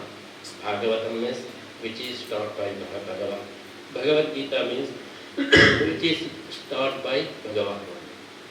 That is why two scriptures are together here, and you are all very lucky in the Kshetram of Lord Sri Krishna, and Krishna himself is listening this Bhagavatam. So I pray Lord Sri Krishna to bless all of you here, and I am very glad to have all of you devotees of Lord Krishna in the Udupi Sri Krishna Kshetram. Udupi is very famous for Annadana. That is why everywhere Udupi hotels are very famous, because they are blessed by Anna Brahma. Why our Krishna is Anna Brahma? Because the picture was taken when Krishna was eating butter. And that is why our Acharya, he recognized this Krishna is eating Krishna.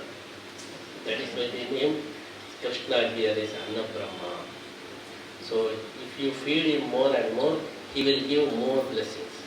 That is why Annadhanam is considered as a favorite seva to Lord Sri Krishna. That is why we are feeding every day near 5,000 to 50,000 people, all that time every day. Since 800 years, this Annadhanam is going on here in Udupi. So that is why Anna Brahma is very famous all over the world. Wherever you go, you see Udupi hotels because of the blessings of Anna Brahma. Udupi is famous for food because Krishna is behind the food. He is Anna Brahma. That is why I have heard during the Kurukshetra war, for serving all the soldiers, they brought Udupi people for preparation the food. So in Udupi people went there to Kurukshetra and they were preparing food for lakhs of soldiers in Kurukshetra. It was told like that. So Udupi is famous for food and Annadana. That is why Udupi hotels also, it is very famous. Sometimes I was in America, one lady came and asked me, Swamiji, where are you from? I said, I am from Udupi. And she was surprised. She asked me, is there a place called Udupi? I said, I am from Udupi. I said, place, famous. Then I was surprised and I asked her, what do you mean if I go to Udupi? What do you think about Udupi? She said, I was thinking that Udupi means this cluster of food, not the place. She said, Udupi means U means Uppittu, T means Dose, and U means Uttappa, and P means Patrode, and I means Idli. I was thinking that is cluster of food, not place. So it was so famous, Krishna, because our Krishna is considered as Anna Brahma. He is eating Krishna here. So all of you have come here and you have taken the prasadam also. So I am very glad you are blessed by Anna Brahma here. And also he is Jnana Brahma in Udupi, Srimad Acharya. He established a new philosophy and he offered knowledge and everything, spread the knowledge. So that's why you are offering the Jnana Seva also, and also you are offering the Bhakti Seva, so that I offer my special prayer to Lord Sri Krishna to bless all of you, and we are very glad you have chosen the place of Udupi, the great place of Lord Sri Krishna, That is why I appreciate your effort, and all of you for the Shravanam. You have come from different places of the nation. That is why you consider your effort and your sadhana is so great, and Krishna should bless all of you. And offering my special prayer to Lord Sri Krishna. And also I appreciate the Ranganatha Acharya, and who can speak in English and Sanskrit. Sometimes we cannot recognize if he is speaking in Sanskrit or English. So he is switching up very easily from his Sanskrit to English. The great scholar, he is offering the Bhagavata here. So I appreciate him also. And also I request all of you, our Pariyaya is considered as Vishwa Gita Pariyaya. I want to propagate Bhagavad Gita all over the world. That is why I have started Koti Gita Lekhanaya. 1 crore people should write whole Bhagavad Gita and offer those books to Lord Sri Krishna here. That is why this Pariyaya is named as Vishwa Gita Pariyaya. So already lakhs of people they are writing Bhagavad Gita and offering those books to Lord Sri Krishna. And today I am very glad one lady written the 100 times Bhagavad Gita. I told only once, but she was writing Bhagavad Gita non-stop. I asked her, why you are writing like this? So she said, I cannot give up Bhagavad Gita. So it is so favorite to me, and it is so giving me peace of mind. That is why until my death I am writing Bhagavad Gita. She was very glad. So you can witness the power of Gita, and you can witness the blessings of Krishna by writing Bhagavad Gita. So I request all of you to join this Koti Gita Lekhana Yajna. You should write the whole Bhagavad Gita once in the particular book, and also you should, after finishing that, you should come here or mail the book here, and we are going to offer that book to Lord Sri Krishna. Then we are going to return back the same book to you. You should keep that book in your puja room and start to worship every day. Later your children, grandchildren, like continuously in your family, the Aradhana of Bhagavad Gita should be continued. That is the main motto of this Koti Gita Lekhana. So that by protecting Bhagavad Gita, we are protecting our Sanatana Dharma, and also we are increasing our Bhakti. That is why we have started Koti Gita Lekhana Yajna. Any language is not the problem. Whatever language you select, in that language you can write about Bhagavad Gita. That is why we have published the books in different languages. In 7 languages we have already published the book in English, in Kannada, and in Tamil, and in Telugu, Malayalam, and Gujarati, and Hindi, Sanskrit. All languages we have already published the book, and we should write about Bhagavad Gita, and work. That will then once in lifetime we can cover Bhagavad Gita. Otherwise, if we are not going through Bhagavad Gita, if we die, then our whole life will be waste. Because without reading Gita, if we die, then there is no meaning for our life. That is why each one should read Gita, write Gita, and propagate Gita, and follow Gita, practice Gita. That is our main motto. We request all of you to join this Koti Gita Lekhana, and whoever is willing, we can give this book here directly, and you should register your name. Then after finishing that, you can return this book. And whoever is writing this Koti Gita Lekhana, they should adopt 2 vratam. The one vratam is 2 sankalpa. If we are having any bad habits, so we should try to give up in the name of Koti Gita Lekhana. Or you can start one new vratam, whatever possible for you. It is like hereafter I am going to read 1 chapter Bhagavad Gita every day before food, like that. Whatever possible, Mauna Vratam, Upavasa Vratam, whatever possible, you should adopt 1 new vratam in the name of Koti Gita Lekhana. And the second vratam is each one casual. Not only you are writing, you should enroll 1 more person. And also that person should enroll another person. That person also should enroll another person. Like that, we should go on like a chain, non-stop chain. In that way, crores of people should join. These 2 sankalpas we have fixed it. So follow these two sankalpas and write about Gita and offer those Gita to Lord Krishna. That is why we have built this Gita Mandir 30 years back, and we have called the whole Bhagavad Gita upstairs here. This is meant for the propagation of Bhagavad Gita, and this program is also meant for the propagation of Bhagavad Gita. So you should join and be blessed by Lord Sri Krishna. To commemorate this unique program, we are going to offer one golden chariot, Partha-Sarathi Suvarna Ratha, to Lord Sri Krishna, and so that Koti Gita Yajna will be remembered permanently. So we are offering one golden chariot also, Sri Krishna. And last 15 years back, during our third Pariyaya, we have offered the diamond chariot and Navaratna chariot to Lord Sri Krishna. This time we want to offer a golden Partha-Sarathi Ratham and offer our prayer to Lord Sri Krishna to bless all the participants.